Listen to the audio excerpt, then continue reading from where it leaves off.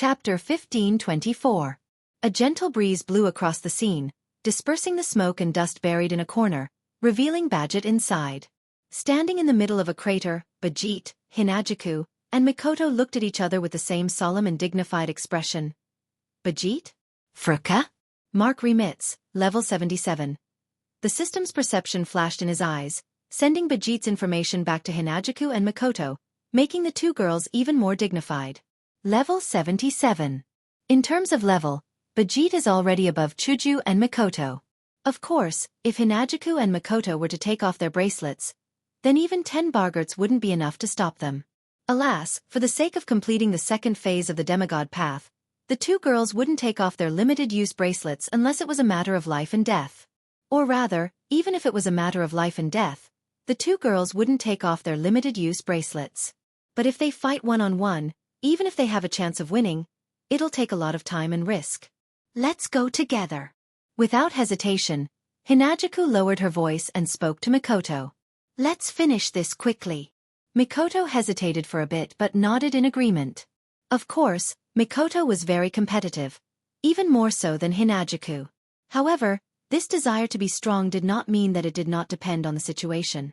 If that was the case, it would not be a desire to be strong. She'll do whatever she wants. I only have one question, Badget said in a low voice. You two have something to do with rank cards, right? Chuju and Mikoto were silent. No words. I understand. Badget closed her eyes and took a deep breath. When she opened her eyes again, her eyes were filled with murderous intent. Then I won't hold back. After roaring in a low voice, Badget's gloves burst out with surging cyan light from the rows of rune sequences. Badget's hands were dyed green. Bang! She stomped her foot on the ground. Suddenly, cracks spread out from under her feet, causing the ground to shake as if it was about to collapse. On the other hand, Badget used the force of the ejection to shoot towards Hinagiku and Mikoto like a bullet. Come on! At the same time, Barzit shouted in a low voice. Mikoto also opened her hand. Suddenly, in front of Mikoto, a wave of pitch-black iron sand gushed out from the ground and condensed into a dozen or so spikes as thick as a human thigh. The spikes even had a spiral shape at the tip. It looked like a real bullet, making it look even more lethal. Mikoto waved her hand, and a dozen spikes shot out without any pattern, like water droplets that were randomly sprinkled on the ground.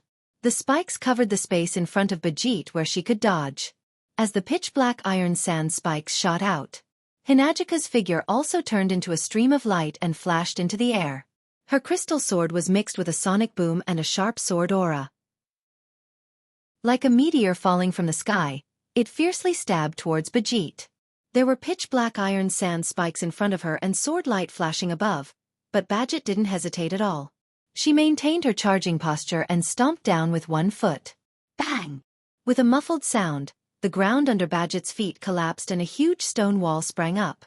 Bang bang bang bang bang. In an instant, the black iron sand spikes mercilessly landed on the stone wall, riddling it with holes. Not long after, the stone wall exploded into rubble that filled the sky. In mid-air, Hinagiku swooped down like an arrow and appeared above Badget's head like lightning. White cherry in her hand trembled and spun fiercely. With a whistling sound, it heavily pierced Badget's shoulder. Clang! Hinagika's expression changed slightly when she thrust her sword out. This was because she felt as if she had stabbed steel instead of a human body. Badget grabbed Hinagika's white cherry, with her glove that was emitting a green light, and tightly grabbed the white cherry that was thrusting towards her. Empty-handed? Hinagika's face was filled with astonishment. It's not good to be distracted in battle. Badget raised her other hand. Chuju was stunned. Ha! However, before Badget could attack, a delicate shout echoed. Behind Badget, a dense wave of iron sand surged and formed a pitch-black barrier that was 7 to 8 meters tall. Moreover, on the surface of the barrier, spikes that were several meters long protruded and densely covered the barrier. One could imagine that if he were to collide head-on with it, the outcome would not be too pleasant. But it was this black iron sand barrier that made one's scalp numb that crashed into Badget like a bulldozer. Humph! Feeling the strong wind brought by the black sharp wall crashing from behind, Badget snorted with slight anger. She turned sideways, grabbed White Cherry with one hand, and smashed the other side with her other hand. The cyan light in Badget's hand soared, and the overwhelming cyan light strangely began to entangle with each other. It looked like countless vines were entangled into a huge fist wrapped in cyan light. Of course, it wasn't a real fist but a shadow. Accompanied by the sharp sound of wind breaking, Badget fiercely punched the incoming pitch-black sharp wall with a huge fist shadow. Crack! Along with this crisp sound, Badget's fist smashed into the thick spikes. Wherever her fist passed, it was like a bolt of blue lightning, and all the pitch-black spikes along the way suddenly collapsed. Boom! Then, with a loud explosion, the pitch-black sharp wall was directly shattered by Badget's punch. No way! Hearing the explosion and the debris of the iron spikes on the ground, Chuju, who was confronting Badget's hand, trembled a few times. Mikoto was speechless. What a terrifying power! But in the time it took for her to exclaim in surprise, Barzit's body turned around like lightning. At the same time, she clenched her fist, raised it up, and pushed it forward. Suddenly, her cyan fist smashed towards Hinajaku.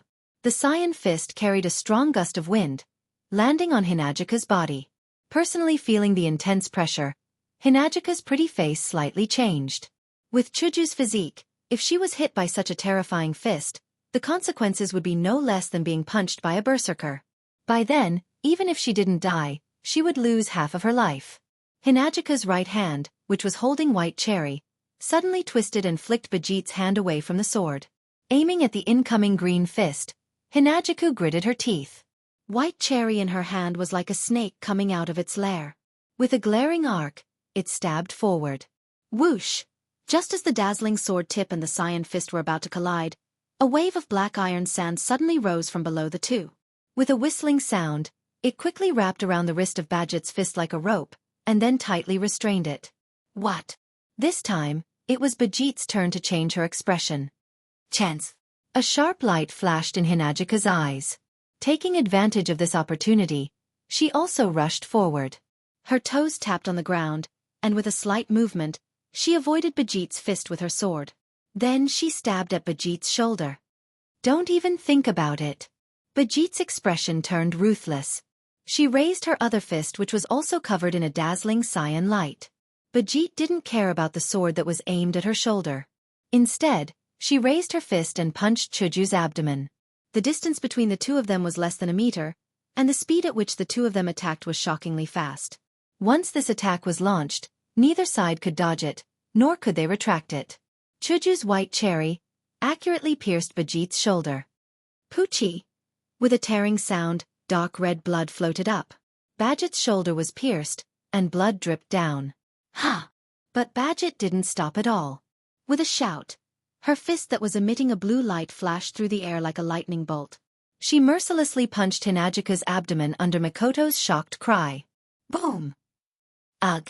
Hinajaku cried out in pain, her slender body was sent flying away. With a muffled sound, she slammed into a tree trunk. Chapter 1525. Bam! Ugh! With a muffled groan, Daisy smashed into the trunk of a tree that was twice as wide as her body, causing the trunk to crack like a spider web as if it was chopped by a heavy axe. Choo-choo! Not far away, Mikoto was shocked and quickly ran to Hinajaku's side. She supported Hinajaku, who had a pained expression. Even though she knew now wasn't the time, Mikoto couldn't help but panic. Badget's punch is no joke. That was a punch that could even shatter the ground and shatter iron sand walls. In terms of power alone, this level of strength was no less than that of a berserker. Being hit by such a punch, losing one's life isn't surprising at all. The worst-case scenario would be a serious injury. Don't think it's nothing that Chuju and Mikoto were fine after taking so many punches from berserkers. That's only because they had the protection of the moving church. Against the immobile church, with the title of Ultimate Defensive Barrier, even a berserker's attack could only be completely blocked, unable to inflict any damage to Hinajaku and Mikoto. But now, the two girls don't have the moving church on them. With Hinajaku's constitution, she was punched by Badget, who had the strength of a berserker. That's a real danger. I'm fine. However, after being hit by such a punch, Hinajaku only showed a hint of pain and stood up. This made Badget, who was watching from afar, stunned. Hinajaku touched her abdomen and pulled up her clothes, revealing her inner skin. It was only then that Badget saw, on the skin of Hinajaku's abdomen, There was a palm-sized, intricate and complicated magic formation engraved on it. It rotated. It slowly disappeared into Chuju's body. That's... Bajit narrowed her eyes. A defensive spell formation? Yeah. Hinajaku touched her once again smooth skin and bitterly smiled. He's protecting me again. In this world, Wu Yan, Chuju, and Mikoto's levels are suppressed. They can't use their full strength. They can't guarantee that they won't be in danger. Therefore, Wu Yan then engraved a spell formation on Hinajaku and Mikoto that can protect the target to a certain extent and resist damage. It's because of this defensive spell formation that Chuju was able to withstand the berserker's punch.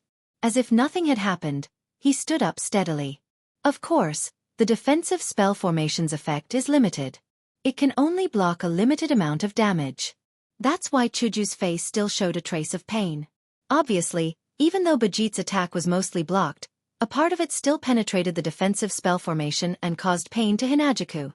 It's clear how terrifying Bajit's power is. It's not just for show that she's comparable to a berserker. Wu Yan originally wanted to give Chuju and Mikoto the real moving church. That way, he wouldn't have to worry about their safety. After all, unlike the incomplete version of the mobile church, the real mobile church was able to generate magic energy on its own and maintain the effect of the mobile church forever. It was considered the most perfect defense.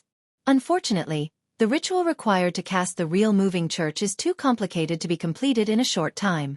Even if it's not as complicated as the Holy Grail War ritual, it's not that far off. Also, some of the items needed for the ritual can't be found.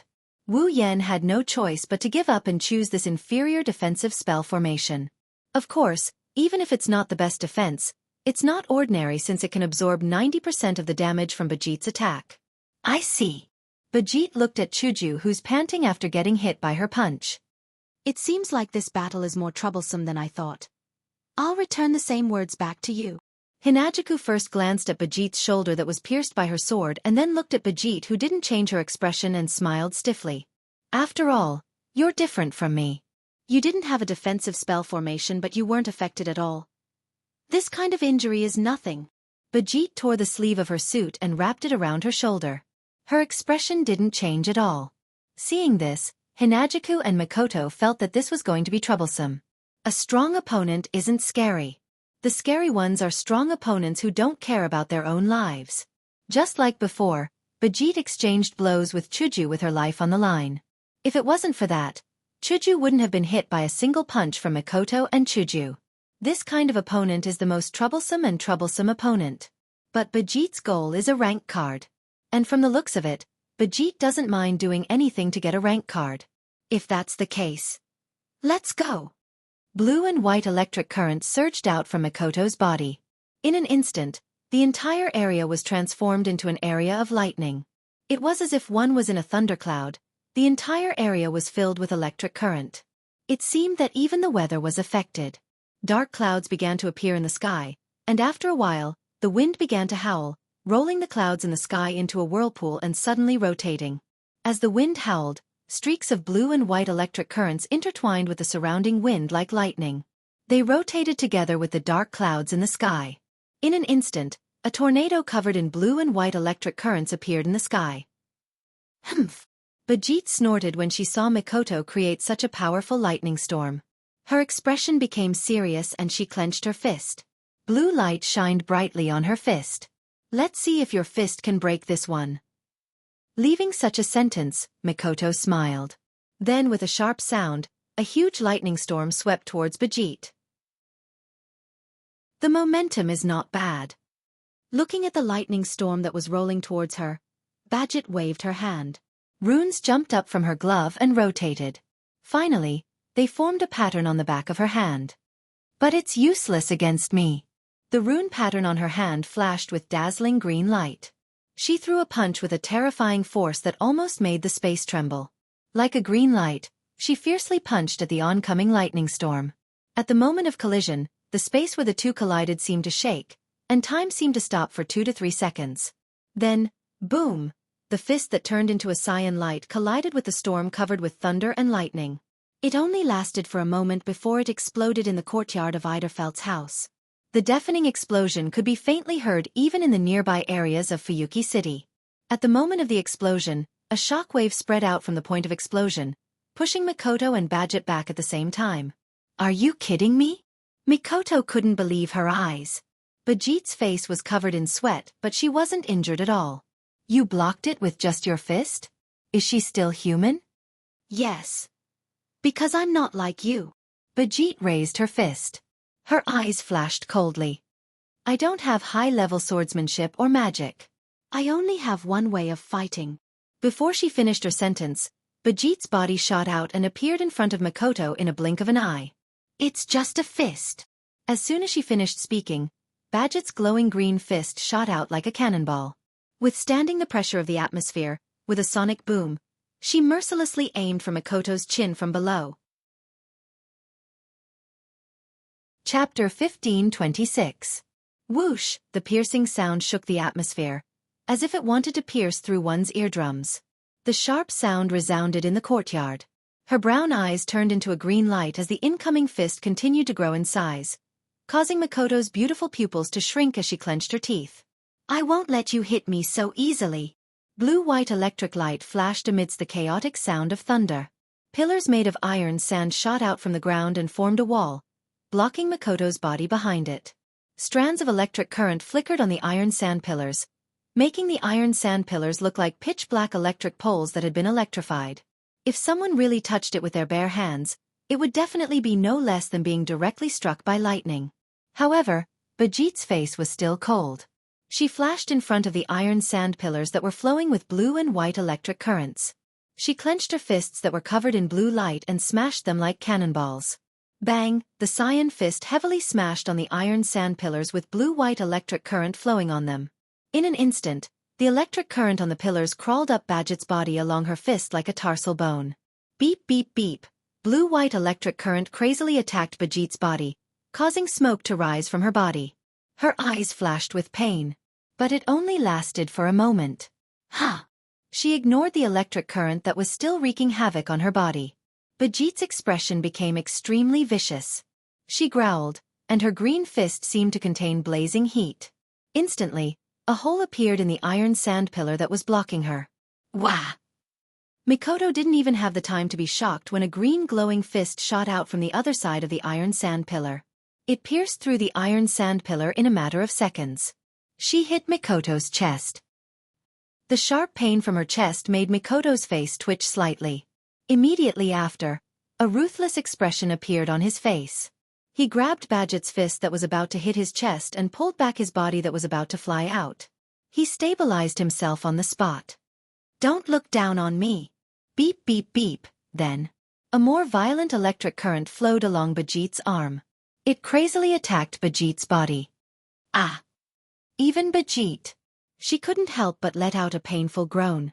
Even if Badget wasn't afraid of death, no matter how crazy she was.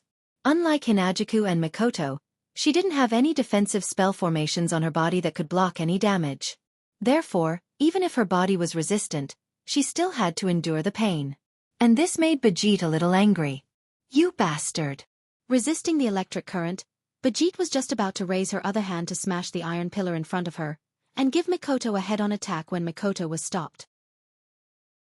Slap!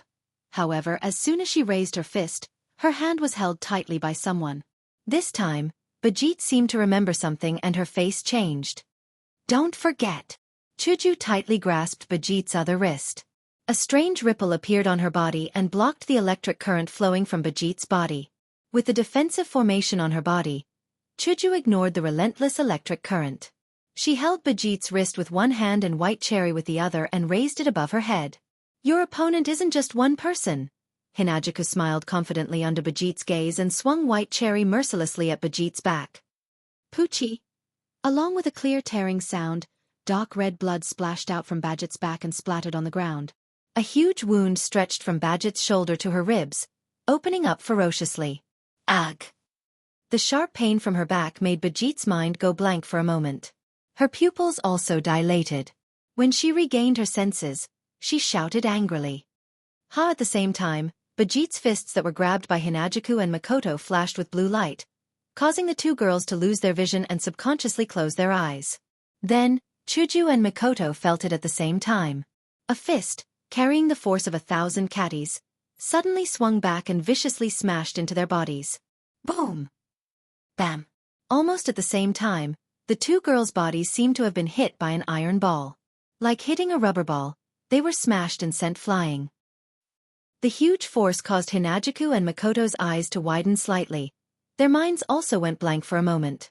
It wasn't until the pain came that they regained their senses and stabilized their stumbling bodies. Clutching their chests, their faces were slightly pale. Badget's hands were hanging by her side as she struggled to stand. The skin on her back was lacerated, and blood was dripping from it. A burnt smell came from her body, and smoke rose from all over her body and filled the air. The three girls stood in a straight line. Hinajuku was on the left, Mikoto was on the right, and Badget was in the middle. Their faces showed signs of pain, and they were panting heavily. Their steps were unstable, and they looked like they were having a hard time standing. However, on the surface, Chuju and Mikoto's situation was undoubtedly better than Badget's. Although there was no way to completely block Badget's attack, it only caused some pain to the two girls. Their bodies were slightly impacted, but they didn't suffer any serious injuries. On the other hand, Badget was different. Not only did she suffer from Mikoto's electric shock at close range, but Chuju's sword also slashed her back. Her shoulder was also pierced, and her body was dripping with blood. But this was the result of Chuju and Mikoto's teamwork.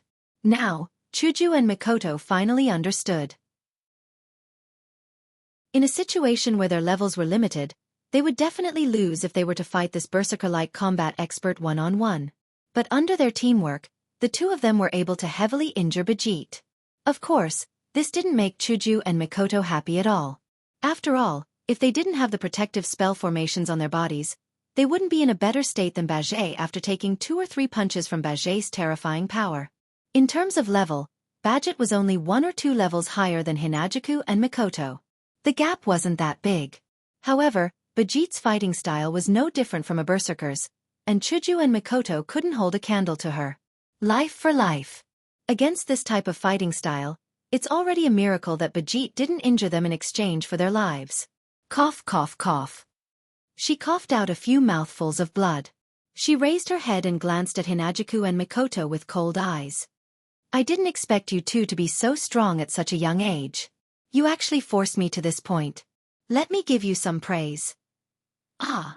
Mikoto breathed heavily as she forced out a smile. You speak as if you're sure to win. In this situation, anyone can see who has the upper hand. Hinajuku was also panting heavily, but she still raised her sword and pointed it at Badget.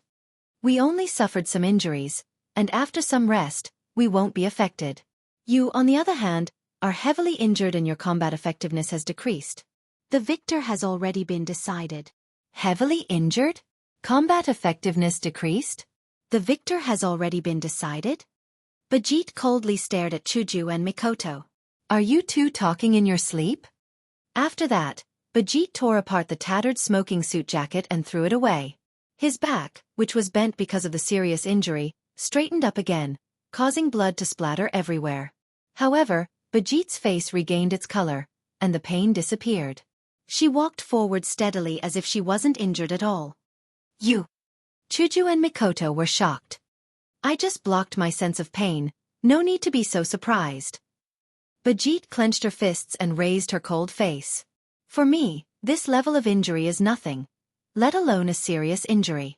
Even if I'm heavily injured and near death, I can still fight at full strength. Even if I'm dead, I can still fight. Looking at Barget's matter-of-fact tone, Hinajuku and Mikoto both felt a chill in their hearts.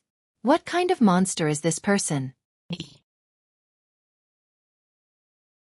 Chapter 1527.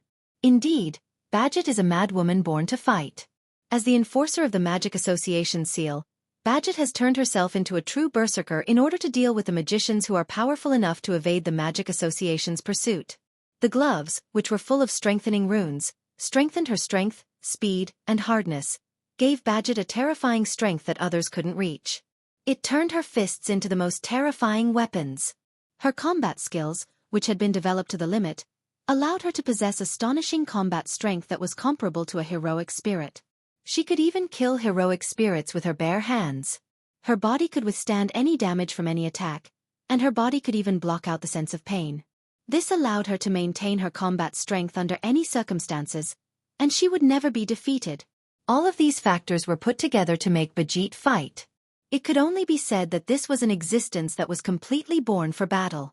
That's why even if she's only 1 or 2 levels higher than Chuju and Makoto, even if she's in a disadvantageous situation, even if her opponents are strong and they're teaming up, as long as she doesn't kill them, she can keep fighting. And no matter what, she's going all out.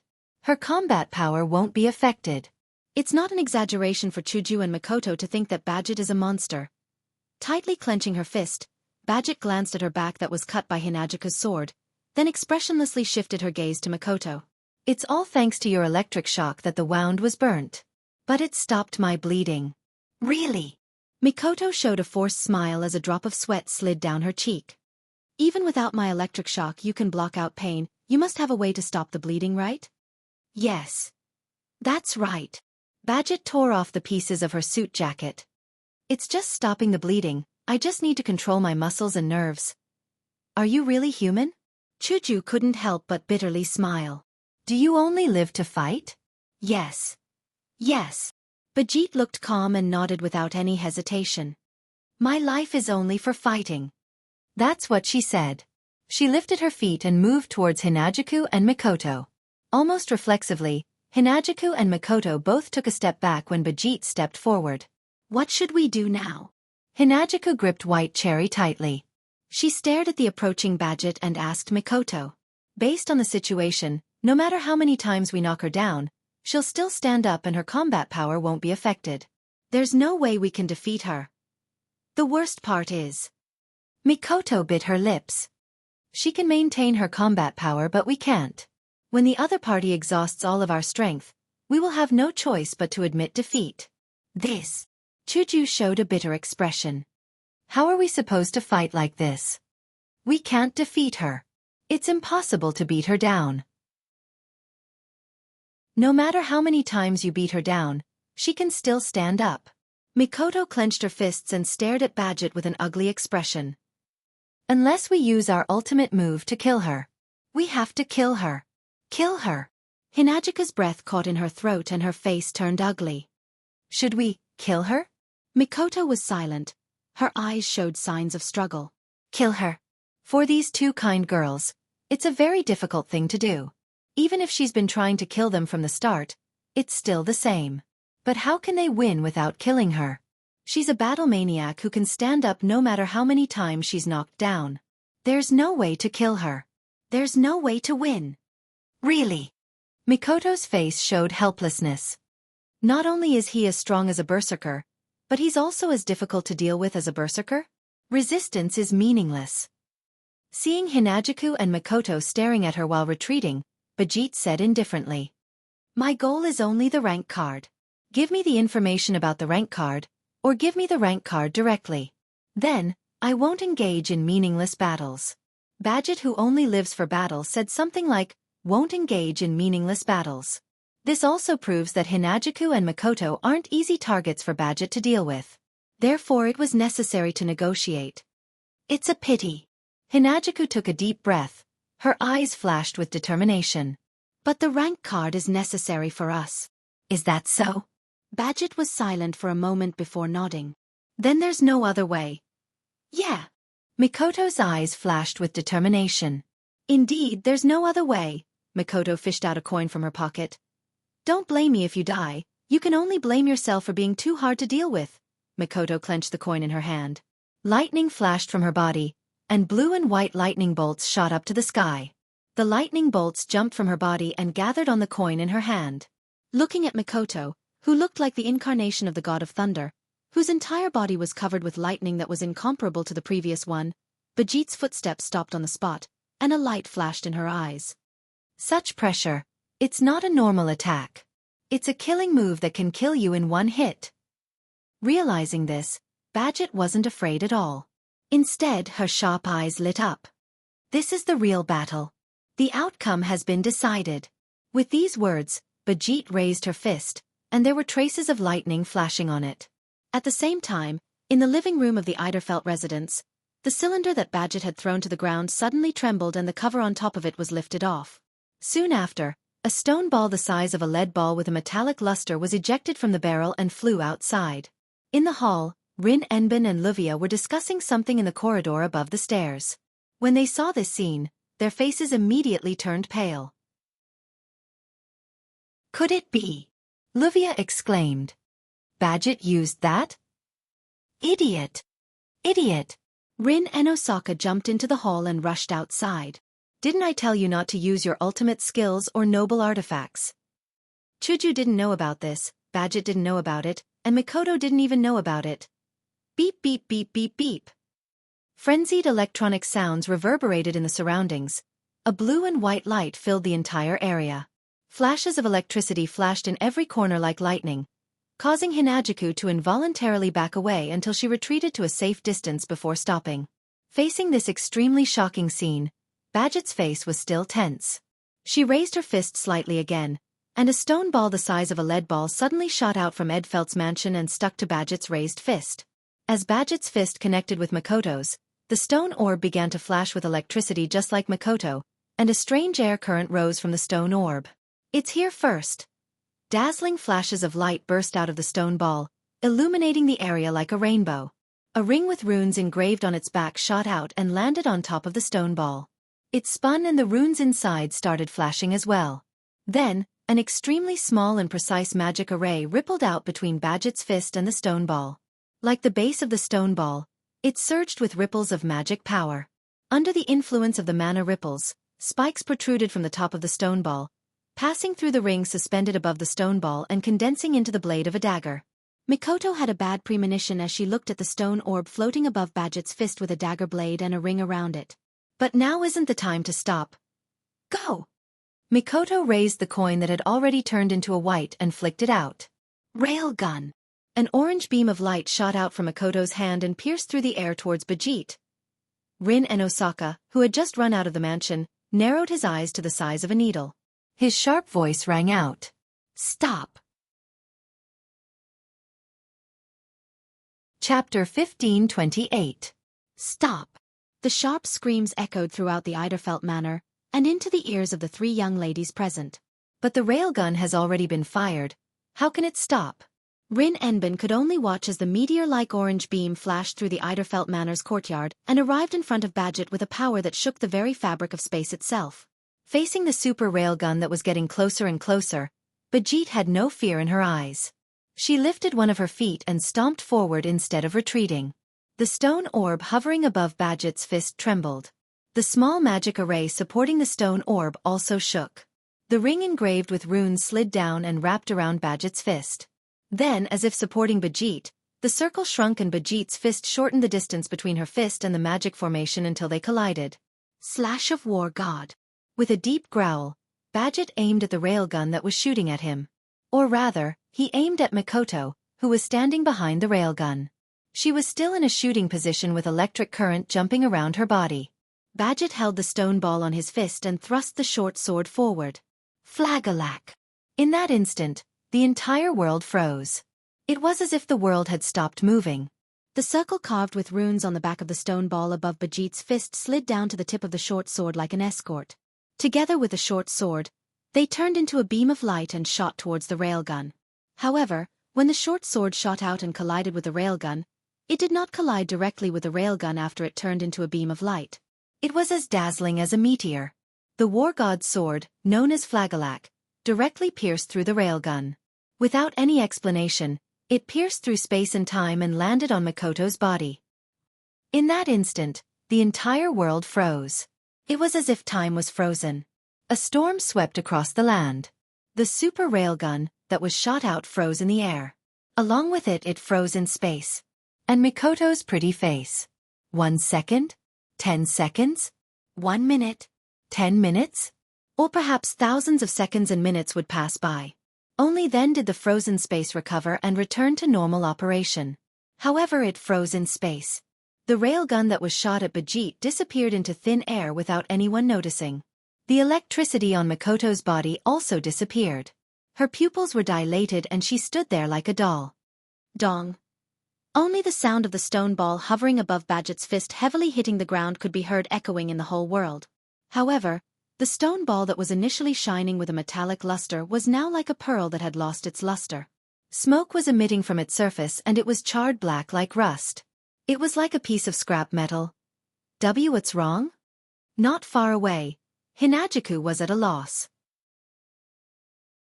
Rin Enbin's knees went soft, and she couldn't help but fall to the ground, her face pale. It's over. Phew. Bajit exhaled. She didn't look at Mikoto anymore as if there was no need to. She turned her attention to Chuju. First, I'll take care of one. Take care of one? However, a mocking voice echoed the moment Bajit's voice faded away. Tell me, which one did you take care of? Bajit's expression changed. She turned her head to look at Mikoto. The first thing that entered Bajit's eyes was a white flame. Looking at the white flame, Hinajiku and Rin Enbin were stunned for a moment before their faces lit up with joy. Under the watchful eyes of the audience, a white flame slowly rose from Mikoto's body and covered her whole body. Not long after, a figure quietly emerged from the white flame. His black hair swayed in the wind, and his coat, which was as dark as the night, fluttered, creating ripples in the wind. His wine-red eyes were exceptionally dazzling in the white flames, like red stars, embellished in the midst of it. One hand holding Mikoto, the other hand in front of him. The person appeared from thin air with a ball of flame burning on his body. At this moment, Mikoto's eyes, which had been unfocused for a long time, finally regained focus.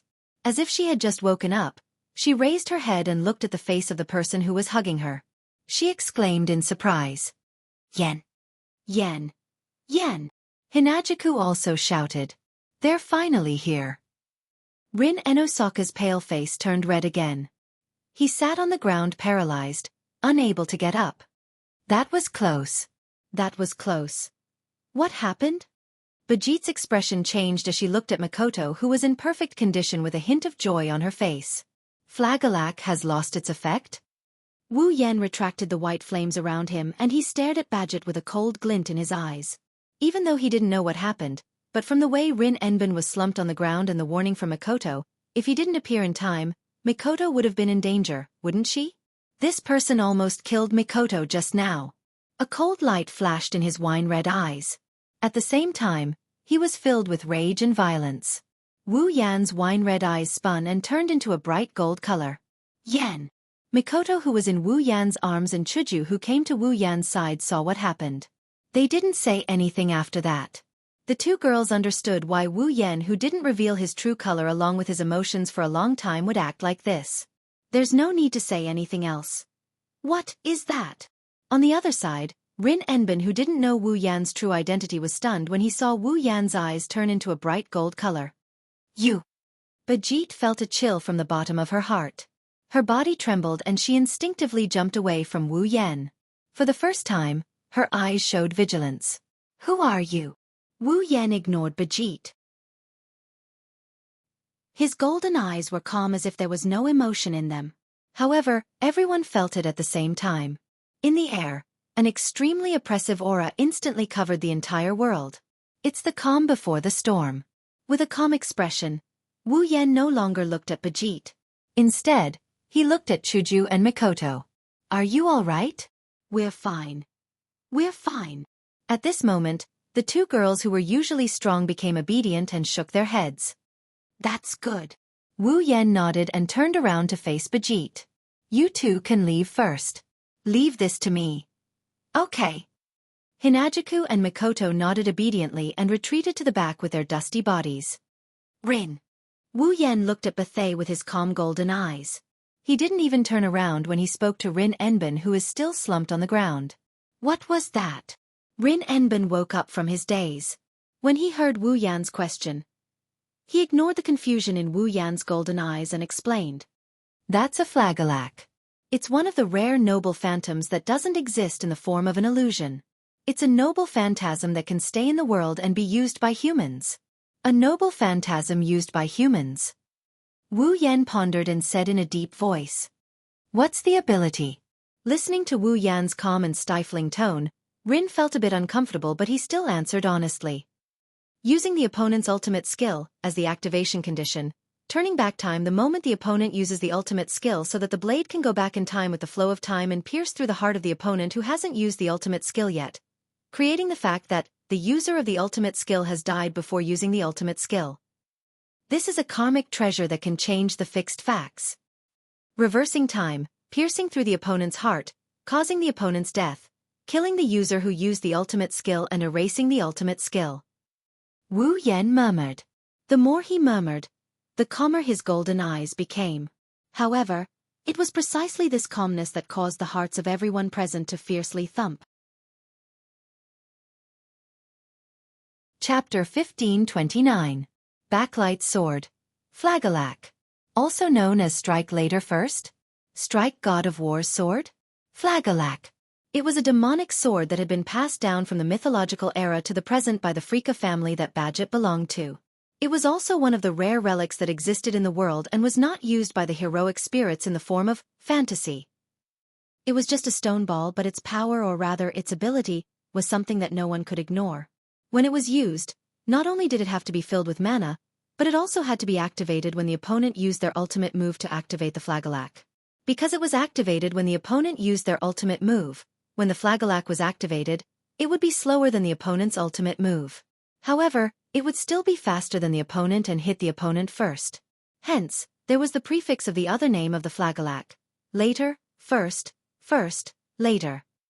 However, rather than saying that the Flagelak was able to overtake the opponent who attacked first, it was more accurate to say that this ability was just an additional effect of the Flagelak's true ability. Reverse time. Distort cause and effect. This was the true ability of the Flagelak. Using the opponent's ultimate move as the activation condition, after the opponent used their ultimate move, it would reverse time and return to the moment before the opponent used their ultimate move to pierce through the opponent's heart first. The Strike Later First ability was only activated after the opponent used their ultimate move to kill the opponent first. The Strike Later First ability was just the Flagelak's ability to reverse time and kill the opponent before the opponent used their ultimate move. It changed the fact that the opponent attacked first into the fact that the opponent died before the attack. Since the opponent died in the past, then the attack that was launched in the present would automatically disappear. Because of this, the Flagelak was called a karmic treasure by Rin Enbin, and it was also called the Backlight Sword, which meant that it could reverse time. Rin Enbin knew that Badget, a member of the Badget family, had this treasure. That was why he told Mikoto not to use her ultimate move. He could not use any treasures either. After all, the Flagelak would trigger its special effect when the opponent activated their ultimate skill. Meanwhile, the relic was the ultimate weapon of the noble fantasy. Its existence itself was the most powerful weapon. It was more than enough to call it a unique skill. You must be lying. Chuju and Mikoto were shocked after learning about the ability of Flagelak. Bajit was a madman born to fight. Gloves full of strengthening runes, combat techniques developed to the limit, and a body that could withstand any attack. It was also that Bajit could display her full combat strength from beginning to end and not be defeated by her opponent. Therefore, no matter how many times she was knocked down, she could ignore the injuries and pain and continue to fight. If he wanted to defeat Bajit, he would have to use a killing move right from the start. Only then would he be able to win.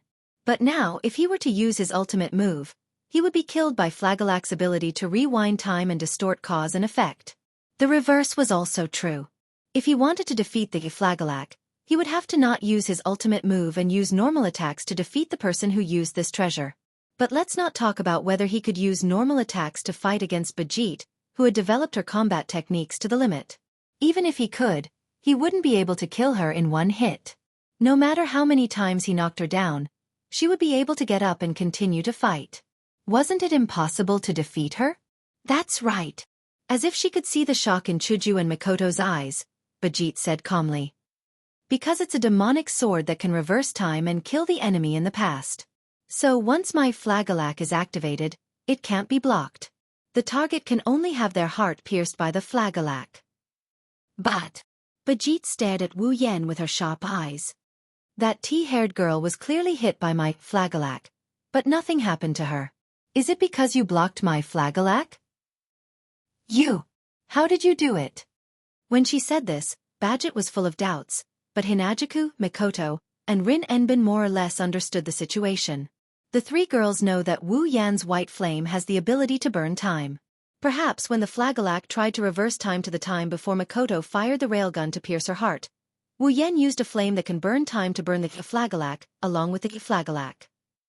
In other words, the Flagellac, which would definitely pierce through the opponent's heart and bring death to the opponent, was perfectly countered by the white flame. In a way, the flame of the white dragon's scorching flame can be considered the natural enemy of the Flagellac. You said. Wu Yan didn't answer Bajit's question. Instead he said this. Once your Flagellac is activated, the target can only have their heart pierced, right? Bajit paused for a moment before nodding. Of course. Then. Wu Yan looked at Bajit with his golden eyes. Let's give it a try. With that, a card appeared in Wu Yan's hand. Let's see who has their heart pierced first. The card in Wu Yan's hand turned into a ray of light and elongated. When the light dissipated, a crimson spear replaced the card and landed in Wu Yan's hand. Chuju, Mikoto, and Rin Enbin were shocked when they saw the crimson spear in Wu Yan's hand. Rank card? Bajit narrowed her eyes and clenched her fist. So that's how it is. The rank card is in your hand? Your target is the rank card? Wu Yan pointed his spear at the ground and he continued with a calm expression. Then you should be happy. Kill me and you'll get 6 rank cards. You have 6 rank cards on you? A dangerous glint appeared in Bajit's eyes as she stared at Wu Yan. Very well, it seems like you're my target. Bajit glanced at the crimson spear in Wu Yan's hand. If I'm not mistaken, the spear in your hand should be the Gaebog, right? Yes. You're pretty sure. Of course. Bajit sneered. After all, it's not the first time I faced that spear. Not the first time you faced that spear? Wu Yan looked at Rin Enbin. Rin Enbin shook his head with a bitter smile. She's the one who reclaimed the Lancer card. I see. Wu Yan nodded with a terrifyingly calm expression. Then it's more interesting to compete. The Gaebog and the Flagellac are basically the same type. They're both related to cause and effect. Bajit frowned when she saw Wu Yan's abnormal calmness. Although the methods used are different, both of them set the condition of piercing through the heart right after the activation. There's no way to dodge or block it. If you really use the Gaebog to compete with my Flagellac, the outcome will only be a lose-lose. Bajit stared at Wu Yan. Can I take your words as meaning that you want to perish together with me? Hearing this, everyone's hearts were in their throats. Chapter 1530. Mutual Destruction. That is indeed the case. Flagellac had the property of a late strike but first strike. It could kill an opponent in the past, before they used their ultimate move, erasing the ultimate move that the opponent had already used in the future. However, the moment the Gaebog spear was swung out, it had already decided the outcome of piercing through the heart. This effect was decided by karma. Even if the Flagellac killed the opponent in the past, Bajit's heart would still be pierced through. If Wu Yan uses the Gaebog and Bajit uses the Flagellac, both of their hearts will be pierced. The result will be mutual destruction. Of course, Bajit didn't think Wu Yan would say something like that because he's stupid enough to want to take her down with him. After all, Bajit's Flagellac, which should have been unstoppable, had lost its effect just now. Bajit doesn't know what method Wu Yan used to nullify the Flagellac. She only said that to test Wu Yan's strength. Unfortunately, Bajit miscalculated. Mutual destruction? Wu Yan closed his eyes. If that's what you want, I can fulfill your wish. Yen. Hinajuku, Mikoto, and Rin Enbin froze on the spot. What did you say? Bajit looked at Wu Yan in disbelief. What do you mean? Try it. Let's give it a try. Wu Yan waved his Gaebog and he slowly opened his eyes. His golden pupils were exposed to the air. When Bajit saw the pair of dazzling golden eyes again, she raised her vigilance to the highest point. Because of those resplendent golden pupils, they are no longer calm. Killing intent? Anger? Killing intent? Maybe all of them. His originally calm eyes were suddenly filled with an emotion that seemed to be able to crush Bajit to death, and the surrounding space was completely filled with pressure. Even if you refuse, I will still swing this spear. His thunderous voice was like a heavy hammer hitting Bajit's heart.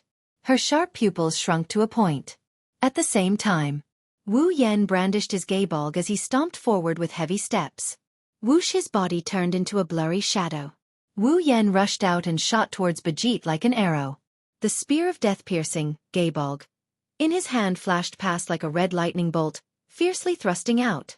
Seeing this scene, everyone present could no longer maintain their calm. The spear of death-piercing, gaebog, was already brandished. No matter what happened next, the result of the gaebog being pierced through the heart was set. There was no way to avoid it. So, Bajit couldn't choose anything else. Since you want it so much. Looking at the scarlet spear tip rapidly approaching, Bajit revealed a look of anger. As you wish then.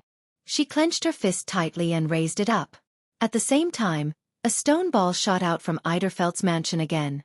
It spun in the air and landed on Bajit's fist. A strange airflow rose from the collision with Bajit's fist. It's late, but it's first. A dense light flashed from the stone ball. A ring with runes engraved on the back popped out and landed on top of the stone ball. A delicate small magic circle appeared between Bajit's fist and the stone ball, supporting the stone ball and pushing it against Bajit's fist. Then, there seemed to be something inside the stone ball wriggling, turning into sharp spikes. The spikes broke through the stone ball and poked out from the top, forming the body of a short sword. After a closer look, the stone ball turned transparent. The runes engraved on the back of the short sword also slid down. The short sword that poked out from the air also had runes engraved on it. Shining in an unknown arc, Bajit tried her best to raise her head against the awakened Flagalak and stomped on the ground. She shot out like a cannonball and clashed with Wu Yan in the middle of the courtyard. Both of them were extremely close to each other. Their eyes were of different colors, but they had the same cold glare and killing intent, telling everyone that they really wanted to kill each other. Then, War God / Flagalak. Death-piercing spear, gaebog. Along with the release of the two sure-kill treasures, the scarlet spear tip that turned into a red lightning bolt and the sword blade that turned into a dazzling meteor-like phosphorescent light flashed in the air with irresistible force, and fiercely collided with each other. Pfft. There was no deafening sound, nor was there any earth-shattering phenomenon. The only thing that reverberated in the air was an extremely clear ripping sound. Under the gaze of Hinajiku, Mikoto, and Rin Enben, the two figures who met in the middle of the courtyard stopped at a distance of almost no distance. They lowered their heads and stopped in front of each other. However, Wu Yan's scarlet spear pierced through Bajit's chest and came out from her back. Bajit, who also had her head down, clenched her fists. Her fists were holding the ruined stone balls of various colors. Blood was dripping from her body, forming a small pool of blood under her body. Looking at this scene from afar, the three girls held their breaths and no longer dared to make a sound. Suddenly, the motionless Wu Yan opened his mouth and spat out a mouthful of blood. Yan! Chuju, Mikoto, and Rin Enben couldn't help but step forward. Don't worry. A weak voice came from Wu Yan's blood-stained mouth. The three girls who were about to step forward stopped. I'm fine. Impossible. Bajit, who was facing Wu Yan, also coughed out a mouthful of blood. My Flagalak. It clearly pierced through the past's heart. But you didn't use that white flame. How is this possible? It's rare for you to notice that it's my flame that stopped your Flagalak. Wu Yan looked at Bajit, who's bleeding from her chest, and he coldly sneered. Unfortunately, there's no need for me to block your Flagalak. Because... Holding the gaebog, Wu Yan's voice entered Bajit's ears. If you can't lose, then I can't die. Pfft. After saying that, Wu Yan pulled the gaebog out of Bajit's heart. Ugh. Blood gushed out of Bajit's chest again. Her body fell down heavily and dyed the ground red. Bajit's heart was pierced through by the gaebog. She won't be able to survive. Wu Yan wiped the blood from the corner of his mouth and he stood up. He looked down at Bajit, who was slowly dyeing the ground red with her blood. His golden eyes returned to their usual wine-red color. If you want to blame someone, blame yourself for killing the person most important to me. This is the first time Wu Yan took the life of a young girl in her prime. However, Wu Yan didn't feel the slightest bit confused. Just as he said, Bajit had touched his bottom line. That's why Wu Yan didn't regret killing Bajit. Exhaling, Wu Yan turned around and walked towards Hinajiku and Mikoto. He left Bajit lying on the ground with her chest covered in blood. Slowly, the ground was dyed red by her blood. Chapter 1531. Yen. Hinajaku and Mikoto, who retreated to the side, rushed up to Wu Yen as if they had been holding back for a long time. Are you all right? Yes. Of course I'm fine. Wu Yan's frighteningly calm demeanor disappeared without a trace, as if it was never there in the first place. What replaced it was his usual helpless smile. It's fine if Bajit doesn't know, but you two know about me. You know I can't die, right? But you. Chuju and Mikoto glanced at Wu Yan's mouth. Drops of blood were still dripping from there. It's just a little excessive, don't worry about it. Wu Yan wiped the blood off the corner of his mouth and he grinned. My heart has been repaired a long time ago. The Flagellac killed Wu Yan in the past before he could use the Gaebolg. However, as a primogenitor, Wu Yan can't die. Since the past Wu Yan is still alive, the present Wu Yan is still alive and well. Even his heart that was pierced by the Flagellac in the past recovered during the time frame of the past. This saved him a lot of time to recover from the injury. Are you really all right? It wasn't Chuju or Mikoto who spoke. It was Rin Enbin who appeared behind Wu Yen. Rin Enbin's green eyes looked at Wu Yen, who spat out a mouthful of blood with a complicated expression. He opened his mouth as if he wanted to ask something, but he closed it again and said something that didn't really matter. What? Wu Yen snickered as he stared into Rin Enbin's eyes that are filled with complex emotions. Are you that disappointed that I didn't die? Yes. That's right. The complicated emotions in Rin Enbin's eyes disappeared, replaced by a vicious look. You better die soon so that you won't harm others. Ayaya. How can I die so early? Wu Yen raised the hand that wasn't holding the Gaebolg and said helplessly. I haven't even harmed a certain destitute lady yet. Don't call me destitute lady, Rin Enbin retorted. One day, I will restore House Enbin to its former glory. Is that so? Wu Yen pursed his lips. Then work hard. You. Hey. Mikoto's annoyed voice came from the side. What are you two doing? Flirting? Stop. That's enough, Mikoto. Hinajaku shook her head. Her tone turned cold. It's not like you don't know how he is. Well. Wu Yen had an awkward look on his face. While the four of them were chatting in the courtyard, a weak voice sounded. His voice echoed. Condition. Completed. As this voice that was so weak that it was almost inaudible rang out, a vast amount of mana suddenly surged out from a corner of the courtyard, turning into a shockwave that spread out like a gale, blowing to every corner of the courtyard. Wu Yen, Chuju, Mikoto, and Rin Enbin's expression froze. He turned his head abruptly and looked at the center of the surging mana storm. Then, his frozen expression changed completely. The source of the mana storm was a ground that was dyed red. And on the ground that was dyed red, Bajit was lying there. The surging magic power that turned into a storm came from Bajit's body. Wah! Chuju, Mikoto, and Rin Enbin were shocked. Is it not over yet? Wu Yen furrowed his brow. A cold light flashed in his eyes. In the center of the surging magic storm, words that were gradually expanding and emitting intense light suddenly jumped out of Barchette's body, which was lying on the ground. The words seemed to have a life of their own as they jumped from Bajit's body. They were all runes. The instant those runes leaped into the air, everyone present saw it. On Bajit's back, the Gaebolg pierced through her heart. It pierced right through, opening up a hole, and the huge wound caused by Hinajaku's slash, slowly recovering. Not long after, the mana storm expanded and scattered in the courtyard. The runes that jumped from Bajit's body also disappeared. Then, Barzit, who was lying on the bloody ground, suddenly opened her eyes. She pushed against the ground with her hands, leaped into the air, and landed steadily on the ground. You! Hinajaku couldn't believe her eyes. You're still alive?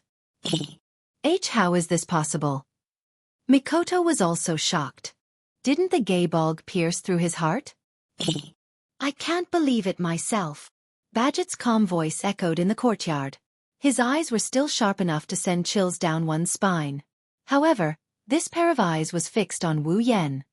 I can't believe I need to be revived in a sealed item and an opponent other than a heroic spirit. I can't believe. Revive. Rin Enbin's eyes widened as he recalled something. Could it be that those runes are the rune magic that can be activated at the moment when the heart stops beating? Bingo! Bajit looked down at her chest that was pierced through not long ago. That's a resurrection rune. It's comparable to a noble phantasm. Hearing this, Hinajaku, Mikoto, and Rin Enbin were speechless. The flagellac, which was an offensive noble relic, prevented Bajit from being killed by a killer move that could kill her in one hit. The flagellac noble phantasm could withstand any kind of damage, block pain, stop bleeding at any time, and develop her combat skills to the limit. This prevented Bajit from being killed by an ordinary attack. That's another type of invincibility. However, there was always one thing to overcome another. There would definitely be an opponent in the world that Bajit couldn't defeat, which would lead to her being killed. Even so, Bajit still has a resurrection rune. Describing this woman as a monster wasn't enough to describe how terrifying she was. If he encountered such an opponent and didn't have the strength to suppress Bajit, it would be a nightmare. But compared to the one over there, I'm still far behind. Bajit stared at Wu Yan. What do you think? Mr. Undying. Same here, Miss Undying. Wu Yan stepped forward and he stared into Bajit's eyes. So, do you want to see who will die first? Yes. There's no need for that.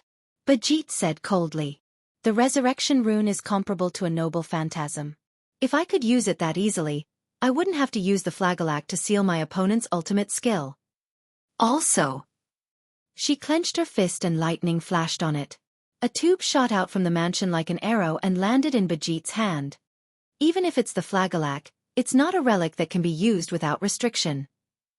Bajit began to check the stone ball in her cylinder as if there was no one else around.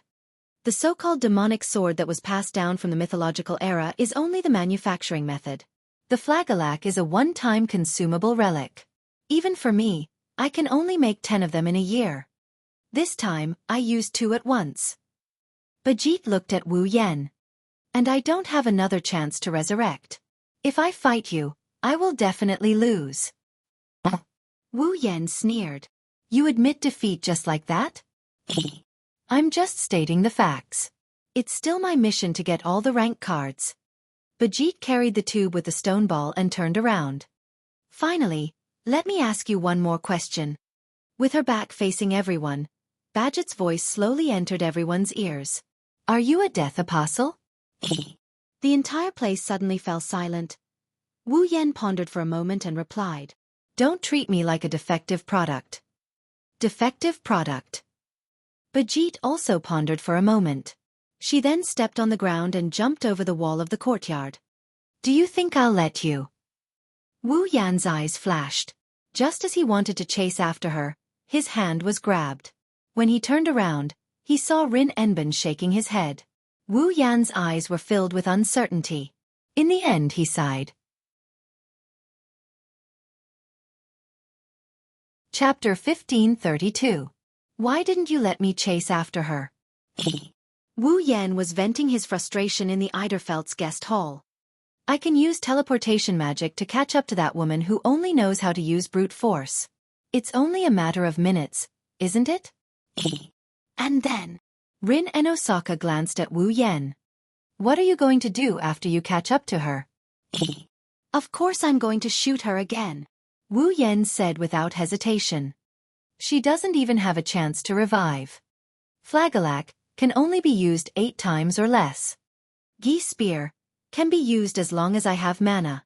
With my mana, even if I stab 100 times in a second, I'll have more than enough to stab until tomorrow morning. You don't believe that I can't beat that woman, do you? To be honest, I don't really want to believe it. Luvia sighed as she sipped on her tea. I didn't think that tomboy would be forced to run away. This is unprecedented. I've never heard of such a thing. Really? Chuju sighed as well. It's unbelievable that he could force a monster like her to run away. No matter where he goes, he's always on par with that berserker heroic spirit. Mikoto grumbled. If it wasn't for Yen, we would have had to run away. That woman is impossible to defeat. So why don't you just let me shoot that woman once every minute? Wu Yan insisted stubbornly. Why did you let her run away? If you really took care of Bijit, you guys would be the ones having a headache. Rin Enosaka rubbed his forehead. He pretended to have a headache. Killing the enforcer of the Magic Association seal is no joke, not to mention that Bijit is a combat expert on the front line. That's true. Luvia put down the cup of black tea in her hand. There are plenty of combatants in the Magic Association. Even if there aren't any monsters like Bijit, there are still plenty. If those weaker than her come after you like a swarm of bees, you guys can't do anything about it, right? That's true. Wu Yan said in a frustrated tone. I don't want to see that violent woman run away like that. What's there to be upset about? Rin Enosaka shook his head. Not only did you use up Bijit's flagellak twice, but you also killed her twice. He even killed her once. Didn't he hear Bijit say that only 10 flagellak could be produced in a year? It's going to take a lot of effort to use the resurrection rune again. What's there to be upset about? Against that tomboy, to have such a battle record and not have any casualties at all. If news of this were to spread back to the Magic Association, the jaws of many higher-ups would drop, right? Luvia couldn't help but laugh. In any case, even if it's Bijit, she won't be able to find you again under such circumstances. At least, she won't act rashly before she has the confidence to snatch the rank card from you. We can rest easy for a while. The problem lies with the cards. Rin Enosaka's headache got worse. Now Bijit already knows that this man has 6 cards. She'll definitely target them. Moreover, Bijit has already found out that this man has 6 cards. Also, the fact that we lost the gunner and archer cards will be exposed. Once Bijit reports this to the Magic Association's higher-ups, they will know that we made a mistake. Luvia had a headache as well. That's bad. What's worse is that Bijit, who doesn't have the confidence to get the cards, will definitely go after the 7th card. Rin Enosaka said seriously. If Bijit meets Blackie, we'll be in big trouble. That's true. Chuju and Mikoto looked at each other. Looks like we have to tell Blackie not to use the archer ability for now. Troublesome things keep happening one after another. This is so annoying. Rin Enosaka hugged his head in frustration. When will these days come to an end? Sigh. Sigh. Luvia also sighed. At least before we solve the problem of the 8th card, we'll have to continue to worry. Oh right. Rin Enosaka suddenly remembered. Bijit's goal is to get all the cards. She should be targeting the 8th card as well, right? Yes. No. That woman doesn't know about the existence of the 8th card. Wu Yan rubbed his chin. Even the Magic Association can't detect the location of the 8th card. Only the Enosaka family who is in charge of Fuyuki City know about it. Bijit definitely doesn't know about the existence of the 8th card. Plus, Bijit didn't sense any distorted mana in Fuyuki City. She probably thinks that all the cards have been retrieved. Mikoto also analyzed. So Bijit will try her best to find the 7th card. She won't think about the existence of the 8th card. But if that's the case, Blackie is still in danger. Chuchu said worriedly. If Bijit knew of Little Black's existence, with her decisiveness, she would definitely kill Little Black without hesitation, right? Now, we can only try to stop Blackie from using the archer ability. Wu Yan pursed his lips. If that woman is really that ruthless, I won't care about the Magic Association or the trouble. I won't let her go. Only you can say something like that in front of Badget. Rin Enbin bitterly laughed. He stole a few glances at Wu Yan. He looked like he had something on his mind. No one said that you can't keep a secret, right? Wu Yan rubbed his body against the chair he sat on when he saw Rin's expression. Just ask if you have any questions. Don't worry about it in the end. That's the biggest loss. Just ask if you have any questions. Then he stared at Wu Yan. Ha! Rio mumbled as if he's in a dream. Are you a death apostle? Luvia's hand that was holding the teacup trembled violently. Hinajiku and Mikoto stopped what they were doing, and even Wu Yan went silent. The entire guest hall seemed to have sunk into a swamp. The atmosphere was so heavy that even the air became sticky. Death Apostle. They were vampires that lived on blood and specialized in sucking human blood.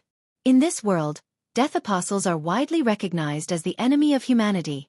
This was because not only did they feed on blood, but they would also turn humans who drank blood into their own kind, causing the situation to continue to spread without end. Many people who know of their existence see them as the enemy of humanity. They think that death apostles are the cause of humanity's destruction. Therefore, when death apostles are mentioned, almost no one will have a good impression of them. However, death apostles have extremely long lifespans. Their vitality is also stronger than most life forms. Most of them also have powerful abilities. They are not easy to deal with. Therefore, those who know of the existence of death apostles are both afraid and hateful. Because of this, Bajit and Rin and Osaka both suspected that Wu Yan was a death apostle. After all, even though his heart was pierced, Wu Yan did not die. Even his pupils turned into a bright golden color. This is not something a human can do, right? Even so, Wu Yan still gave the same answer. I am not a death apostle. Is that so? Rin and Osaka was silent. Obviously, he did not completely believe Wu Yan's words. Indeed, my existence is somewhat related to death apostles. Wu Yan looked at Rin and Osaka. His eyes were filled with determination. But, don't treat me as one of those defective goods, okay? Defective goods? Rin and Osaka hesitated for a moment before asking, what do you mean by defective goods? At the end of the day, the first death apostles were nothing more than food for the primogenitors who had the urge to suck blood. Their blood was sucked dry by the primogenitors and they turned from humans into blood-sucking life forms similar to the primogenitors. Wu Yan scratched his cheeks. So, to say that death apostles are defective goods is not a bad thing, right? Ancestors. Death apostles. Rin and Osaka's face was filled with uncertainty. Could it be? Well. Wu Yan smiled meaningfully. You will know in the future. Rin and Osaka and Luvia looked at each other. Chuju and Mikoto did not know whether to laugh or cry. Chapter 1533. In order to prevent Bajit from targeting Xiao He was forbidden from using Archer's power. As for this matter, Xiao He agreed without hesitation. According to Xiao He, there was no reason for her to fight anyone now. She was quite satisfied with her current life, and it didn't matter if she didn't use Archer's power. Moreover, not only did Little Black possess the power of an archer, it also possessed the ability to skip the entire process when it wanted to do something, thereby obtaining the result, the answer, and the ability to achieve one's wish to a certain extent. Without the power of an archer, Xiao Hei's strength would be weakened to the point where he was weaker than Rin Enbin and Luvia. However, Xiao He could still use magic spells like teleportation. With this ability, even if she couldn't fight Bajit, she could still escape. But just in case, Hinajaku and Mikoto let Wu Yan send Xiao He to and from school, acting as the little girl's flower guardian. To put it simply, every day, Wu Yan has to send Xiao He to school and pick her up when she's done with school. As for when she was at school, he could only ask Ilya and Mikoto to keep an eye on her. Of course, Wu Yan also set up a telepathic spell and a defensive spell formation on Xiao He. If anything happened to Xiao He, he would be the first to know and rush over. This was the only way to prevent it. After all, no one knew what Bajit would do next and whether she would know that the 7th rank card was on Xiao He. Once Bajit knew that Little Black had the Archer rank card, then with Little Black's strength, even if he could use the power of Archer, he would definitely not be a match for Bajit. It wasn't because Xiao He was weak. It was because Bajit was too overpowered. According to Rin and Osaka. At this stage, Wu Yan is the only one who can restrain this unkillable berserker. No one else can match up to her. No one else could. Even Xiao He, who they spent a lot of effort to capture, was the same. Even Little Black seemed to be frightened by the description of Bajit. He sighed from the bottom of his heart. I don't want to face such a woman even if I die. He obediently accepted Wu Yan's escort. Therefore, Wu Yan was not only analyzing the class cards at home and studying the magic circles of the Holy Grail War.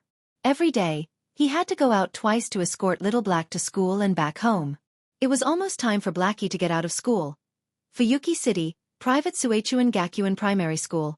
Ding dong, the bell signaling the end of class was still ringing. God knows how many times it had rung. In the teaching building of the Private Suechuan Primary School, The noise suddenly became intense.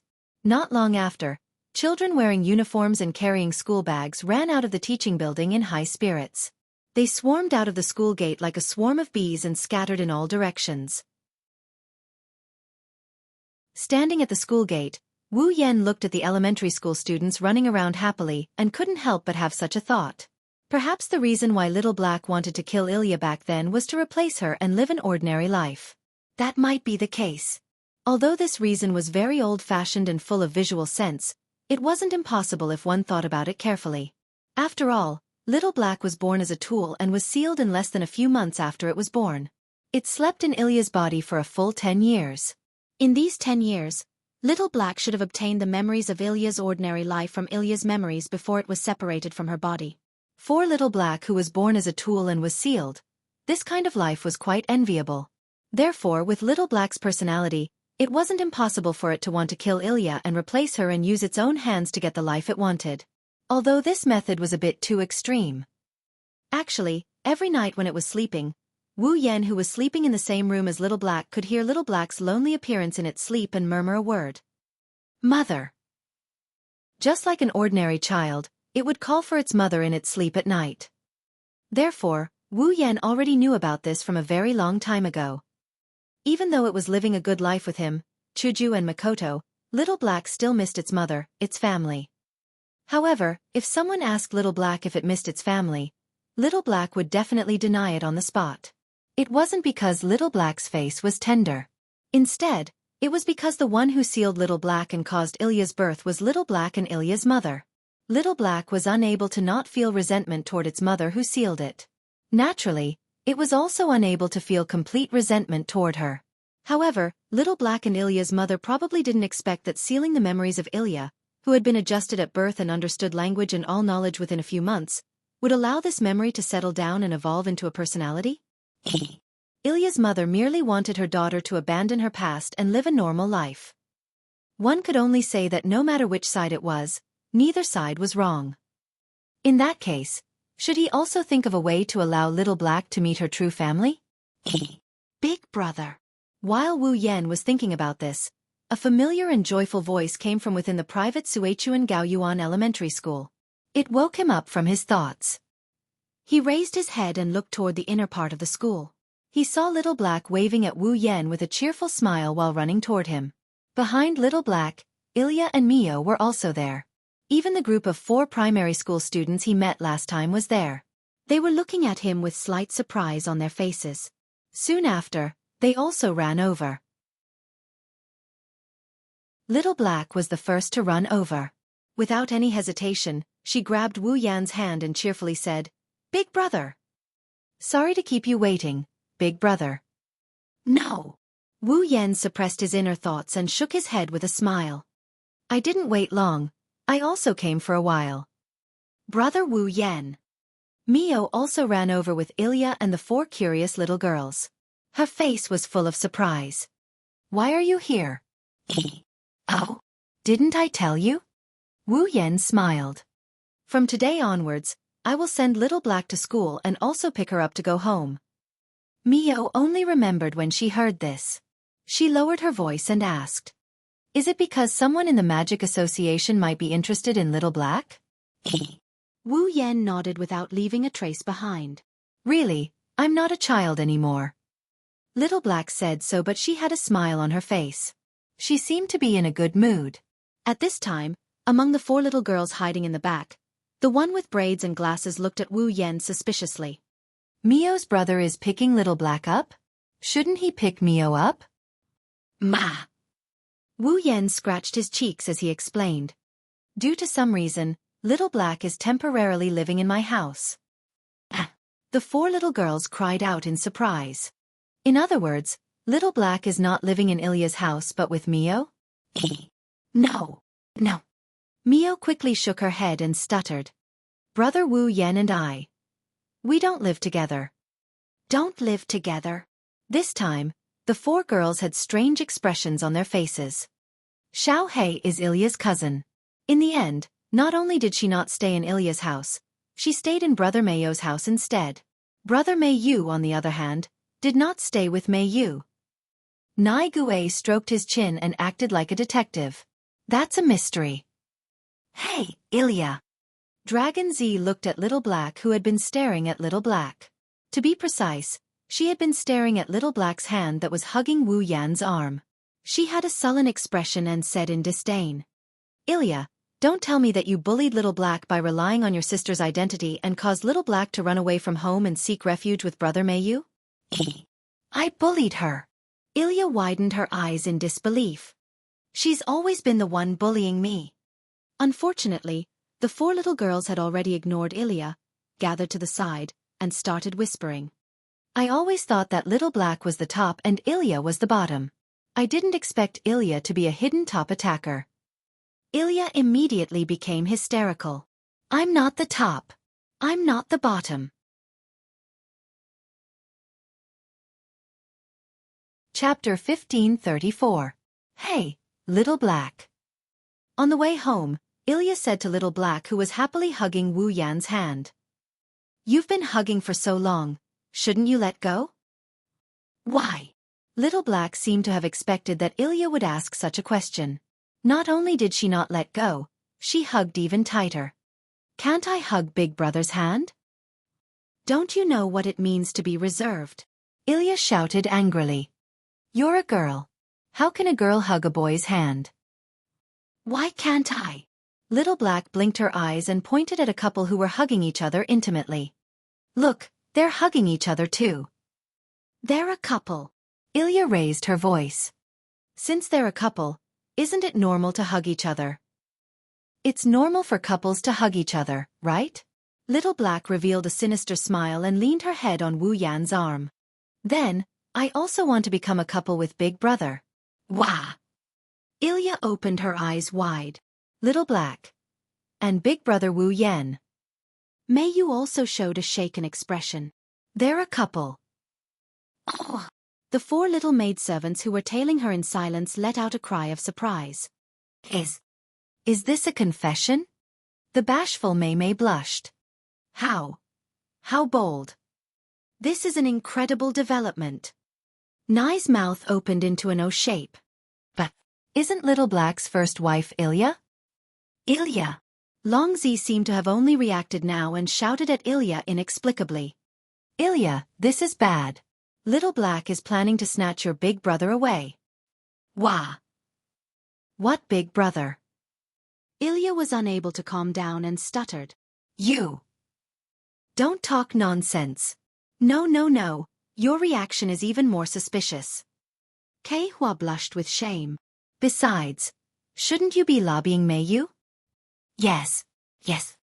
Longzi was stunned. He turned around and shouted at Mayu like a maniac. Pretty boy. Not good. Your brother was snatched away by Ilya. I didn't snatch it away. It was Little Black. Little Black. Ilya felt powerless all over. I won't. What will happen to you? Blackie looked at Ilya with a mischievous smile. Go on. I won't. Ilya's face turned red.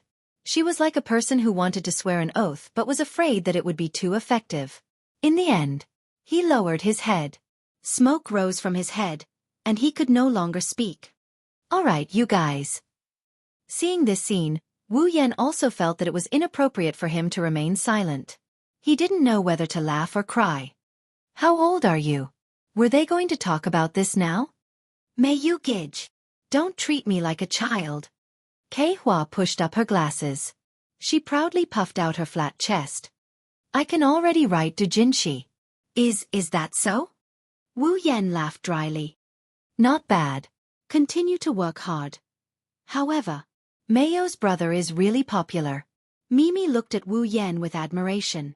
Ilya, Mayu, and Little Black all like Mayu Gidge. Mayu Gidge is really amazing. Mayu didn't expect Mimi to say such a thing and was shocked. Ilya, who had smoke rising from her head, raised her hand weakly. I'm not. By the way, Mayo's brother. Ryuko, who was in a semi-sluggish state, suddenly asked in a daze. Who will you marry in the future? Even Wu Yan couldn't react in time. Marry? Ilya, Mei Yu, and Little Black all opened their mouths wide in shock. They looked at Wu Yan in unison, and then their faces turned red at the same time. Why don't you tell me about it? Nai Gui came over with an interested look. Mei Yu Gidge, are you going to marry Ilya in the future?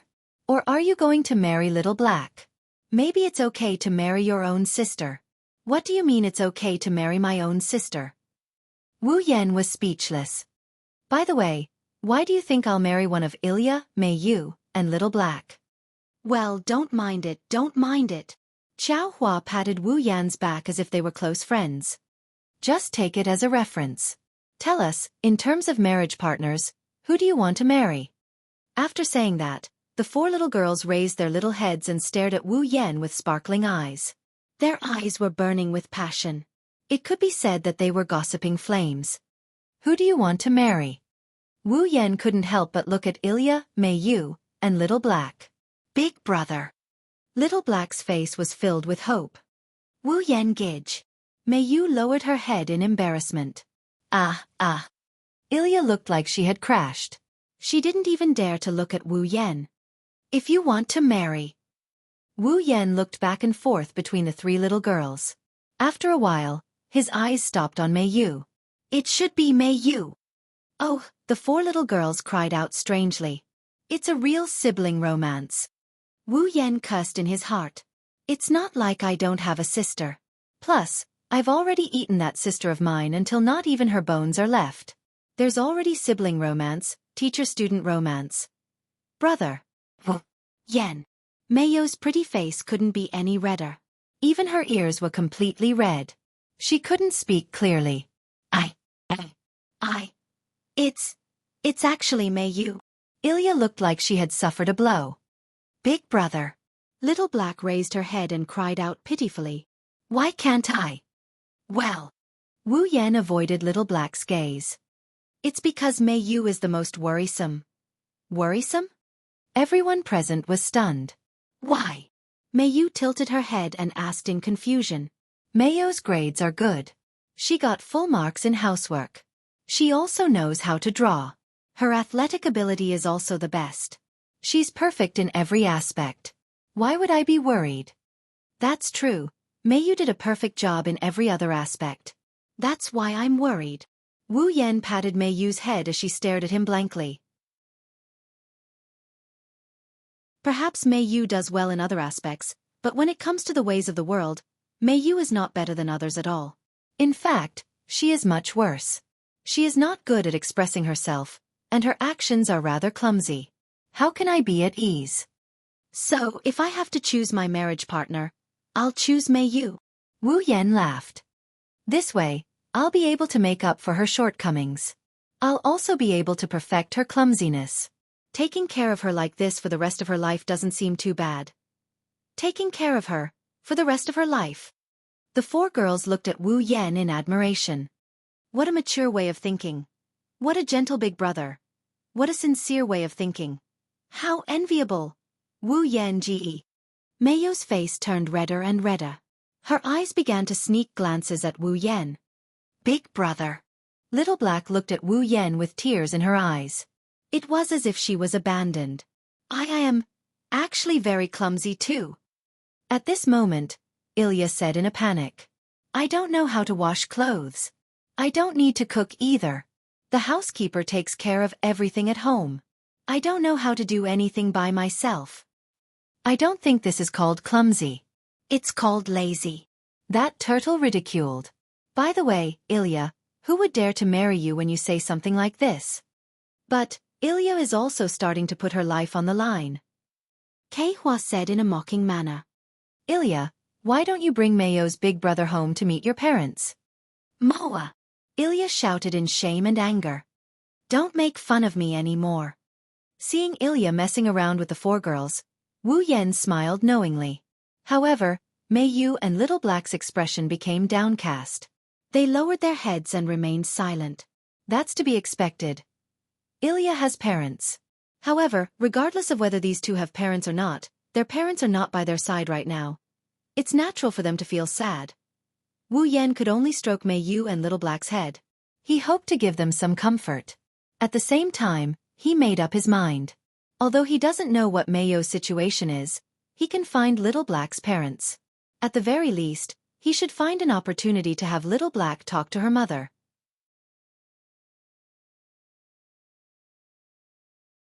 Chapter 1535. It's nighttime. On the streets at night, the number of pedestrians had begun to become sparse. The street lamps also operated normally, illuminating every corner of the street, bringing a rather beautiful night scene. Today the moon is round, there are many stars, there is not a single dark cloud in the dark night sky. The entire night sky is illuminated by the moonlight and stars. It's like a galaxy is twinkling. It's extremely beautiful. Many people who have just finished their meals and showered gathered on their balconies, enjoying the beauty of family reunion and admiring the beautiful night sky. Even those who don't have balconies came to the streets to admire the beautiful night sky. Under this beautiful night sky, two figures, one big and one small, one male and one female, were holding hands as they walked on the street filled with pedestrians who frequently raised their heads to look at the night sky. They walked forward. "Hey, big brother." Holding Wu Yan's hand, Little He is a little puzzled. "Where do you want to take me?" Although it's not too late now, but usually at this time, even if Little He is not asleep, Chuju and Makoto would let her take a shower and prepare for bed. After all, Little He is a child, an elementary school student. She has to go to school the next day.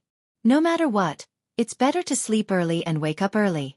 Because of this, ever since she moved into Wu Yan, Chuju, and Makoto's house, Little He almost never went out at night. It can't be said that she is a standard good child. But she is still very well behaved. During the day, during the holidays, it's not that Little He didn't ask Wu Yan, Chuju, and Makoto to take her out, but she never did at night. Today, after dinner, before Hinajuku and Makoto could instruct him to take a bath, Blackie was brought out by Wu Yan with a mysterious smile on his face. Little He doesn't know where Wu Yan is going to take her. Along the way, Little He asked more than once about this matter, but every time, Wu Yan just smiled perfunctorily. How could Xiao He, who had a rather wild personality, not be puzzled? Of course, Little He didn't think that Wu Yan would do anything to harm him, so even if he was puzzled, Little He still followed Wu Yan obediently. Well, with the same perfunctory smile on his face, Wu Yan still said the same sentence that he had said countless times. "You'll know later." All right.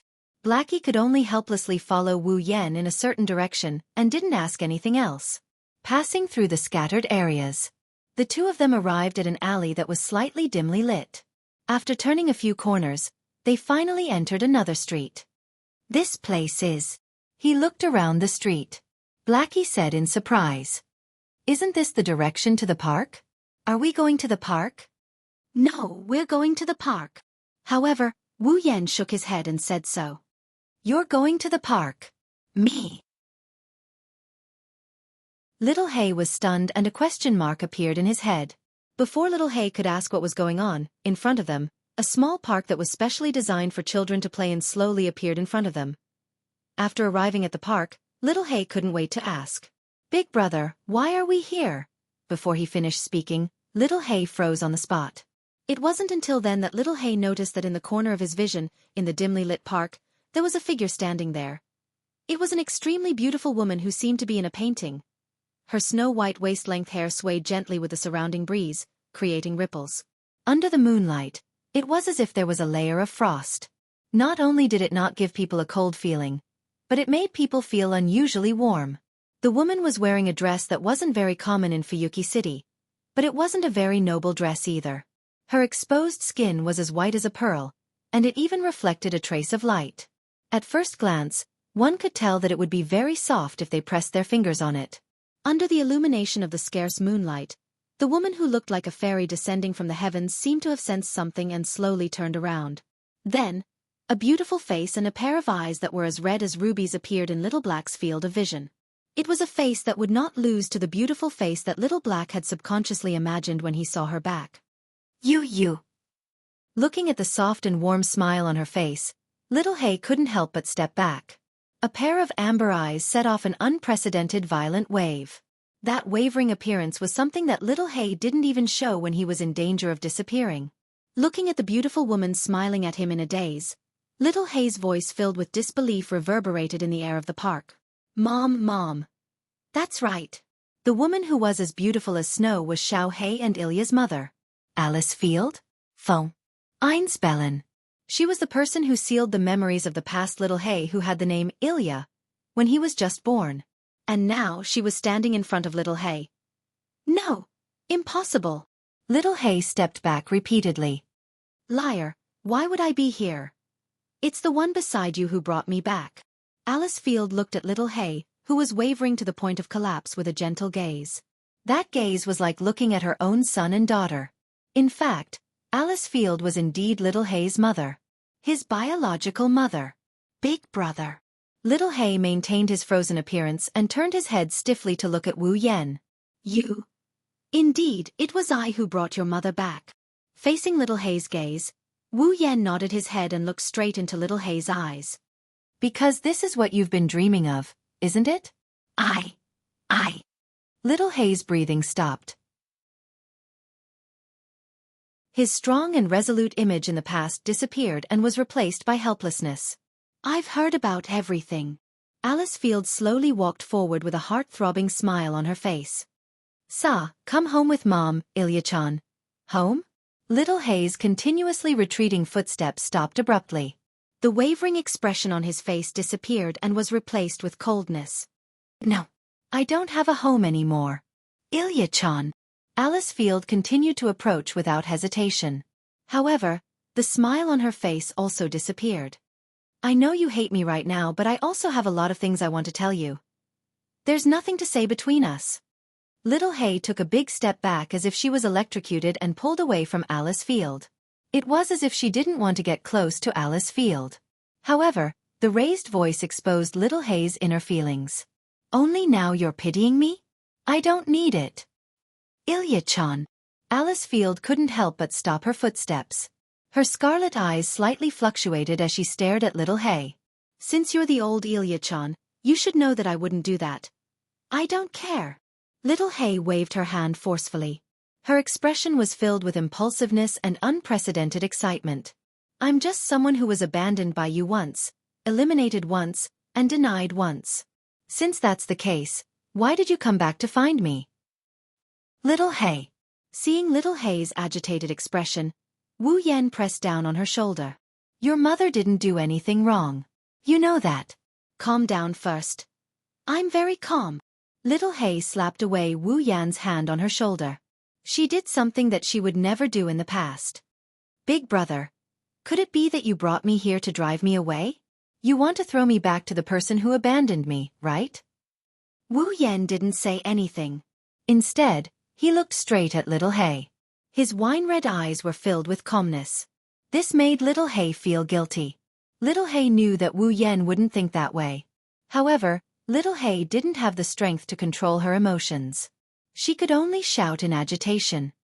I hate you guys. After saying this, Little Black ran away without looking back.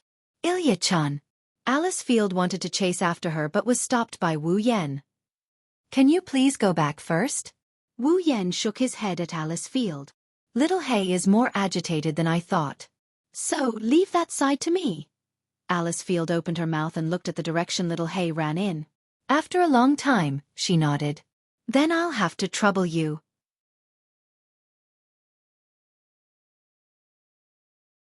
Chapter 1536. Bam! The door to the living room was violently opened. Blackie lowered his head and rushed into the living room. Blackie. In the kitchen, Chuju was wearing an apron and washing the dishes. She didn't notice anything wrong and greeted him as usual. You're finally back. I was wondering where you were planning to go. Go wash up. Unfortunately, before Hinajiku could finish her sentence, Little Black rushed across the hall in a frenzy. Ignoring Hinajika's words, Little Black rushed into his and Wu Yan's room and slammed the door shut. Bam! The sound was loud enough to shake the entire ceiling, startling Hinajiku. Mikoto, who was watching TV, also noticed that something was wrong. What's wrong? Mikoto stood up from the sofa. What's wrong? I don't know. Hinajiku panicked. Ignoring the utensils being washed, she ran out of the kitchen and knocked on the door. Blackie. What's wrong? What's going on? Mikoto shouted at the door. Come out first, Blackie. However, the tightly shut door shut Chuju and Mikoto out. It was as if there was a barrier between them and Blackie. There wasn't a single sound coming from inside. This. Hinajuku and Mikoto, who were standing by the door, looked at each other with a worried expression. Not long after, the door to the hall opened again. Wu Yan walked in from outside, attracting the attention of the two girls who didn't know what to do. Yan! Chuju and Mikoto called out, wanting to say something. Wu Yan raised his hand and stopped them from speaking. It's fine, you two go back to your room first. But, don't worry. Looking at Chuju and Mikoto's worried faces, Wu Yan comforted them by holding their hands. It's just a little bit of awkwardness before we reunite. It's not even a small hurdle. Let me talk to Blackie for a bit. Chuju and Mikoto looked at each other and nodded unwillingly. Then, okay. Finished. The two girls turned around and took another look at the tightly shut door before heading back to their own rooms. Until the two girls returned to their room and closed the door. Wu Yan took a deep breath and walked to his room and knocked on the door. Blackie. His soft voice echoed in the living room. Naturally, it reached the room as well.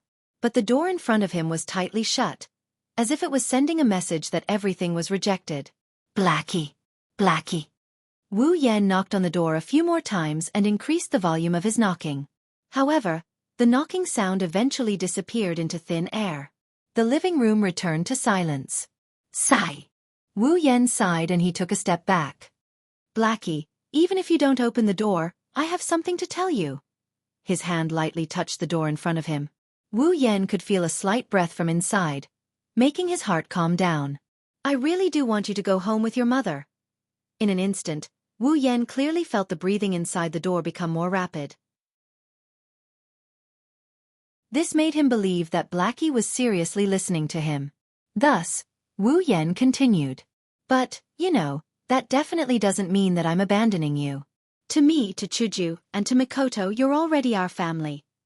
The other side of the door was still silent. Wu Yan also started to speak.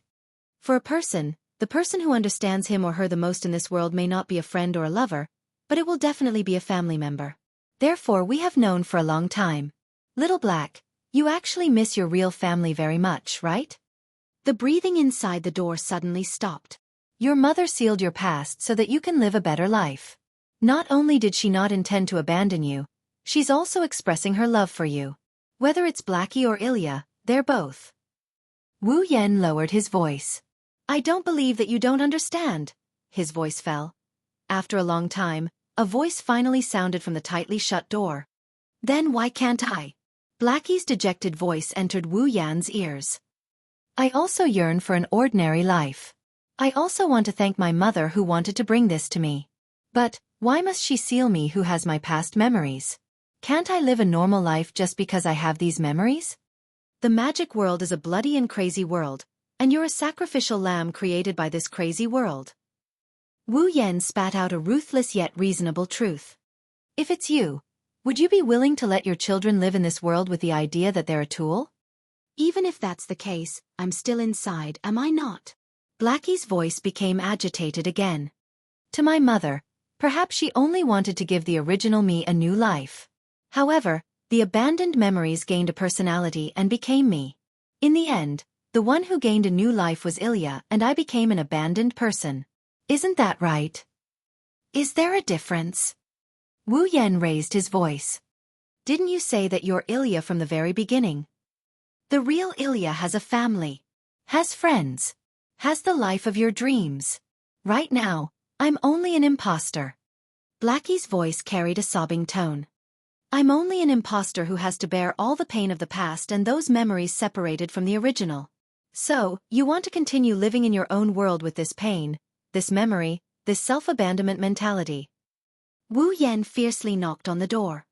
What do you mean the real Ilya has a family, friends, and the life of your dreams? Could it be that you've never treated us as your family? You've never treated Mei Yu and the others as your friends? You've never placed the life here in your eyes? No, that's not it. Blackie's voice was finally panicking. It's not like that. Listen, little Black. Wu Yan closed his eyes. He calmed himself down and he spoke softly. He softly said, I feel that since fate allowed you a pure memory to possess a personality, It must prove that you, the past Ilya, must exist. Fate allowed you to possess a body by accident because you have the right to live. If even you begin to deny yourself, wouldn't the past Ilya, Blackie, be too pitiful? Big brother. I know that you're the real Ilya. You must be in a lot of pain because you've inexplicably become an imposter with your memories.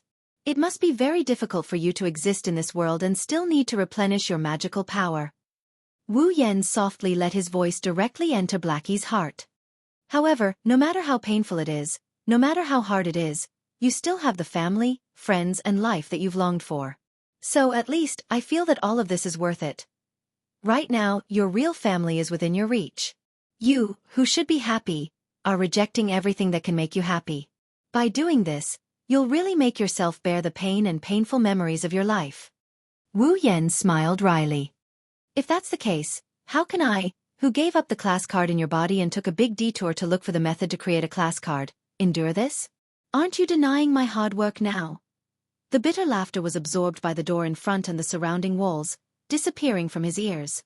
However, the door in front of him was finally opened.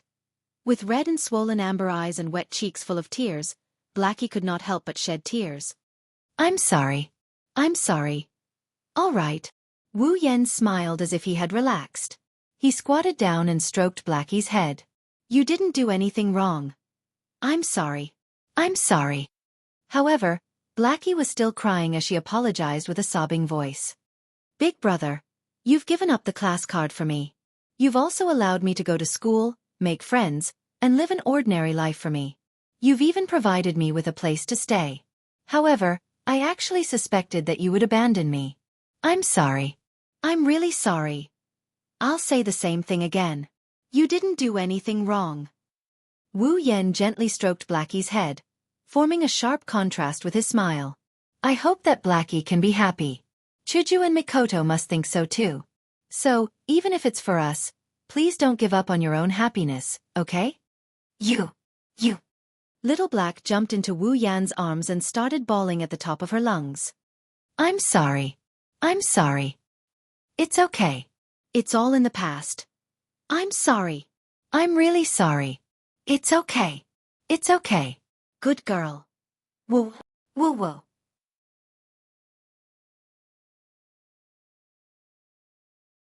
Chapter 1537. It's late at night. Even the moon and the stars seem to have started to rest. Unknowingly, the originally clear and beautiful night sky was slowly covered with a layer of dark clouds, causing the night to pervade and the moonlight and starlight to become obscured. In Fuyuki City, in the houses, the lights gradually dimmed, and there was a long breath.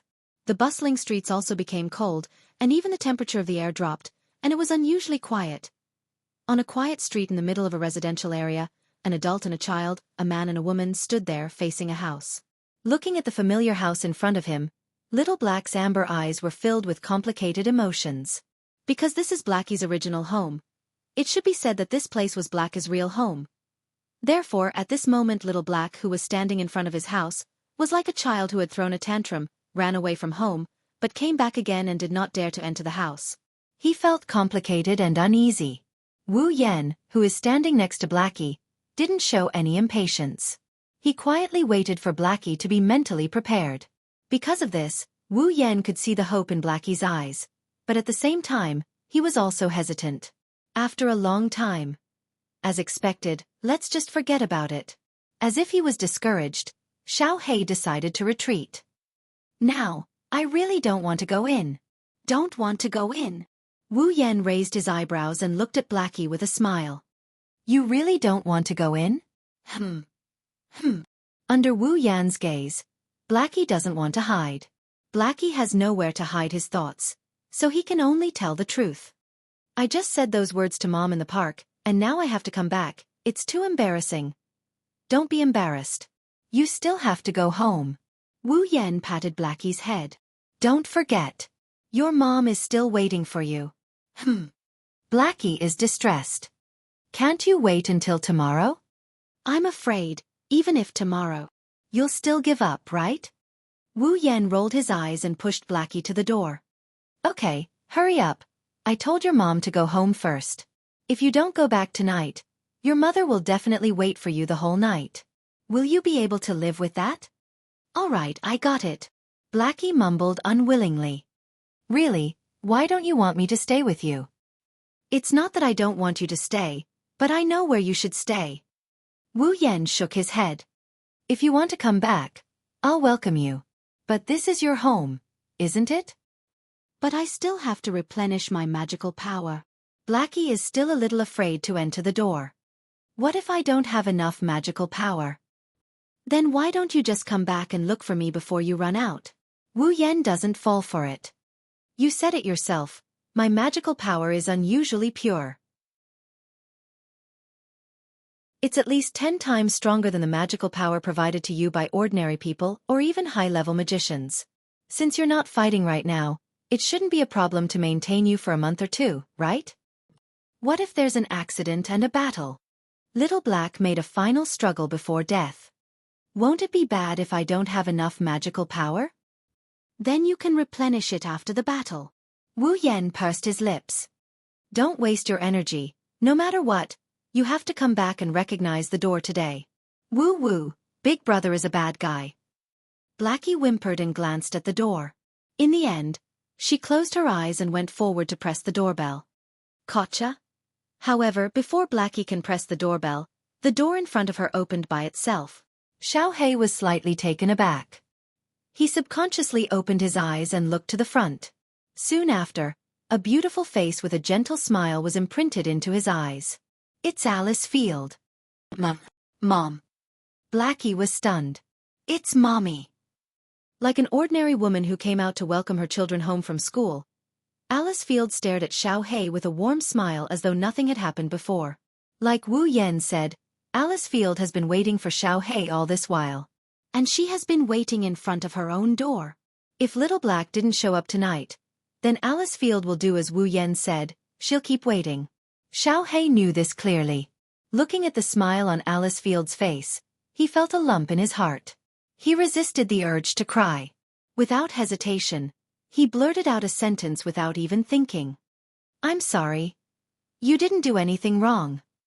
Without hesitation, Alice Field said the exact same words as Wu Yen. She squatted down and her red eyes were full of heartache. I should be the one saying sorry. No. Blackie's voice was choked with sobs. Big Brother is right. Mom didn't do anything wrong. She did it for my good. No matter what the intention is, it's the truth that made you sad. And this sadness is brought to you by Mom. Alice Field took Blackie's hand and held it tightly. But that's all in the past. Mom is really happy that you can come back. Mom! Blackie bit her lips and suppressed the surging emotions in her heart. She could only repeat this sentence.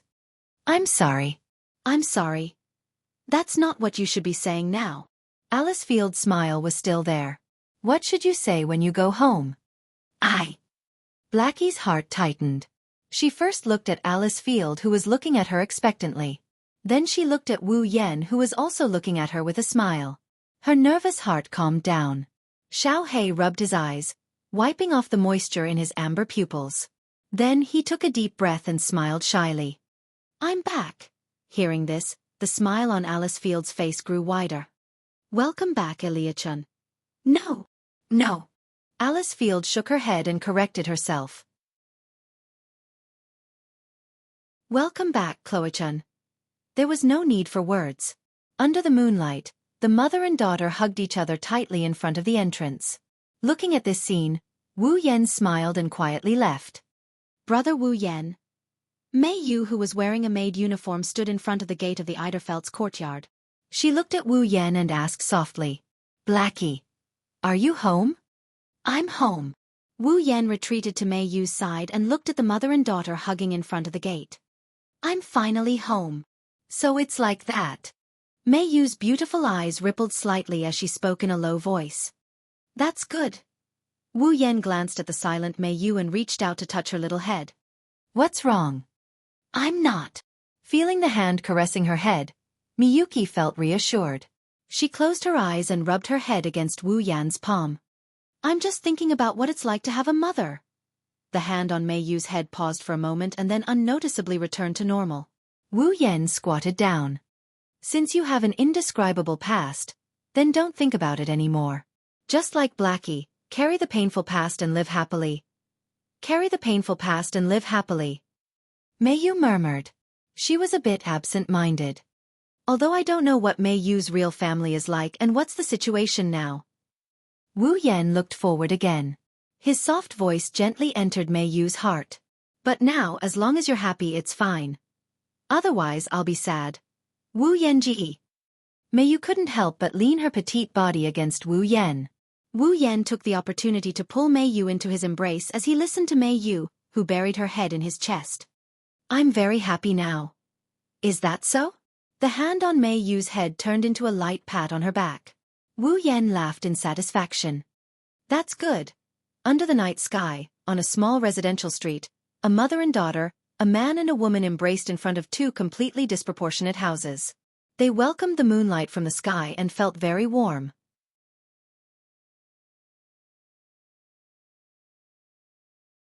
Chapter 1538.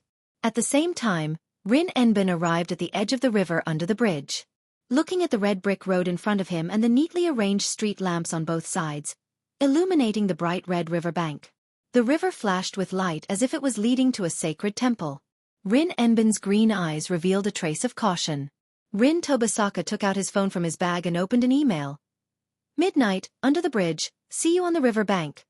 Rin Enbin received the email before the sun went down and he was still investigating the situation of the 8th rank card in the underground cave of Yuzong Mountain's Ludong Temple. There were only 11 words in the email, but there was no sender's identity. Even the phone used to send the email was from an unknown number. This proved that the person who sent the email to Rin Enbin wasn't someone he knew. Under such circumstances, Rin Tobasaka still came alone, which was a very stupid thing to do. If this email was a normal spam or scam email, then it's fine. Rin Enbin is a magician after all. He can handle it alone. However, if the sender was an unknown magician, then there was no guarantee that there would be no danger at all. Even so, Rin Enosaka still came alone. He didn't tell Luvia or anyone else that he was coming. He had completely hidden it from everyone else. Because Rin Enosaka could roughly guess the identity of the person who sent him this email. Rin Enbin put away his phone and put it back into his bag. He looked up at the bright red riverbank and stepped into this place that was likely to become a place of trouble. He walked forward. The riverbank is very quiet at night. No one would be stupid enough to come here at this time. The riverbank is quite far from Fuyuki City. It's close to the suburbs, so no one would come here at this time. This makes the riverbank look eerie at night. It's terrifyingly quiet. Inside the space, the only sound. It was the sound of flowing water in the nearby river. Rin Enbin kept looking around, trying to find the person who had asked him out as he walked forward. After walking for about 10 minutes, Rin Enbin still didn't find his target. Rin Tobasaka stopped in his tracks and scanned the surroundings before he suddenly spoke. Don't worry, I'm the only one here. The crisp and sweet voice echoed above the riverbank. It mixed with the sound of flowing water. It quickly spread out and was drowned out by the continuous sound of flowing water. Rin Enosaka stayed where he was, not moving at all. It was as if he was certain that the other party was there, and he continued to scan the area. At a certain moment, the sound of light footsteps could be heard. Rin Enbin immediately looked at the source of the sound without hesitation. A figure slowly walked out from behind a street lamp by the riverbank. With clear footsteps, he exposed himself to the light and Rin Tobasaka's vision. It was a short-haired beauty with a straight back, wearing a man's suit. Her face was full of determination, and her eyes were incomparably sharp. There was a faint trace of indifference and ruthlessness. So it's you. Rin Enbin stared at the slowly approaching figure. Baget. It's Baget? Frika? Mark Remitz? I didn't expect you to come alone. Baget said expressionlessly. As a member of the same organization, I admire your courage, but as a magician, I can only say that it's a bit stupid. Same here. Rin Enbin didn't back down and mocked her. You clearly know that I have a natural enemy on my side, but you still sent me an email and asked me out. Aren't you afraid that I'll bring that man with me? He's still holding a grudge about the last time you ran away in such a sorry state until now. You don't have to worry about that, Baget said coldly. Even if I have to fight that unknown person again, I don't think I'll lose. Oh? Rin Enbin raised an eyebrow. Are you sure? I'm confident. I'm confident. Bajie muttered. Even if I can't win. Either way, you're all monsters. Rin Hosoka curled his lips impatiently. Let's stop chatting. Tell me why you asked me to come here. As a member of the same organization, you've heard of me. You should know what I'm here for, right? Bajie's gaze sharpened as she stared at Rin Enbin. What's the matter with the rank cards? What? I want to ask about the rank cards? Just like what Badget said, Rin responded without any surprise. The whereabouts of the 7th rank card? Or the Lancer rank card? Why is it in someone else's hands? All of them. Both. Badget frowned. I even suspect that not only the Lancer card, but even the Archer card has fallen into someone else's hands, which is that man's hands, right? You're right. You're right. Rin and Osaka admitted. The Lancer and Archer cards have indeed been snatched away. So if you're thinking that I have the 7th card and that's why you asked me out, I'm afraid you'll be disappointed. Hearing this, Bajit lowered her head and didn't say anything. After a while she said in a deep voice, Don't worry. Why? Why? Rin Enbin looked at Bajie suspiciously. What do you mean by why? Why? I don't care if you have the 7th rank card or not. Since the Lancer and Archer rank cards were taken by that man, why do you look like you're on good terms with each other? Bajit tightened the strap of the cylinder in her hand. Can I take your actions as betraying the magic association? What? In other words, Rin Enbin sneered. Lord Enforcer of the Seal, are you trying to clean up the traitor for the sake of the magic association? Yes. It has nothing to do with me whether you betrayed the magic association or not. Bajie shook her head. It doesn't matter if you betrayed the magic association or not. It won't affect my mission. Therefore I won't interfere. What do you mean? This time, it was Rin Enbin's turn to frown. You're saying you won't report this to the Magic Association? Yes. I won't report anything that has nothing to do with my mission to the association. Speaking up to this point, Bajit turned around and looked at Rin Tosaka coldly. However, it's a different story if it's related to my mission. You just want to get information from me, right? Rin Enbin shrugged helplessly. Information on the 7th rank card. I have no intention of reporting this to the association, but I hope you can give me what I need. Bajie said without any change in her expression. Give me the information on the 7th rank card. This might be the last time we meet. A deal. Rin Enbin sneered. As expected of the Magic Association, you're willing to do anything to complete your mission. Bajie didn't say anything. She just stared at Rin Enbin like a lion staring at its prey. Rin Enbin knew what was going on. If he didn't give Bajie the information on the 7th rank card, Bajie would have charged at him. He was truly a madman. Rin Enbin smiled bitterly and gave an answer. The 7th rank card hasn't been recycled yet. Are you messing with me? Bajie's eyes turned cold. There's no longer a source of distorted mana in Fuyuki City, right? Yes. That's because this rank card is on the main branch of the ley line. Rin Enbin said without changing his expression. That's a corner of the main trunk of the ley line that even the Magic Association can't detect. Over there, the distorted mana emitted by the rank card has mixed with the mana of the ley line. Coupled with the depth of the ley line, no one can find its location except for House and Osaka, the miner of the ley line. The main branch of the ley line. Bajie clenched her teeth. The place returned to silence. Phew! Bajie exhaled after a while. Let's make a deal.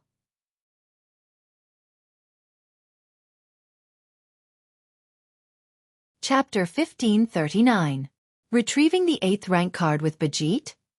Everyone had gathered in the Eiderfeld residence's guest hall. Cries of surprise filled the entire space at the same time. What's going on? Wu Yan, who was sitting at the head of the table, asked Rin Enbin, who was standing at the head of the table. How did Bajit know about the existence of the 8th rank card? Aren't you the only one who can detect the veins of the earth? Yes. So, I'm the one who revealed the existence of the 8th rank card to Bajit. In front of everyone present, Rin and Osaka said something that shocked everyone. He even had a devilish smile on his face. Of course, Bajit didn't know about the 8th rank card. She thought the 8th rank card was the 7th rank card. She thought the 8th rank card was the 7th rank card. Everyone looked at each other in dismay. Rin, don't keep us guessing, Blackie said with dissatisfaction. What's going on? What? Who do you think I'm doing this for? Hearing Xiao Hei's dissatisfied words, Rin Tozaka knocked Xiao Hei's head hard, causing Xiao Hei to cry out in pain. It's because of you that I revealed the existence of the 8th grade card. Because of me? Little Black, who was hugging his head, was slightly taken aback. Because of Blackie? Many of the young ladies were also puzzled. Wu Yan was the only one who asked with uncertainty. Is it because you want Bajit to change her target to the 8th rank card? Correct. Correct. Rin Enbin snapped his fingers. That's why Barget thought it was the 7th profession card when I told her that the 8th profession card was in the depths of the underground. I'm starting to understand. Mikoto nodded.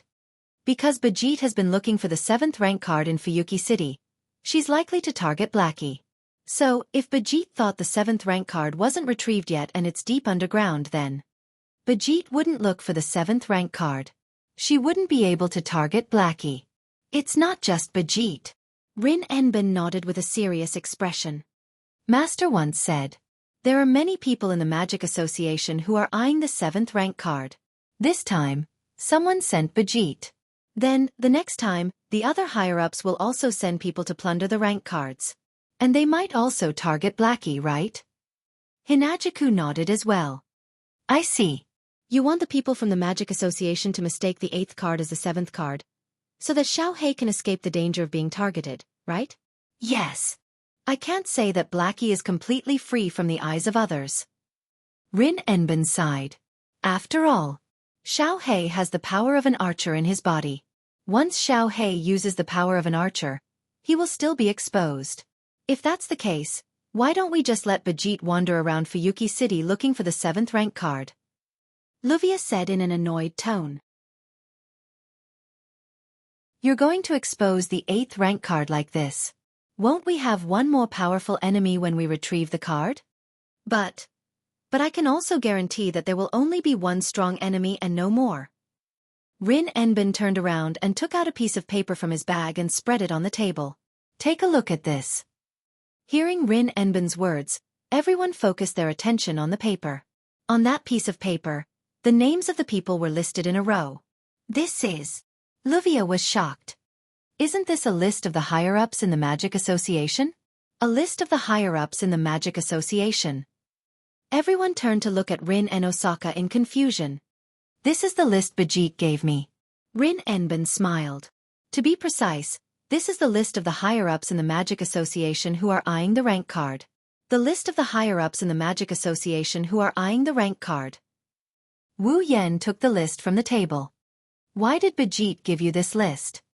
As a reward for letting her go with us to retrieve the rank cards. Rin Enbin snatched the list from Wu Yan's hand and he waved it around in front of everyone. As I said just now, there are many people in the Magic Association who have their eyes on the class cards, and these people are very likely to send people to find the owner of the class cards or even the acting master to take back the class cards to make trouble for us. Now, these people who might bring us trouble are all here. Rin Enbin said as he looked at the crowd. If we give this list to the master, he'll be able to restrain the higher-ups of the Magic Association who are trying to steal the rank cards. They won't be able to send anyone, and we won't be troubled for no reason anymore. Hearing this, everyone present looked at each other in twos and threes and nodded. This is indeed a good thing. If we can make Bajit look away from Xiao Hei and we can guarantee that no one will come after us, it's not a bad deal. Rin Enbin shrugged. However, we'll have one more competitor when we retrieve the 8th rank card. In a way, this is a good thing. Wu Yan tapped on the table. This time, our opponent will be much stronger than the heroic spirits we've faced before. It's hard to say if we'll be able to retrieve the rank card. With Bajit's help, the situation might be better for us. Better? Think about it. Wu Yan chuckled as the girls looked at him in confusion. Bajit's combat power is terrifying. She also has the flagellak. She's almost invincible against the heroic spirits who use their noble phantasm as their last resort. With her around, it'll be much easier to retrieve the 8th rank card. Wait until Batchet defeats the heroic spirit with her flagellak and gets the 8th tier card. One day, she will come looking for me, the one with the other tier cards. Wu Yan snickered. By then, I'll be able to snatch the rank card from Bajit. It'll be much easier to deal with than an unknown heroic spirit. The girls rolled their eyes when they heard this. However, Wu Yan's words are accurate. Compared to the heroic spirit that they had no idea about but was sure to be stronger than the heroic spirits they faced before, it was much easier for Wu Yan to deal with Bajit. After all, Bajit's flagellate couldn't kill Wu Yan while Wu Yan could kill Bajit with his noble phantasm. He was Bajit's natural enemy. If that's the case, Xiaohei won't be able to fight as well, right? Chuju glanced at Xiaohei. Once Xiaohei fights, the fact that she has the archer rank card will be exposed. Huh.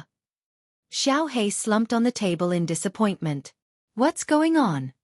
No. It's not just Xiaohei. Wu Yan said. Other than me, Chuju, and Mikoto, the rest of you won't have to fight. Ha! Other than Hinajuku and Mikoto, the rest of the girls were all shocked. Why? Because it's too dangerous. Wu Yan said without hesitation. You know that our opponent this time is much stronger than the heroic spirits we faced before. Your combat power is severely lacking, right? Rin, Ruvia, Iria, and Mio were speechless at Wu Yan's words. I know you guys want to join the battle, but the problem is no longer about how to retrieve cards. Instead, you need to figure out a way to get the mana stuck on the main branch of the ley line to make sure the ley line is in chaos. Wu Yan said in a serious tone. As for this matter, it's enough for us to handle it. I think so too. Mikoto agreed. The level of the battle this time is too high. If you guys fight, it'll affect the outcome. So if it's possible, you guys should be our backups. For the sake of the big picture, please forgive us. Chuju comforted Iria, Mio, and Xiaohei. It's for your own good. Rin and Osaka and the others fell silent. I have to say, this is the best way. Rin Enbin sighed. We have no choice but to be the backups. That's right. Wu Yan stood up and looked out the window. Next, we just have to wait for the underground tunnel to be completed.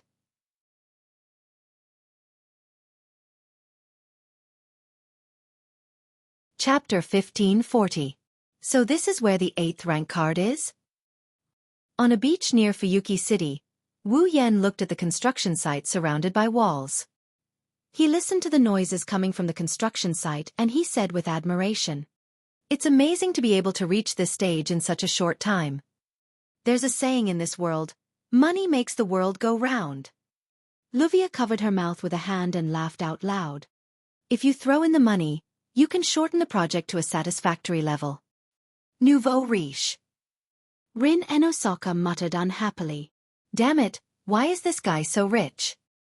But I didn't expect the main vein of Fuyuki City to be under the beach. Wu Yan didn't know whether to laugh or cry. Could it be that the closer to the beach, the more active the vein is? Does the vein need to absorb water? This is just an underground passage that leads to the mirror world where the rank card is. It doesn't mean the card is under here. Rin and Osaka folded his arms. We can't just dig on the surface where the card is, right? What if the place is in the city? That's true. Wu Yan shrugged and looked at the noisy construction site. So, when will the underground passage be completed?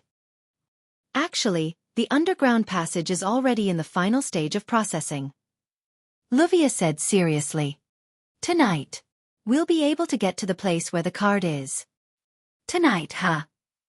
Wu Yan's wine-red eyes glowed with a sharp light.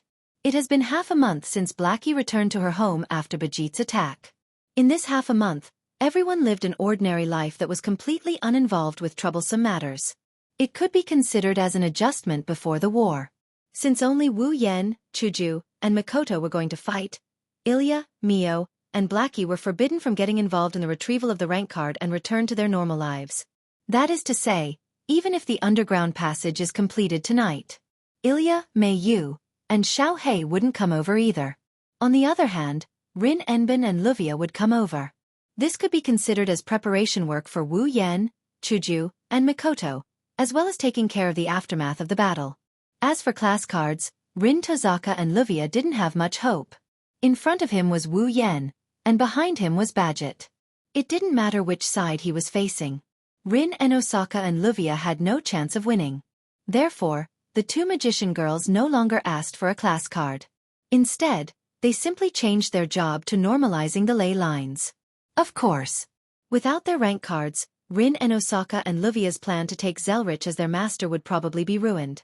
However, the two young ladies of the prestigious families didn't seem to have any intention of giving up. They resolutely declared that they must find another way to become his apprentice. Wu Yan expressed his support for Rin and Osaka and Luvia's enthusiasm on the surface, but he was secretly laughing. After all, in the original work, the two young ladies of the prestigious families were known to be at odds with each other.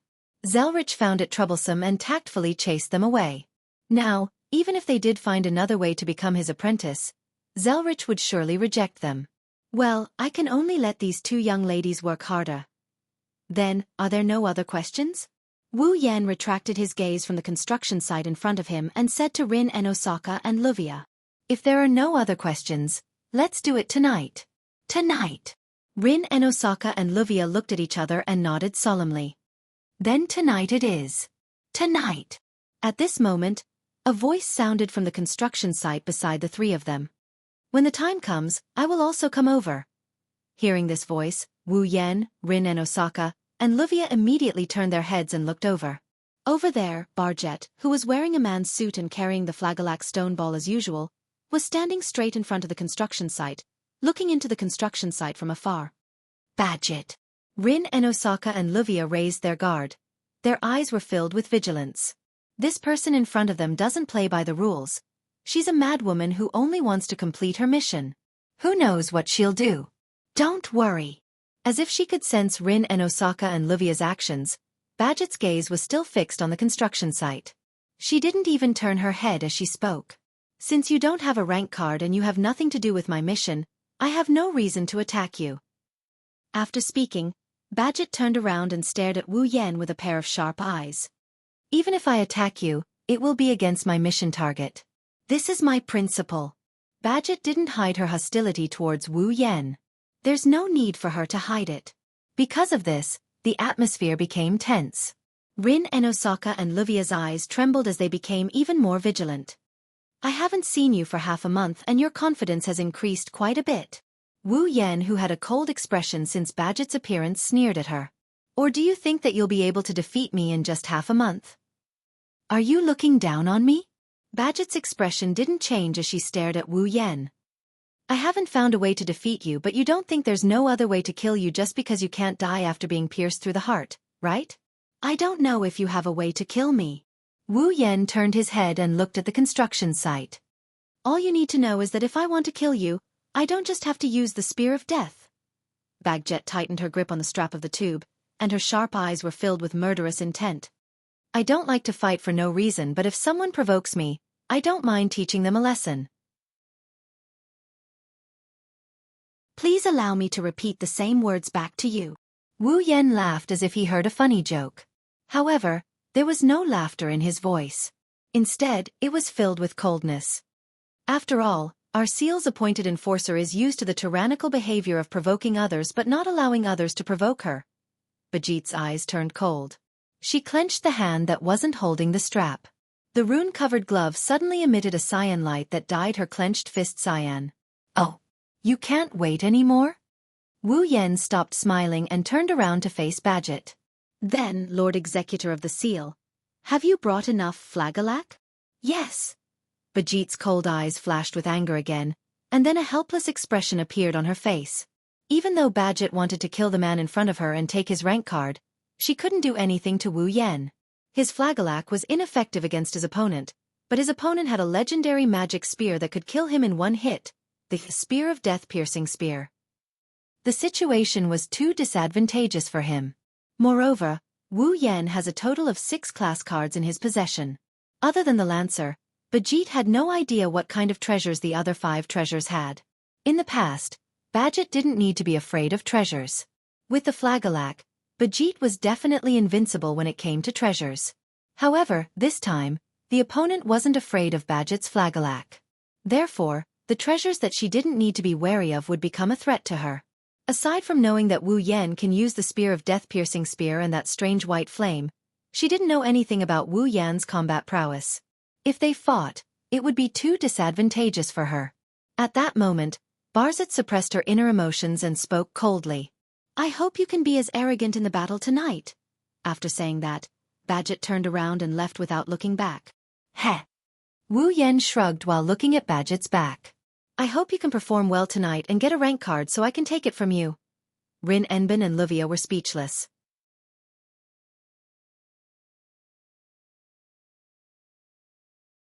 Chapter 1541. Tonight, the night is cold and chilling. Even though the sky is clear and there's nothing to block the moonlight and starlight, there's no reason for this night to feel oppressive. Of course, not everyone under the night sky feels the same way. Only a small portion of the people would feel oppressed in this moonlit night, which wasn't too bad. As for Fuyuki City, it's still going on with its daily routine. The waves kept crashing and crashing against the dimly colored beach, like an army invading other people's territory, wetting every grain of sand and gravel, but after a while, they retreated as if they couldn't continue anymore. The waves kept crashing and crashing against the beach, like an army invading other people's territory. On this beach that's filled with cold night air, the underground tunnel that's surrounded by a construction wall looks out of place. It's an eyesore. Come to think of it, let alone at night, even if it was daytime, if someone were to play on this beach, they would definitely be disappointed by this incongruous construction site, right? Fortunately, tonight, the only sound that's heard is the crashing of the waves on the beach. There's also the clanging of footsteps in the underground tunnel. It was a circular passageway that was only 4 to 5 meters wide. It extended all the way down into the ground. In the interior of this passageway, there was nothing except for the bricks that covered the walls and the stairs that led to the underground. There were only bricks and stairs in this passageway. A few people walked down the stairs with clear footsteps. Phew! A gust of cold wind blew down from the entrance of the passageway without any warning. It was like a chilly wind that led straight to hell. It mercilessly hit the people who were still walking down the long stairs, causing everyone to shiver. Hinajuku couldn't help but hug her own shoulders and shudder. Ugh, it's so cold. It's unavoidable to be cold at the beach at night. Even though she said that, her face is pale. She looked at her own body and complained. Plus, under these circumstances, we're still wearing witch clothing that's good at ventilation but not good at keeping out the cold. I've been meaning to ask. Rin, who's walking in front, turned around with a sullen expression. Why would you want to wear witch clothing in such an important battle? I can't say that your taste is bad.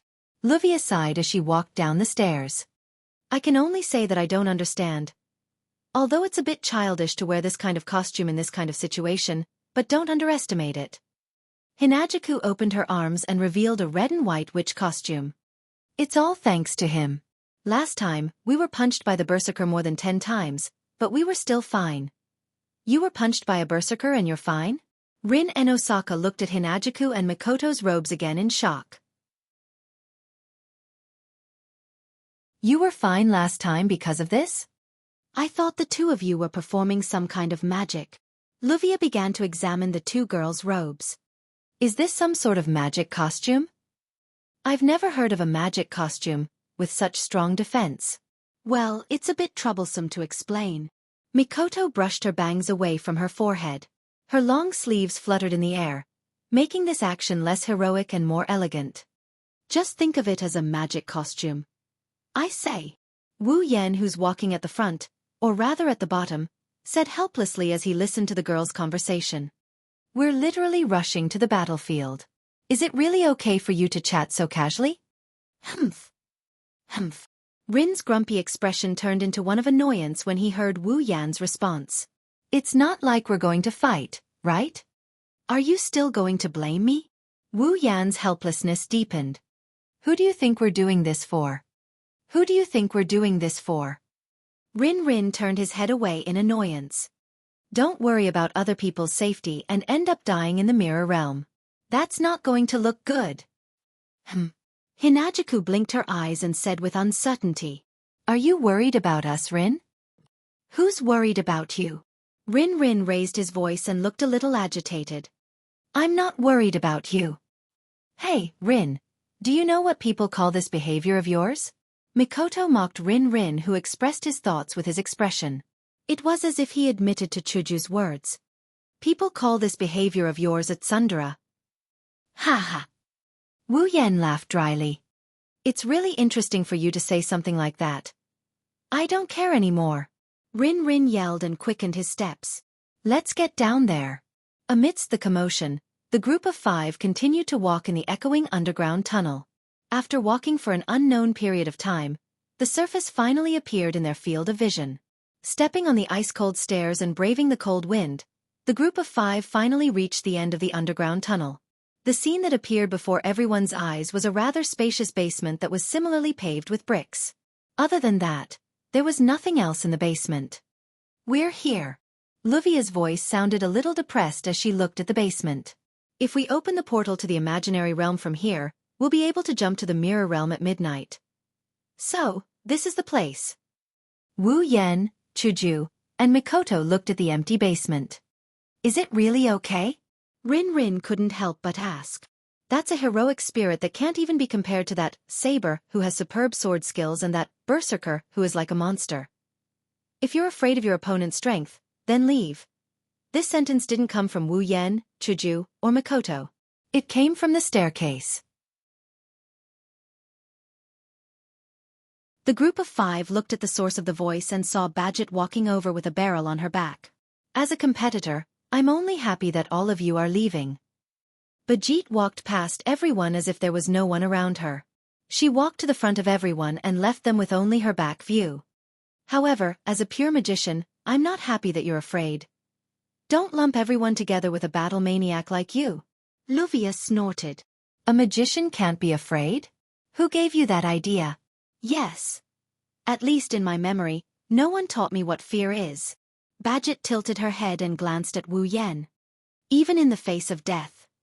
Is that all you want to say? This time, Wu Yan didn't treat Badget coldly. He also didn't try to suppress his emotions. Instead, he revealed a faint smile. As the opening speech of the competition, it's a bit boring. Unfortunately, I don't have the education that requires me to make an interesting opening speech. Badgetter seemed to be a little surprised by his speechless performance. However, she ignored him after a while and tightened the strap of the cylinder in her hand. Moreover, this competition should be very beneficial to me, right? Once the opponent uses a noble artifact, basically, if nothing unexpected happens, you'll win. Mikoto said eagerly. But before that, we'll take care of our opponent. Is that so? Badget turned around and showed her back to the crowd. I hope so. Let's stop chatting. Luvia looked at her pocket watch. It's about time. Let's go. Wu Yan said without hesitation. Let's start the competition. Then, an intricate geometrical pattern with dazzling light spread out from under Wu Yan, Hinajaku, Mikoto, and even Badget's feet. It started spinning like a disc playing a movie. Be careful. Rin and Osaka finally shouted. Don't die. In response to Rin and Osaka's words, 3 waving hands were raised. Immediately, the colorful brilliance shrouded the 4 people who were trapped in the area covered by the precise geometric pattern and illuminated the entire underground basement. Not long after, the multicolored brilliance dimmed, and the intricate geometric pattern also slowly disappeared. Along with him, the group of 4 disappeared as well. Rin and Osaka and Luvia both stared ahead in silence for a long time.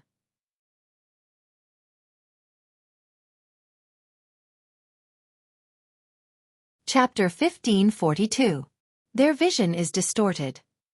Their thoughts are in chaos. Time is flying. The world is shifting.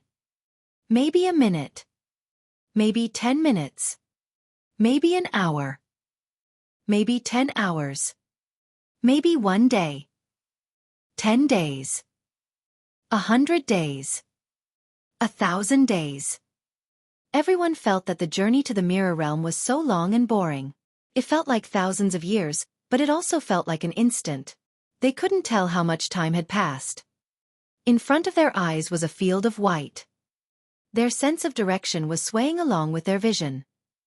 As if they were in a manhua mirror, there was nothing in this world, only a dazzling halo. But this feeling didn't last for long. When everyone's brain started to function normally and their thoughts returned, the feeling of stepping on solid ground returned to their bodies. Their vision gradually returned to normal as well. However, before everyone could open their eyes and look at the enemy they were about to face, an extremely dense chill suddenly surged in their bodies that had just regained their sense of substance. Because even if they didn't see it, Wu Yan, Chuju, Mikoto, and Badget could feel it. In the air, an extremely oppressive and terrifying malice as thick as a bottomless swamp was gradually growing with their arrival. Their heads, which had just regained their ability to operate, suddenly shook, causing everyone to tense up. They opened their eyes abruptly and looked forward. Then, everyone, including Wu Yan, sucked in a breath of cold air. Their gasps echoed throughout the entire mirror realm. It was still the same deep underground basement, and it was still the same empty space that was covered with bricks. But in this basement, it was exactly the same as before. There was something. It wasn't there before. A shadow. To be more precise, it was made of shadows.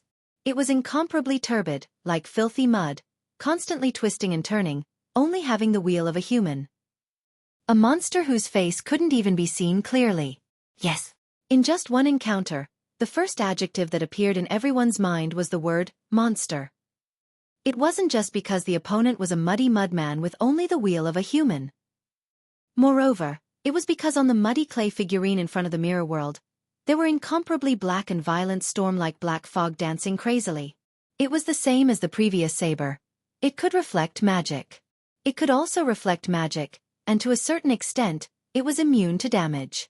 Only melee combatants could deal with this high-density magic mist. No. Compared to the saber, this human-shaped creature's magic mist was even more terrifying. If one said, the magic mist on Saber was only considered as a small wave, but the magic mist on the muddy man before Kirin was enough to form a real storm. How terrifying!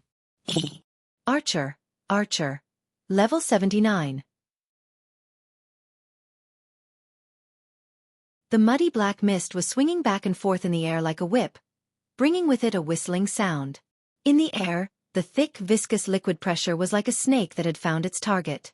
In the blink of an eye, it crawled into the hearts of the uninvited guests and began to gnaw on them.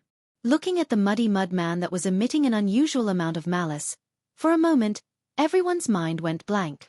Even Wu Yan, Chuju, and Mikoto's perceptive sense activated subconsciously, but their minds didn't respond. Archer!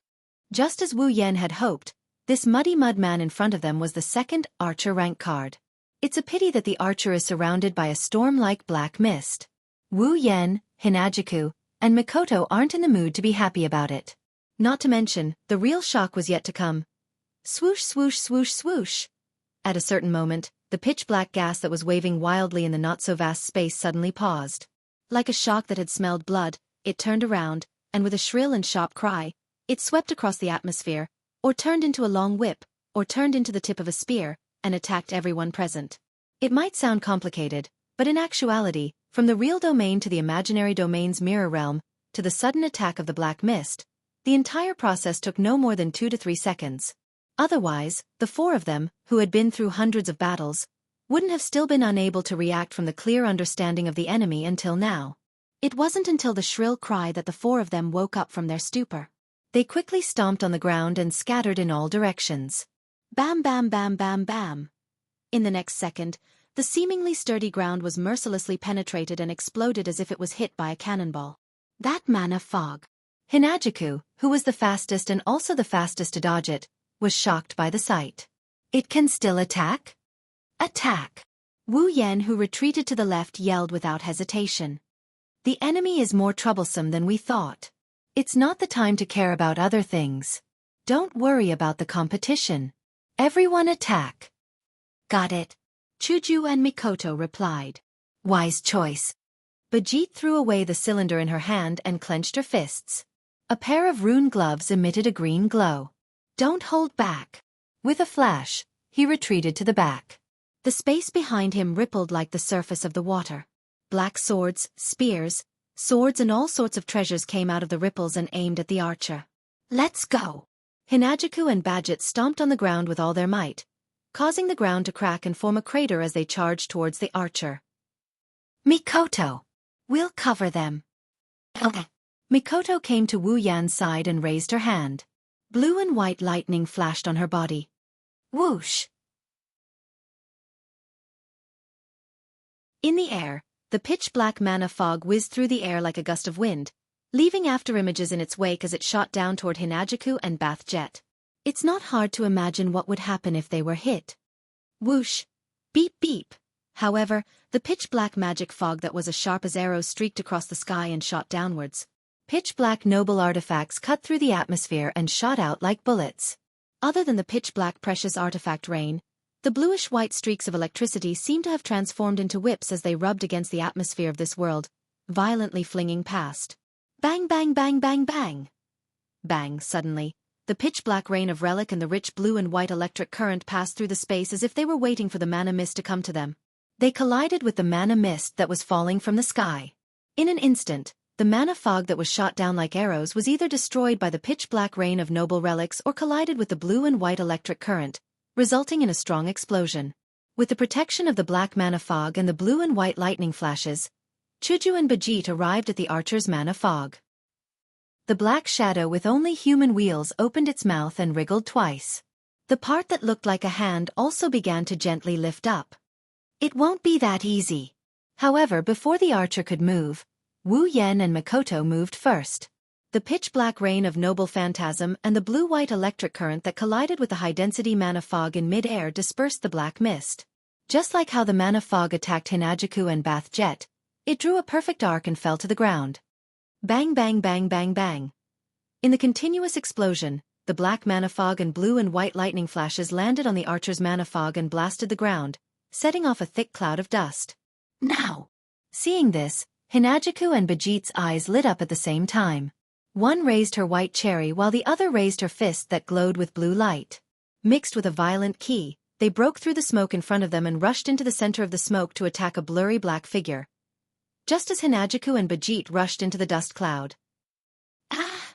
Amidst the dust and smoke, a voice that sounded like a ferocious ghost's howl resounded throughout the entire mirror world for a long time.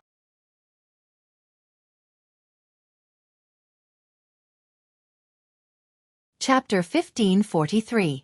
Ah! Passing through the thick smoke and dust, the pitch-black magic fog, and the eardrums of everyone present, the incomparably shrill cry turned into an echo, spreading out as if it had substance. With such an ominous voice, there was no doubt that it belonged to the dark heroic spirit of the archer. However, this was not a scream. It was an angry roar. Ding! When the shrill cry faded away, the sound of a door being unlocked rang out from within the thick dust cloud. Whoosh! Soon after, numerous blurry black figures rose from the dense dust and shot into the air. They scattered the dense dust and blasted the two figures away like they were trash. Under Wu Yan and Mikoto's watchful eyes, the two figures that were sent flying fell to the ground with a loud crash. They slid across the ground and landed right in front of them. They were Chuju and Bajit.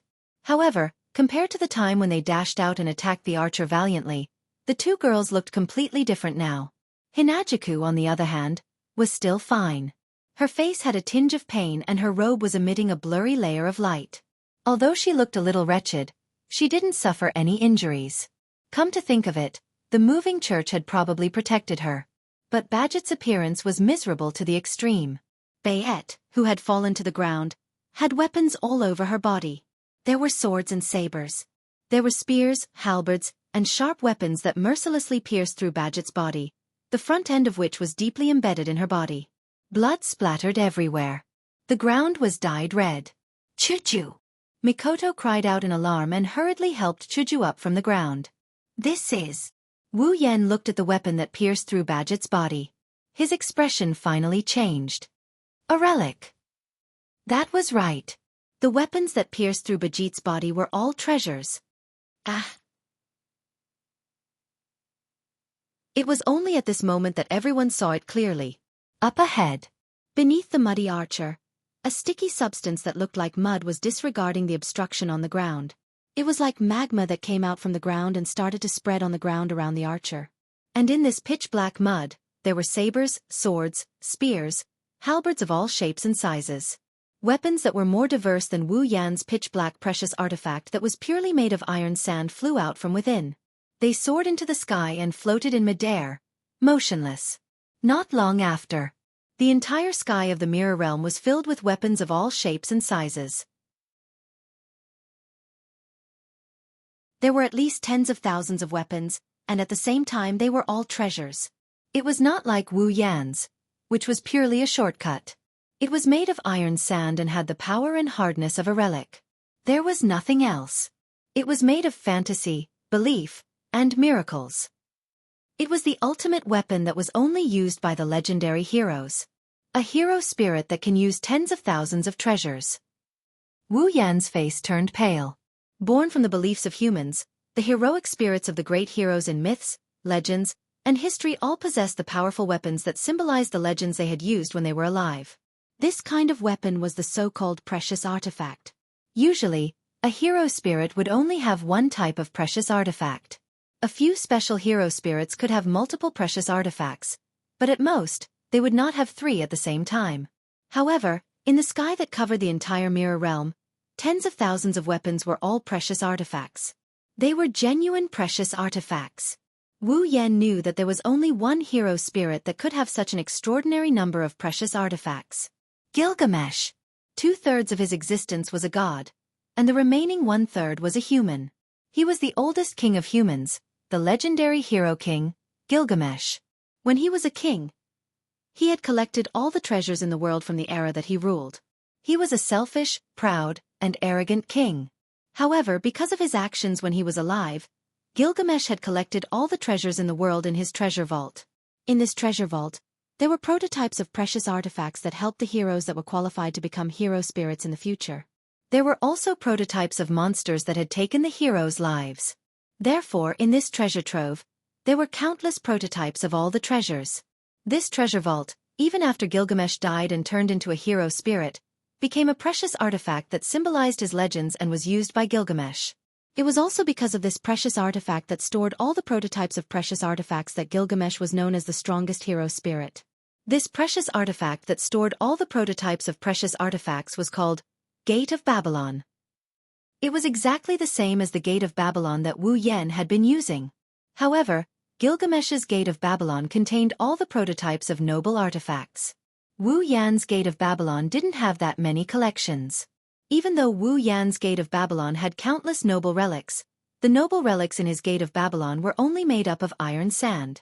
They were powerful, but they did not have the special abilities of the legendary noble relics.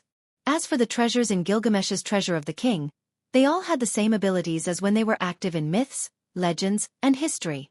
The two of them were not on the same level. Unfortunately, looking at the black mud that was spreading on the ground, Wu Yan sneered. He did not know whether it was mockery or pity.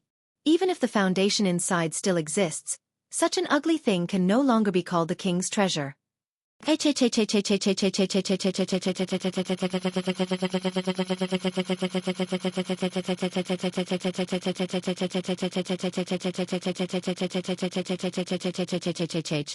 No one knew if it had heard Wu Yan's words, but the true identity of the oldest king of the human race. The monster let out a roar similar to resentment, raising its head and roaring madly. Then the treasures that covered the entire area tilted and pointed towards the direction of Wu Yan, Chuju, Mikoto, and Badget. If all of these treasures were to fall from the sky, Chuju and Mikoto might not be able to escape unscathed even with the protection of the moving church. What's more, if any of these treasures were effective against the undead, then even Wu Yan wouldn't be able to escape unscathed. Wu Yan, Chuju, Mikoto, and even Badget, who was still on the ground, felt their scalps go numb as they looked at the countless noble phantoms.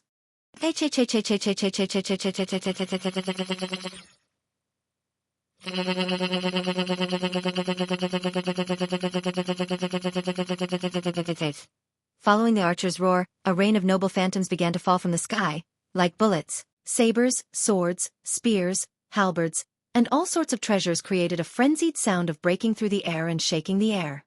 They shot towards the incomparably tiny four people standing on the ground, covering the sky and covering the earth. Chuju! Mikoto! Hide behind me! He didn't have the time to think about it. He didn't have the energy to spare. He flashed in front of the two girls and raised his palm. In the next moment, waves of iron sand surged out from the crimson spatial ripples. They rolled like waves, forming walls that overlapped and blocked above the four of them. Bang bang bang bang bang. As soon as the iron sand walls were formed, a violent tremor and explosion came from the top of the wall, causing the thick black walls to tremble and scatter black particles. Fortunately, the iron sand was also a noble phantasm. Although it didn't have any special abilities, it still had the hardness of a noble phantasm. That's why it could withstand the torrential rain of noble phantoms. Otherwise, if it were a normal iron sand, it would have been broken into pieces by now. Unfortunately, even if it was a noble phantasm, the iron sand walls couldn't withstand the rain of noble phantoms. Sooner or later, they would shatter. When that happens, Wu Yan, Chuju, and Mikoto would be defeated. We can't go on like this. Hinagika's grip on White Cherry was so tight that her joints were cracking. We'll definitely lose if we defend passively. We have to take the initiative to attack. Mikoto gritted her teeth. Yan, think of something. I know. Wu Yan had already raised his other hand in front of him, sweat dripping down his forehead. But I can't give up on defense, or else we'll be finished. Then let's... Chuju and Mikoto had just opened their mouths when a shadow suddenly rushed out from the side.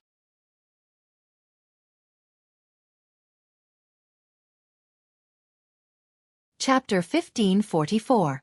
Swish swish swish swish swish. In the sky, the treasures fell like raindrops. If Qing was pouring rain, she only aimed at one corner of the mirror world, shooting indiscriminately. Bam bam bam bam bam. It was the sound of noble phantasms shooting at the black iron sand walls that were starting to crack. Dong dong dong dong dong.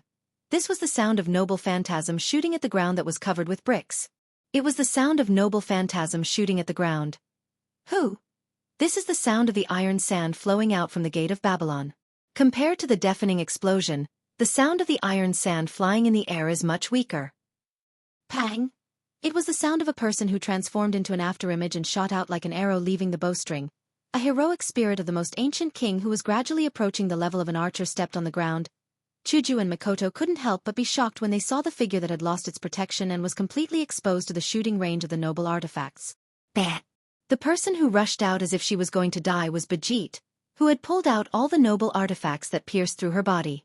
Her body was covered in blood. At this point, the blood dripping from Bajit's body had stopped. She was like a standard berserker as she charged towards the archer without any expression on her face. You were injured so badly. It could even be considered a fatal injury, yet he could still continue to fight? Mikoto was stunned. What a mess. I almost forgot. She's a troublesome person who can't be defeated or killed. Chuju resisted the urge to rush out and said in a deep voice. However, isn't this just courting death? Indeed, Bajit had completely exposed herself to the range of the noble phantasm that covered the entire sky. There was no obstacle at all. The Tempest relic poured down and shot towards the tiny being on the ground without any mercy. Come on. Bajit stared at the rain of relics that fell from the sky and covered her entire field of vision as if she was challenging them. He raised one of his fists. It's over. After saying this, a lead-colored ball floated out from Bajit's back like a ghost and landed on her raised fist. With a fearless attitude. In the face of the rain of relics that poured down from the sky. Instead of retreating, Bajit advanced. He increased his sprinting speed. At the same time, the lead ball floating above Bajit's fist also burst out with bright electric light. The electric light turned into a dazzling light, enveloping the entire lead-like stone ball. When the light dissipated, a ring with runes engraved on its back and a short sword blade with runes engraved on its blade appeared on the stone ball. He stared straight ahead without letting go for a moment. Bajit looked at the archer that was roaring behind the noble phantasm that covered the sky and the earth. He accumulated all the strength in his fist, until Bajit and the noble phantasm that covered the sky and the earth collided within a meter of each other. On his fist, the real form of the Flagellac was displayed. The magic formation on his fist shone brightly. Flagellac slash. It was as if he was declaring that he was overestimating himself. Bajit used his only noble phantasm that was at an absolute disadvantage against the noble phantasm that covered the sky and the earth. It was as if he was throwing a heavy punch. In an instant, a stream of light shot out from the Flagellac, passing through space and time. In a thousandth of a second, it hit the noble phantasm that covered the sky. It was the intersection of a point and a surface. There were all kinds of noble phantasm that covered the entire field of vision. a stream of light that was only 2 fingers wide was heading straight for him. It was as if the tip of a needle was pointing at a tall city wall or a harpoon was aiming at a stormy sea. It was so overconfident and ignorant. It was indeed a small and sharp phosphorescent light that was as small as a needle, however. This streak of phosphorescent light was not even worth mentioning when compared to the torrential storm formed by tens of thousands of noble artifacts. The phosphorescent light that was quickly submerged passed through the ocean-like waves of noble artifacts and flashed out from within. The lightning-fast attack was as if it was invisible from the start. None of the noble phantasm could touch it. Therefore, it turned into a deadly beam of light, splitting the space in half. Before anyone could react, the beam of light pierced into the archer's heart. The archer's roar that made people uncomfortable stopped abruptly. The noble phantasm called Flagelak had the ability to reverse time and distort cause and effect. It pierced through the archer's heart before he used his noble phantasm, destroying his heart. Ding! There was another sound that sounded like a door being unlocked. All the noble phantasms that covered the entire mirror realm disappeared. Everything returned to its original state.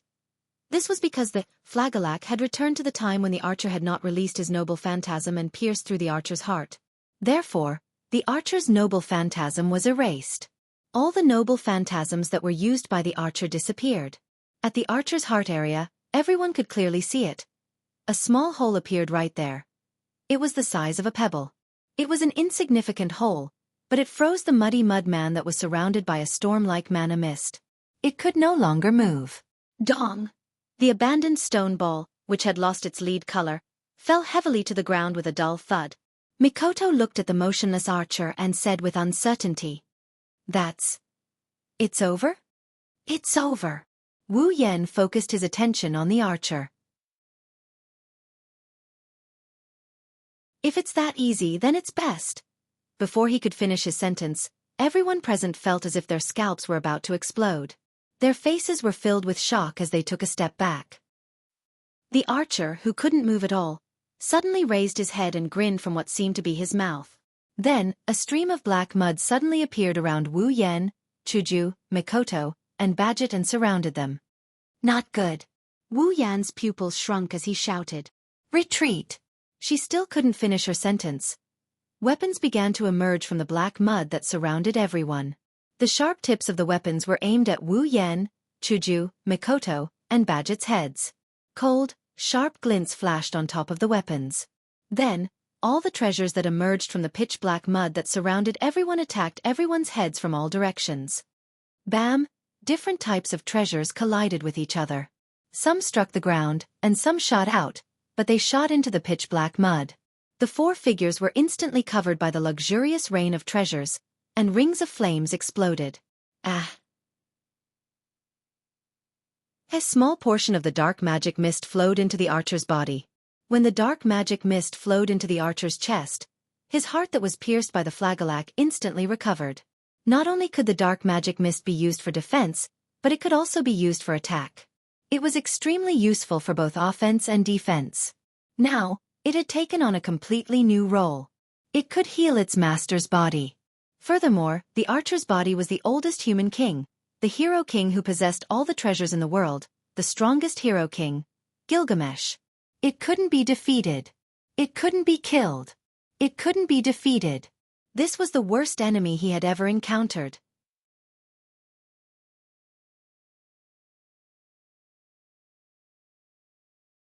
Chapter 1545. Cough cough. This damned parvenu. In the midst of the dense flames that exploded from the noble phantasm, a scolding voice rose together with a magical whirlwind. The voice was transmitted into everyone's ears, and it also swept away the flames that covered everyone. Inside, Wu Yen, Chuju, Mikoto, and Badget were coughing rather miserably. Each of them was surrounded by a pitch-black sword wall with holes of various sizes.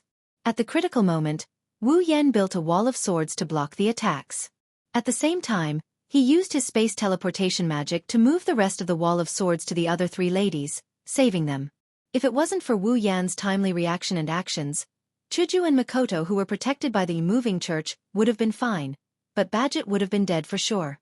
After all, Badget had just used a resurrection rune not long ago. She might not be able to resurrect yet. Of course, Wu Yen didn't consciously save Badget, who wanted to kill Chuju and Mikoto. He might have even left her alone, but the situation at that time didn't give him time to think so much, so he subconsciously saved her as well.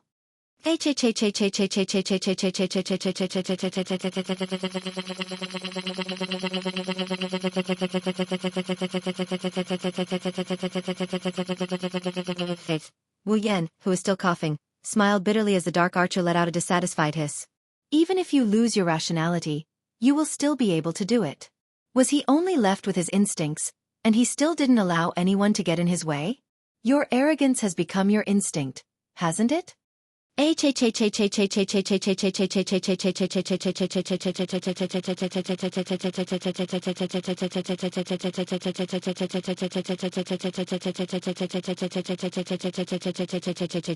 The archer, the ancient king, roared again. Black mud started to rumble around his body. Damn it! Even Badget couldn't help but curse in the face of this situation. There has to be a limit no matter how much he messes around. The number of noble artifacts and the pitch-black magic mist that can heal the body. I really hope that this is just a nightmare. Unfortunately, this is not a nightmare. Wu Yan waved his hand. All of the pitch-black iron sand swords immediately disintegrated and surged into the air, forming pitch-black precious artifacts. From now on, don't act on your own. Let's work together. Join forces? Bajit frowned. Then he nodded. But if that's the case, we can't be sure if we can defeat this monster. Who should the rank card belong to? But now isn't the time to think about the card. I agree. Of course we have no objections. Chuju and Mikoto answered without hesitation.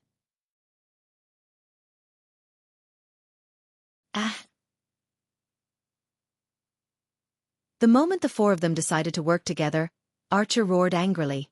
The black mud around him churned even more violently. Although he wasn't sure if it was because the archer had lost his mind and turned into a dark spirit that the gate of Babylon became like this, there was no doubt that the archer's noble gear was taken out from the gate of Babylon.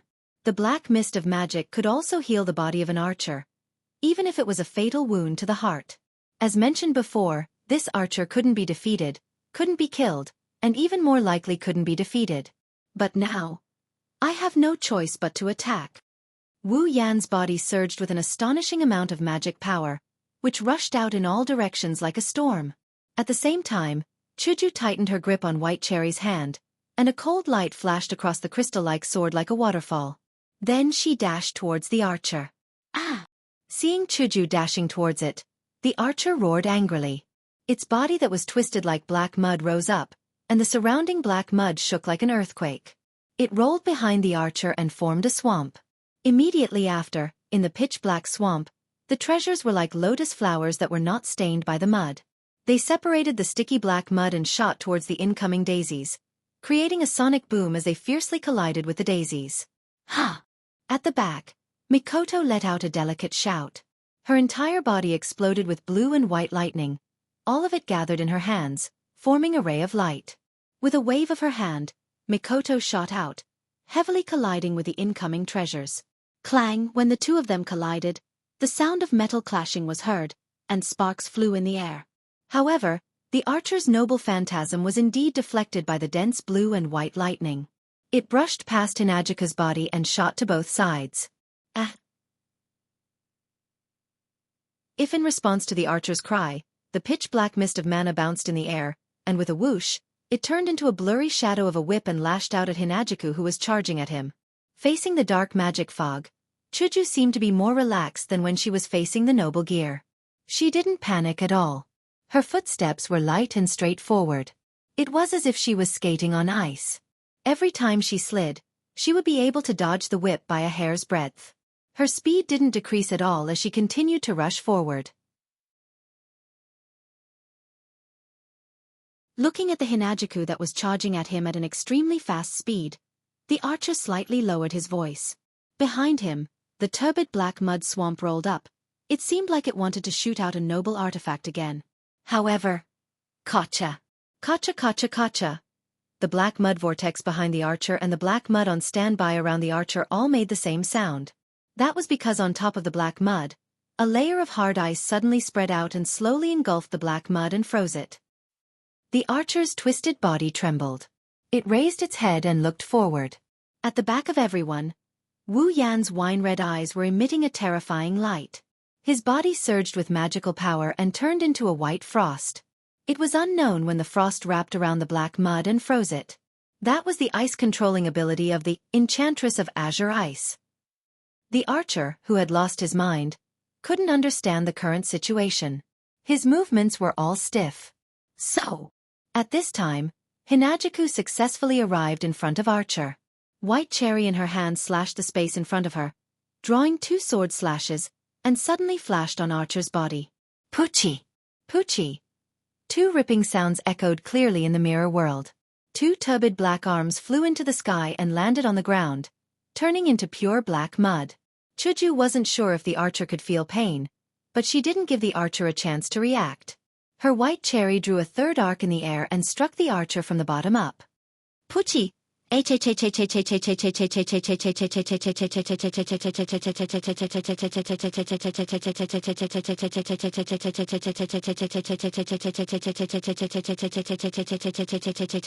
Whoosh! Then, another air-piercing sound came from behind the archer. Shortly after, a green fist with a majestic force landed squarely on the back of the archer. Bang! After receiving such a heavy blow, even if the archer didn't die, his turbid body was still sent flying. At the same time, an orange beam of light shot straight at the archer's face, aiming straight at his face. Boom! Following the explosion, the super railgun landed on the archer's body at 0 distance without any deviation, causing a fiery explosion in mid-air. In an instant, black dirt flew out from the flames and scattered in all directions. It dripped onto the ground, causing a burst of smoke to rise from the ground. Wu Yan, Hinajaku, Mikoto, and Badget, who had a perfect teamwork, felt their hearts skip a beat as they looked at the corner of the sky that was covered in flames.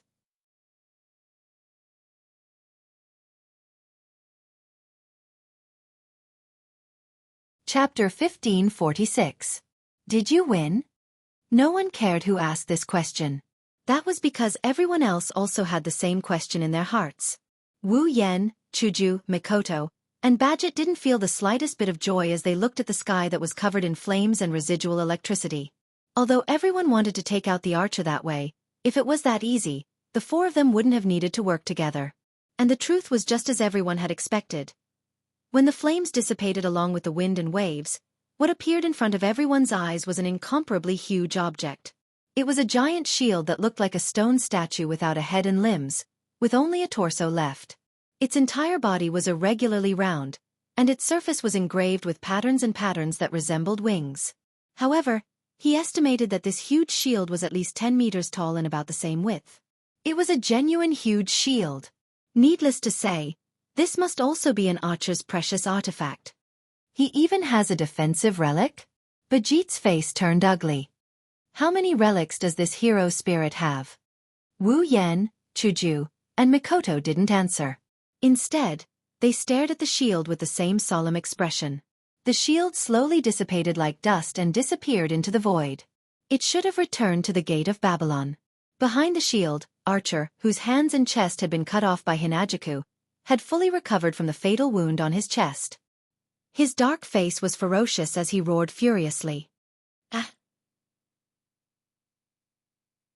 Archer let out a sharp whistle from his throat and stared at Wu Yan with his non-existent eyes.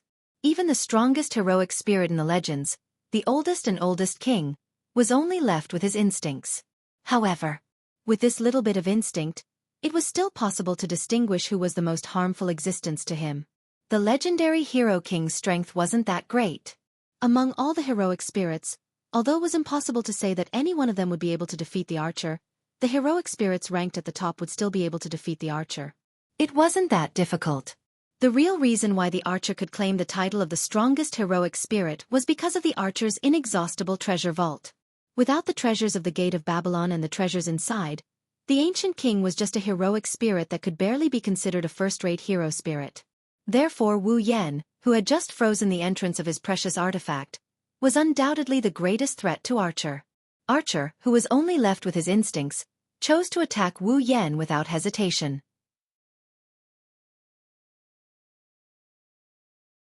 Ding ding ding ding ding ding.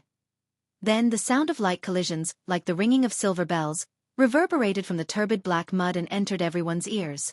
the muddy black mud rise up into the air like a tidal wave. It smelled like a sticky iron sand wave. Dozens of chains that were dozens of meters long suddenly shot out from the muddy black mud. They pierced through the air and shot towards Wu Yan. That's... Wu Yan frowned and waved his hand. In the space behind him, purple magic arrays fluctuated, and light clashing sounds reverberated. Immediately afterward, the commandment lock, which was glowing with a purple light, rushed out of the magic arrays and intertwined with the incoming chains like a spider web. For a moment, no one could do anything to the other. However, Wu Yan didn't only have the discipline lock. Nagisa. Agurola, lend me your power again. Muttering in a voice that only he could hear, Wu Yan raised his hands as if he was hugging a ball. His 5 fingers were facing each other. Then, a vast amount of magic power surged out and it turned into icy air under the influence of a mystical power. It swirled around Wu Yan's palm and it formed a sphere. Grabbing the cold sphere in his hand, he tossed it into the air. Bang! The ball exploded the moment it was in the air. It exploded into tiny ice particles that fell on the black mud that controlled the archer's noble artifact. Under such circumstances, any black mud that came into contact with the ice particles would be frozen bit by the hard ice. Ah! Suddenly the archer let out a mournful roar. As soon as the roar ended, a figure appeared directly above its head. Her yellow-green pupils glinted coldly.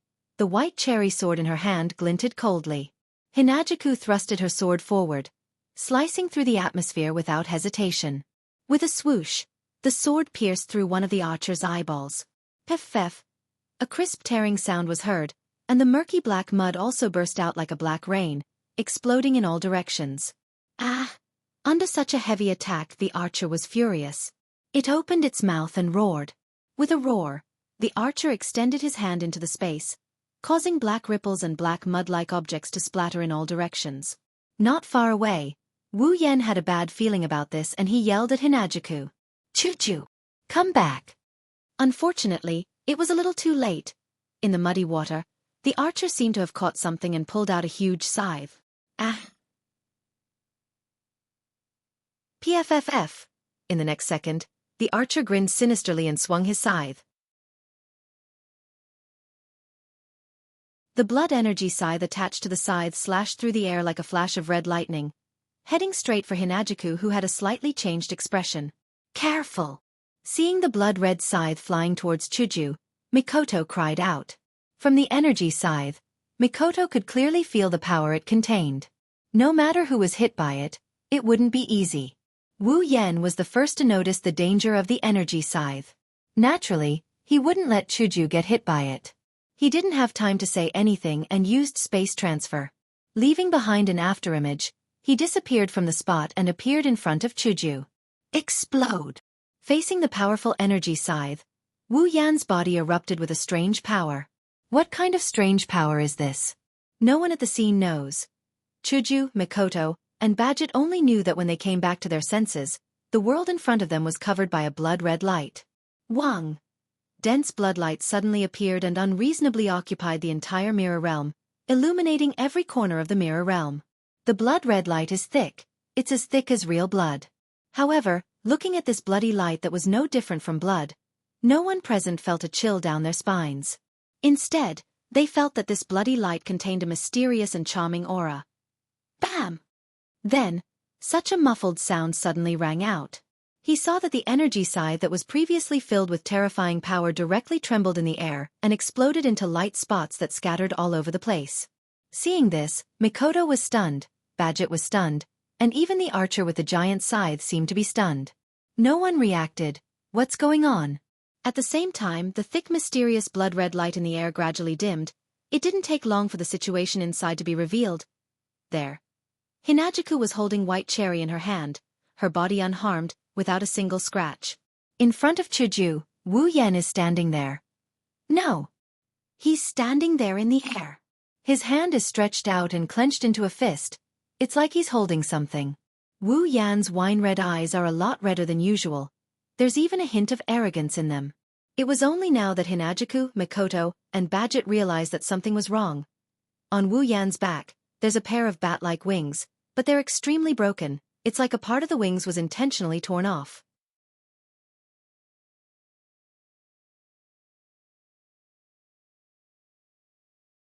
Chapter 1547. At this moment, the entire mirror world seemed to be dyed red. The space was slightly distorted, the air was getting thicker and thicker, plus the blood-red color, it gave people the feeling of being in a sea of blood. And the person who ruled this sea of blood was the figure that left the ground and floated in the air. It was still the same black clothes, the same outfit, but the pair of deep wine-red eyes that were usually reflected in the depths were now almost crimson red. The depth disappeared and was replaced by an oppressive aura of bloodiness and madness. A pair of pitch-black wings that looked like bat wings undulated slightly behind him, as if he was bathing in a sea of blood. The surface of the wings was tattered and looked somewhat unbearable to look at, but it also seemed to be the way it should be. It added to the oppressive feeling of arrogance.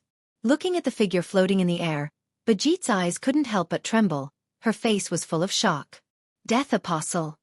Yes. Although this form wasn't 100% similar, Bajit, as the designated executor of the seal, saw the oppressive aura of blood. It wasn't the first time she saw it. It was exactly the same as those death apostles who have been drinking human blood to increase the number of their companions. Even if the appearance was different, the feeling wouldn't lie. The man in front of her who suddenly changed is definitely a dangerous person. At least that's what Bajit thought. Yen. As for Chuju and Mikoto, seeing this form of Wu Yen, she felt a bit relieved. Compared to the normal Wu Yen, the Wu Yen in front of her at most had a darker color in his eyes and a pair of broken wings on his back. It wasn't a big deal. But Chuju and Mikoto, who were familiar with Wu Yen, knew. The current Wu Yen could already use a dangerous ability that would make anyone tremble in fear. Bajit's feeling. It wasn't an illusion. Second red jade mode. Looking up, Wu Yan's scarlet eyes looked straight at the archer. Activate. Surrounded by pitch-black mist of magic and surrounded by pitch-black mud, the archer held an energy scythe in his hand. He roared at Wu Yen. That voice was exactly the same as before. However, upon closer inspection, one would notice that there was something else in this roar that was exactly the same as before. A little hesitation, or rather, a little fear. The archer's beast-like roar sounded like a bluff now. He stared straight at the archer who was roaring at him. A bloody light flashed in Wu Yan's eyes, and the corners of his mouth curved into a cruel arc. He stretched out his hand, and a scarlet ball of light flickered on his palm. It flew into the air and turned into a huge scarlet net that was dozens of meters wide. Go! Wu Yen mumbled. He waved his hand and a crimson net descended from the sky. It enveloped the archer's murky black body. The sudden restraint caused the archer to go crazy. He started to struggle without caring about the consequences. However, if the archer used his noble phantasm, he might be able to cut the net open. However, with its own strength, no matter how much it struggled, the huge net was like a maggot in its bones, firmly adhering to its muddy body and firmly trapping it. Wu Yan's crimson eyes narrowed into a happy arc when he saw this. It was a subconscious emotion. He's not sure if it's due to the influence of Flandre-chan or the owner of the red jade mode. Wu Yen felt like he's getting a bit more violent. Driven by such feelings, Wu Yen flicked his finger. The forbidden cranberry trap. As his voice faded, a row of dazzling light bullets appeared in the air in front of Wu Yen. They extended and turned into light vines that descended from the sky. Then, like whips, the vines landed on the archer's body with a shrill cry. Thud.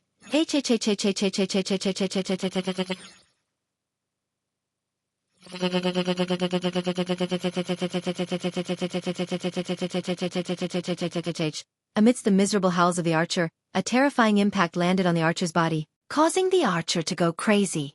From the black mud around him, an ice-cold chain was flung out, turning into a black shadow as it lashed forward. Seeing this, Wu Yen stretched out his hand again and flicked his finger. This time, only one light bullet was ejected. The light bullets were the same as the previous ones, transforming into the shape of vines. They swept down like lightning and collided with the archer's chain. Bam! The vine-shaped whip of light collided with the archer's chain in midair. Like two cannonballs crashing into each other, smoke and fire burst into the air. Through the smoke and fire, Wu Yen fixed his gaze on the roaring archer. Once again he stretched out his hand, but this time Wu Yan's hand formed a claw, as if he's grabbing the archer's body. Very tightly. A grip. Bam! In the next moment, the archer's roar came to a halt.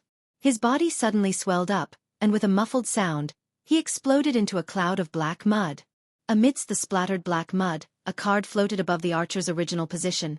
There was no warning at all. There was no warning at all. There was no warning at all. The King of Heroes, who was known as the strongest heroic spirit, was crushed in the blink of an eye. Wah!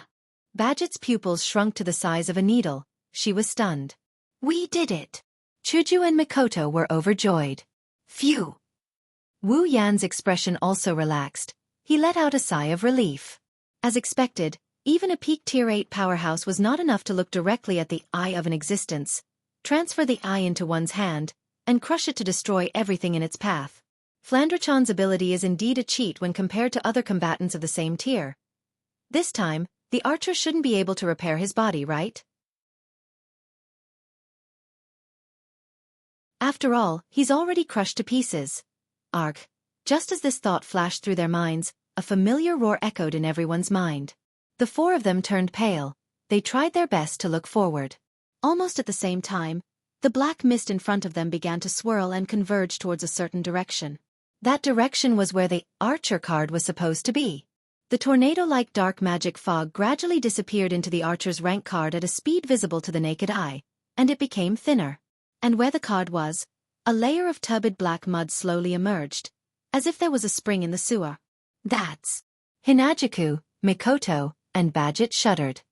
It's still not dead? Sigh. Sigh. Wu Yan sighed helplessly. It's not that simple, huh? Of course, no matter how difficult it was, the black, filthy soil that was wriggling and emitting a disgusting smell wouldn't tell anyone. Amidst a series of strange noises, the squirming black mud stacked on top of the archer, rank card and covered it up, forming a human figure. A while later, the archer returned to the battlefield without a single scratch on his body. Arg. It's still the same roar. However, when they heard that roar, everyone's heart sank.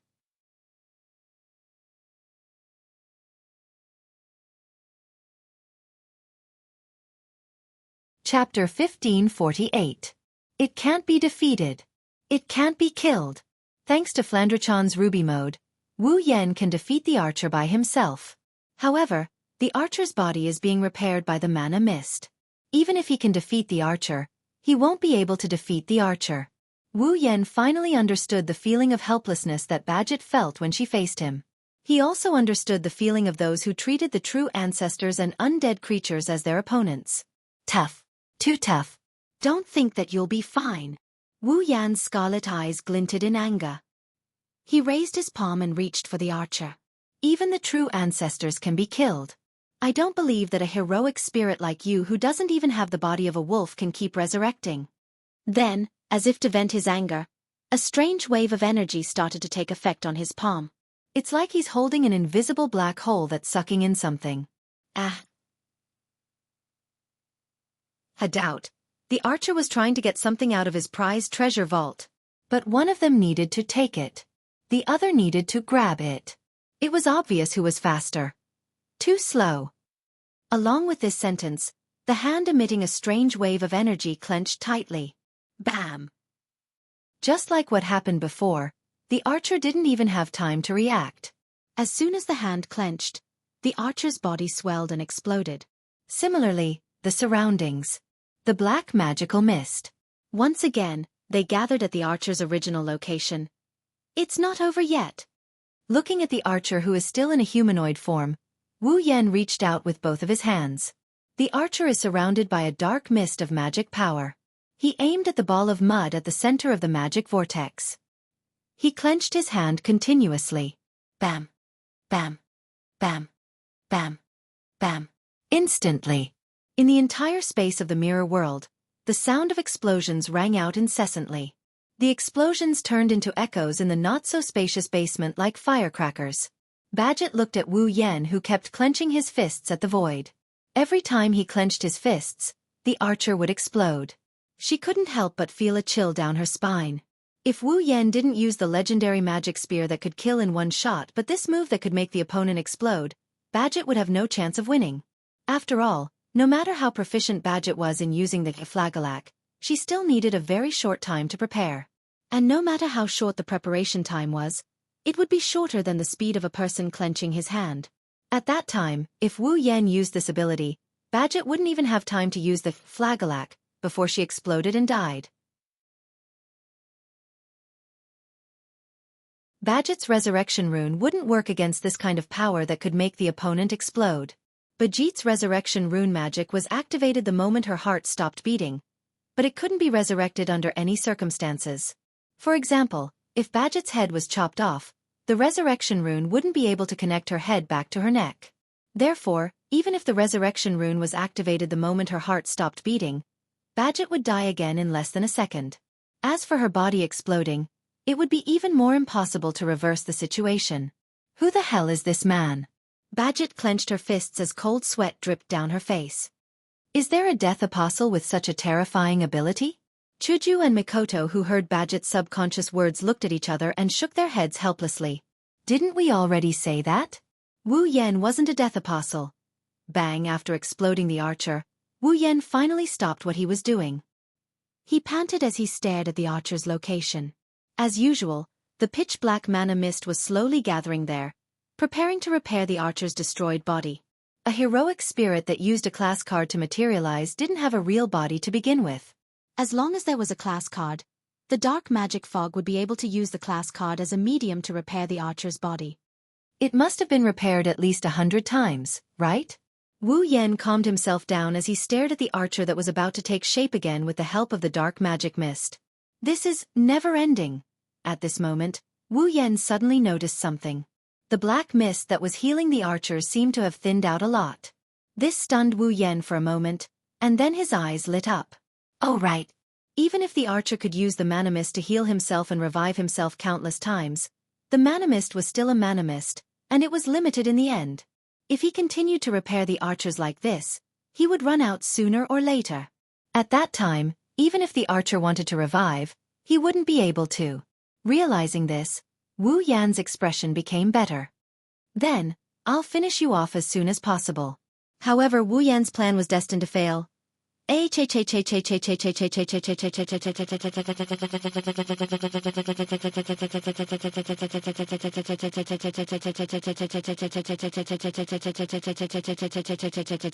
Archer, who had just repaired his torso head and one of his hands, while the other hand and the lower half of his body hadn't been repaired yet, let out an unprecedentedly ferocious and shrill cry. The murky black mud on his body was like boiling water, violently rippling. As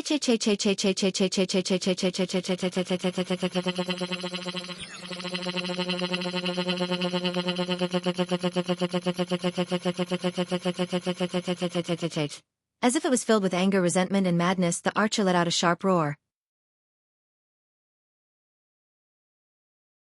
Ignoring his body that was still recovering, he extended his hand forward.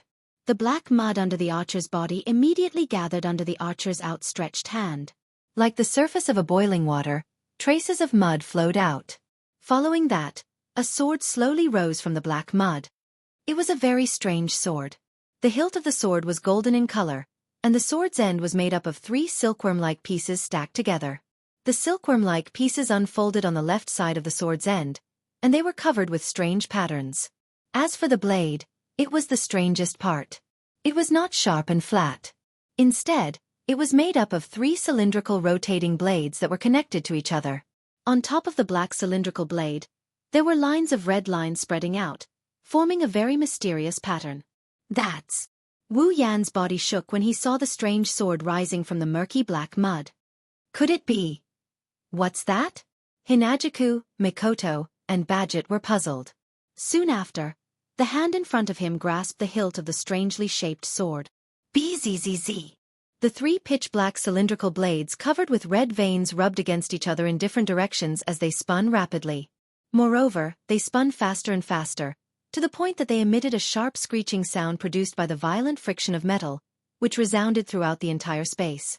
The space suddenly trembled, and bursts of red air burst out from all directions, all flowing into the gaps between the 3 cylindrical rotating blades, and it continued to flow. In an instant, the entire mirror realm was filled with red streams of air like a typhoon. The space trembled, the ground collapsed.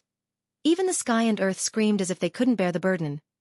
Wu Yan, Chuju, Mikoto, and Badget were alarmed. A deadly sense of danger rose in their hearts.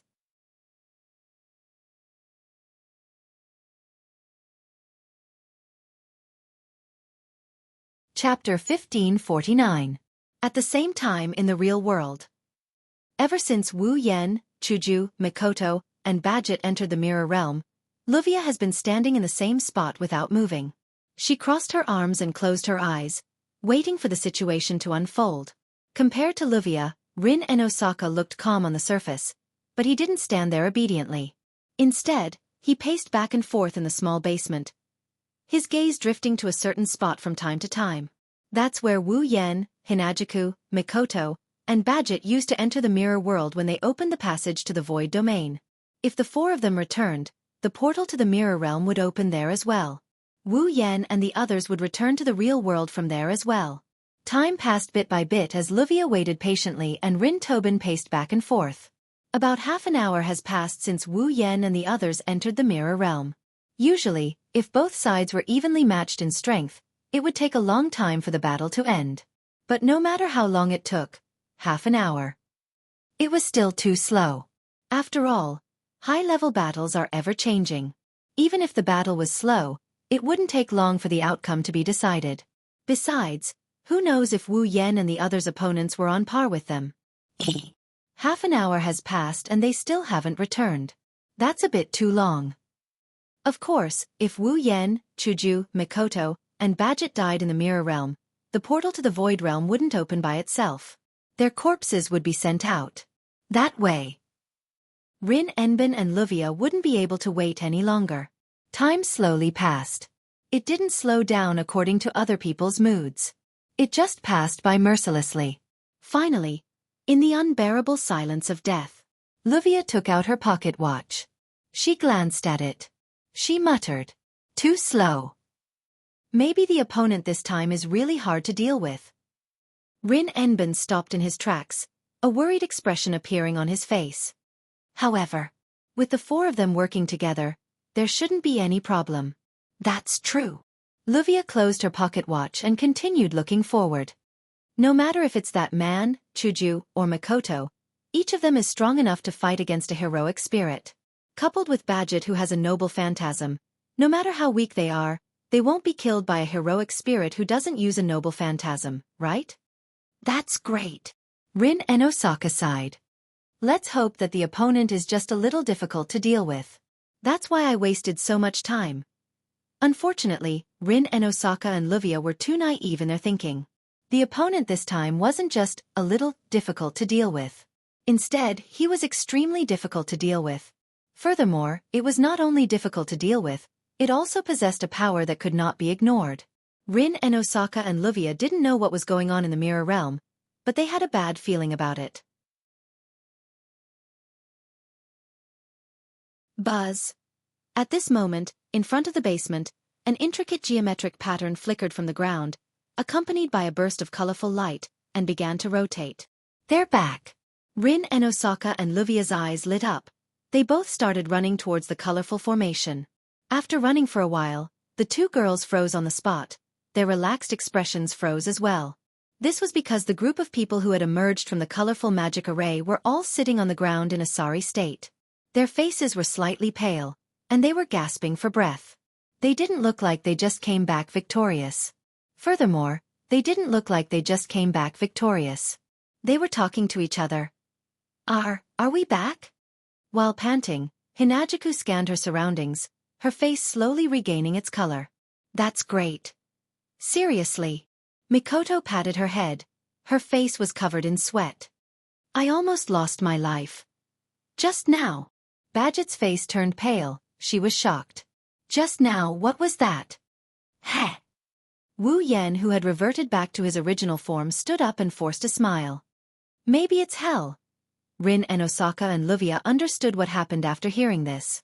Wu Yan, Chuju, Mikoto, and Badget didn't even finish off their opponents. They took back their rank cards. They ran back. Even the four of them managed to escape back after going into battle? Luvia's face darkened. Just how scary are our opponents this time? I don't know. Rin and Osaka forced a smile. I only know that our lives won't be peaceful from now on. Wu Yan bitterly smiled. It couldn't be helped. They had indeed escaped from the hands of the archers. To be more precise, they ran back from the archer's sword. Under the summoning of the archer, the sword that came out of nowhere, Hinajuku, Mikoto, and Badget didn't recognize it, but Wu Yen knew where it came from. That sword doesn't have a name. Hero King Gilgamesh named it Obedient Parting Sword. It's also called Ea. In the Hero King's treasure of the king, there were tens of thousands of treasures. They were endless, and it was impossible to count them all. But among all the treasures, Obedient Parting Sword is the strongest? But Ea's was the strongest.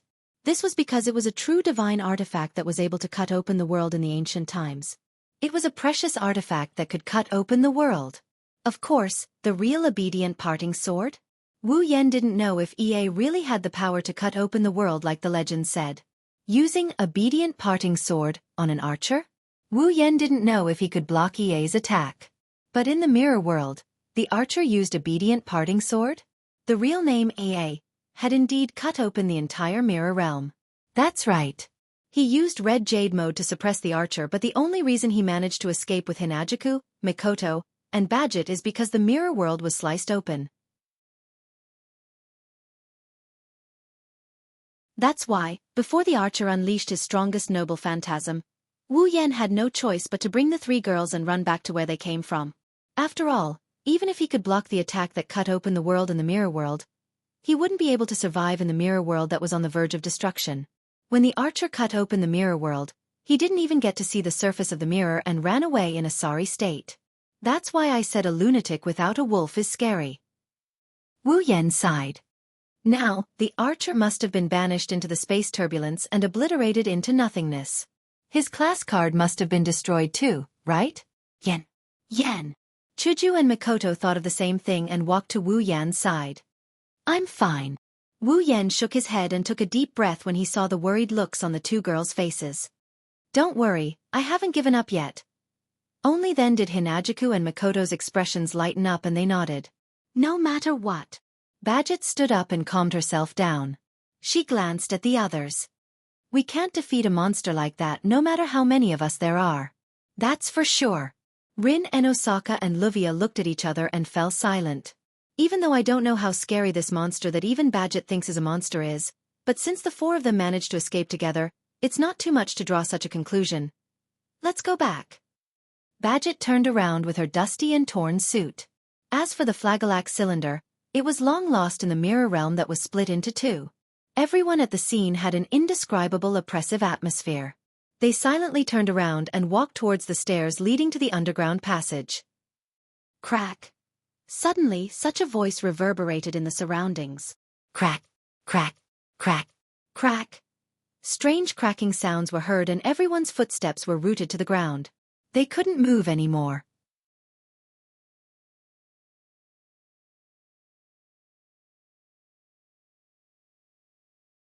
Chapter 1550. Bang! The group of people who had not reacted at all had just realized that something was wrong when the sound of glass shattering entered their ears. Immediately after, a violent gust of wind suddenly blew from behind the group of people.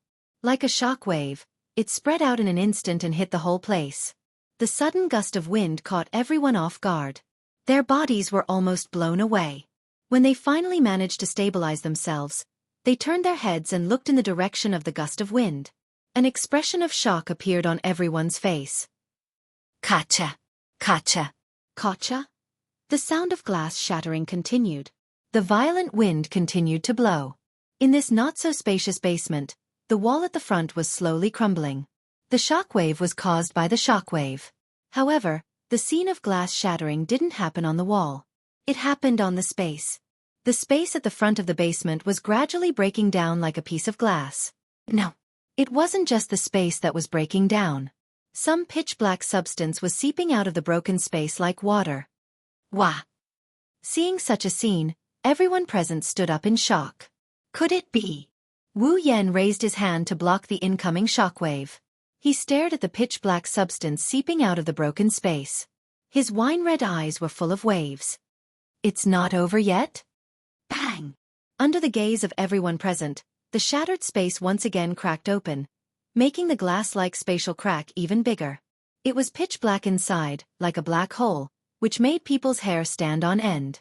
Within the pitch-black spatial crack, a pitch-black substance that resembled flowing water gradually condensed. In the end, it transformed into a turbid being. A pitch-black humanoid figure. The pitch-black humanoid monster was slowly turning a sword in its hand. The body of the sword was made up of 3 cylindrical blades covered with red veins, and the mouth of the sword opened like a cocoon. The strange-looking sword raised its head and opened its mouth. It was laughing. Astonishingly. It was an archer. Job rank, archer, archer. It only existed in the mirror world of the imaginary domain. It used the passage of the imaginary domain to absorb mana from the earth veins. A heroic spirit that maintained its form and power came to the real world of the imaginary domain. How is this possible? Chuju, Mikoto, and Badget were in disbelief. This. Rin and Osaka and Luvia stared at the archer in shock. What is this? A monster? Wind waves. Wu Yen finally noticed. The shockwave that came out of the spatial crack was all red. Wu Yen thought of something. He quickly turned his attention to the cylindrical sword in the archer's hand. Don't tell me this guy used that sword to cut open the passage from the imaginary domain to the real domain at the moment when the mirror realm was about to collapse and ran over here by himself. It's not impossible. Since the precious artifact that had once been used to split the heavens and earth and cut open the world could cut open the entire mirror world, then opening a passage between the 2 worlds was just a matter of raising one's hand. No matter what, it's still a legendary relic that can cut open the world. The truth was similar to Wu Yan's guess. At the moment when the mirror realm was about to crumble, the archer once again swung out his obedient parting sword. He cut open the passage that Wu Yan and the others used to return to the real world. Then, he came to the real world where the corrupted heroic spirits would never set foot. What kind of joke is this? As he said this, a drop of cold sweat appeared on everyone's face. Cutting open the world and coming to the real world from the other side. It's a feat that only exists in myths and legends. Most of the gods could not do it. Perhaps, only the most powerful heroic spirit, the most ancient king, could do it. The archer grinned as if he was laughing.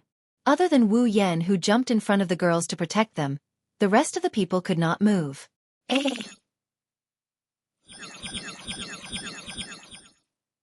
Whoosh, a layer of pitch black. Mud suddenly rolled out from under the archer's body.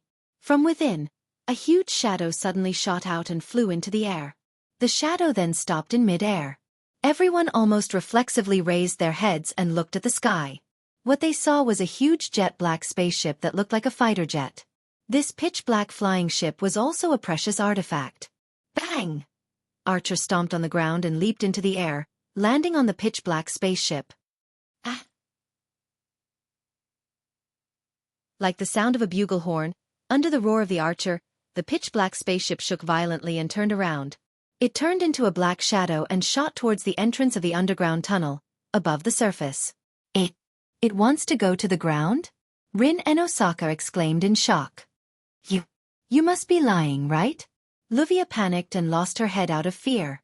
A darkened spirit who had lost its wolf ran to the densely populated Fuyuki City? There was no doubt that Fuyuki City would suffer the bloodiest massacre and become a complete hell.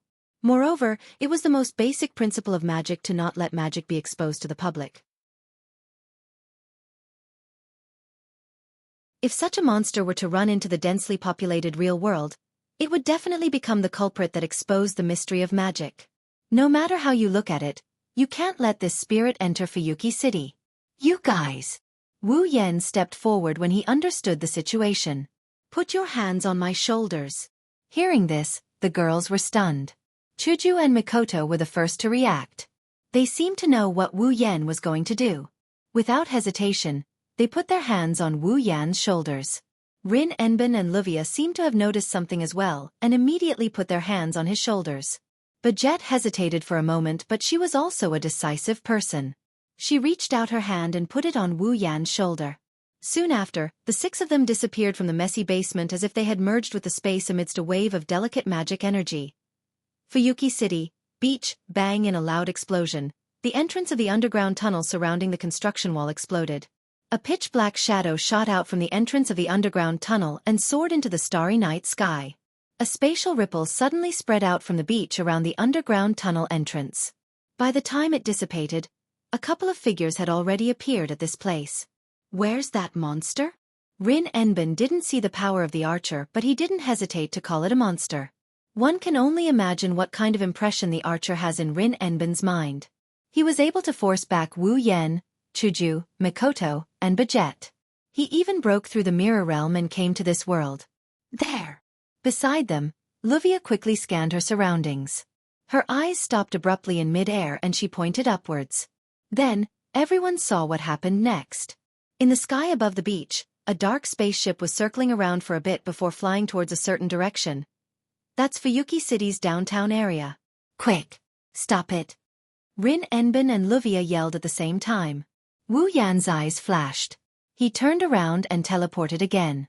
When he reappeared, he was standing in front of the archer on the dark spaceship. The archer felt a hand pressing on his head. Then he lost consciousness. Under the watchful eyes of the people below, the pitch-black spaceship suddenly disappeared in mid-air without a trace.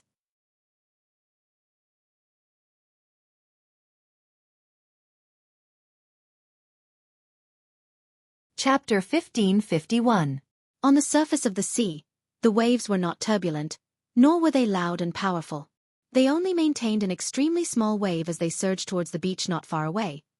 The surface of the sea could not be considered calm, but neither could it be considered surging. It could only be considered rather tranquil. However, this tranquility was soon broken mercilessly. Boom! In the sky above the sea, a pitch-black spaceship suddenly appeared here without warning, and under the impact of violent magic, it fell straight into the sea like a falling plane. Boom! Along with a loud noise, a huge splash was created on the quiet surface of the sea, where a huge object was thrown into. Then, the water dripped back down to the surface of the sea. Bang! However, before the splashes could return to the surface of the sea, a violent shockwave erupted from the place where the black spaceship fell, blowing away the surrounding water and creating an even larger splash.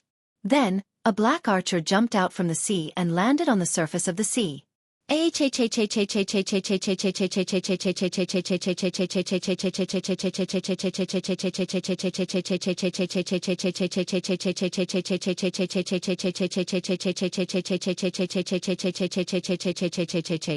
At the place where the archer stepped on, a layer of murky black mud spread out and polluted a small part of the clear sea. It was like a stepping board, becoming the archer's foothold. At the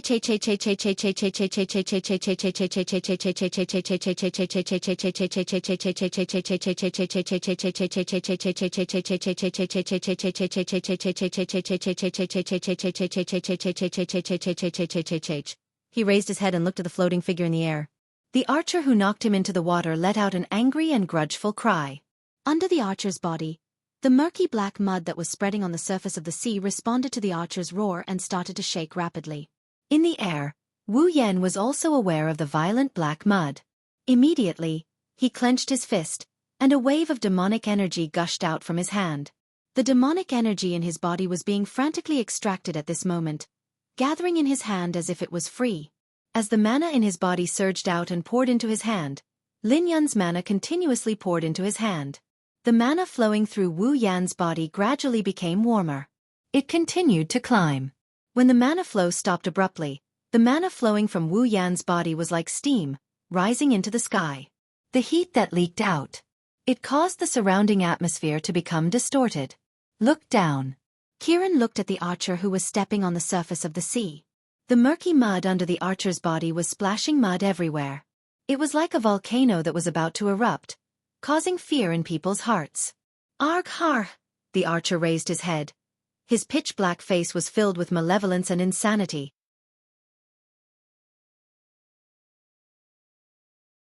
With a shout, a giant sword came out of the boiling black mud and it shot towards Wu Yan.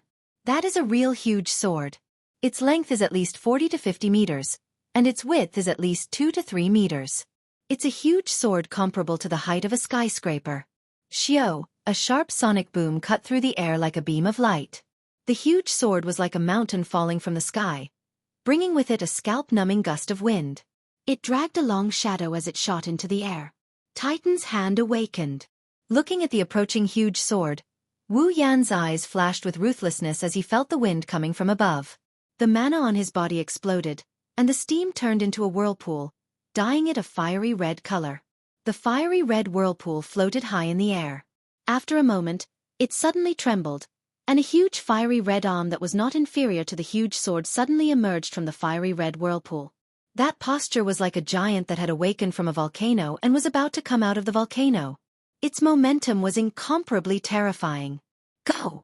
With a cold shout, Wu Yan waved his hand, and the huge fiery red arm immediately imitated Wu Yan's movement. With the fiery red whirlpool as a fulcrum, it violently swung it. The giant sword and the giant arm were both extremely terrifying attacks. Like a storm, huge waves were set off on the surface of the sea. A gust of wind blew against the atmosphere. In the end, like two meteorites, they violently collided with each other. Bang! At the moment of contact, a thunderous noise and shock waves were set off like the sea below, setting off stormy waves and exploding in mid-air. Below, the surface of the sea also seemed to have been sunk by a mountain. Shocking waves swept up and surged in all directions. During the impact, the waves covered the sky, and even the full moon hanging high in the night sky was covered at this moment. After nearly 10 minutes, it gradually dissipated. From this momentum, it could be seen that if the previous two attacks had exploded in the city center of Fuyuki City, many buildings would have been blown away in a very short time, or even razed Fuyuki City to the ground. Such a terrifying destructive power was rarely seen even in a decisive battle between heroic spirit experts. As the shockwaves that permeated the air slowly dissipated, the figures of the two people who were covered by the wind and waves also slowly appeared. At this time, the archer was a little better. Although his dark body was a little messy, at least he wasn't hurt. On the other hand, Wu Yan, who was hovering in the air, had a pale face. Even his aura had been greatly reduced in the previous collision. It was obvious that the archer had the upper hand in the clash just now. Ah! Phew! In the air, Wu Yan let out a deep breath, allowing his body to recover freely. His face automatically returned to normal, and he looked at the archer who was shouting excitedly below. Sure enough, without using the ruby mode, it's more or less difficult to fight the narcissist king alone. In fact, after the revived Titan's hand and the great sword were in a deadlock for a while, the great sword cut it in half. The great sword didn't slow down in the slightest as it sliced through the wind and reached Wu Yan. Wu Yan, who was about to be crushed into pieces, took out the fantasy killer from his gate of Babylon in time to nullify the great sword that is a noble artifact. That's how he managed to avoid the fate of being crushed into pieces. Of course, when he took out the fantasy killer, Wu Yan's flying skill and mana were almost destroyed.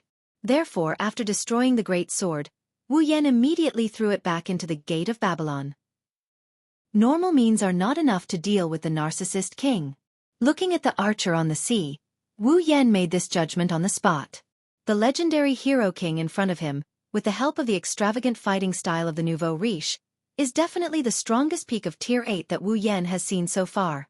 Now that he is limited to level 75, if he does not use the ruby mode, and use his trump card, Wu Yan will not be able to defeat him in a one-on-one fight. But, since we're here, there's no need to hide anymore. Wu Yan's wine-red eyes flashed with a golden light, and then his eyes turned into a bright golden color. If you want to blame someone, you can only blame yourself for escaping from that cage that was so easy to break. After saying that, Wu Yan mobilized the mana in his body and transferred it all to one of his hands. In an instant, the arm that had absorbed the vast amount of mana seemed to have been cooked. A stream of air was emitted from it, and it turned pitch black at a speed visible to the naked eye. It then climbed up the blood-red veins. The next moment, the stream of air emitted from the pitch-black arm turned into a blood-red mist. The archer's roar came to an abrupt end, as if it was stuck in his throat. He could not make a sound. He could only squeeze out a few low growls. It seems that the archer instincts told him that his life was in danger. Without any hesitation, the archer let out a sharp cry and a strangely familiar-looking sword slowly floated out from the black mud below him. Obedient parting sword? Yay! The previously surging wave seemed to have been flattened by a big hand. It was dead silent. In the space, all the wind and waves have disappeared. Between heaven and earth, a sense of oppression pervaded the air, proving that the next collision will be extraordinary.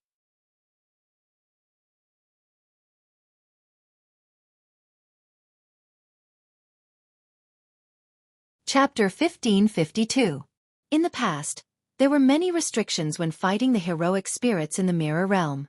In the beginning, there were still many heroic spirits left in the Mirror Realm. Although it wasn't as big as Fuyuki City, it wasn't too far off. Under such circumstances, Wu Yan still had many trump cards that could flatten the mirror realm.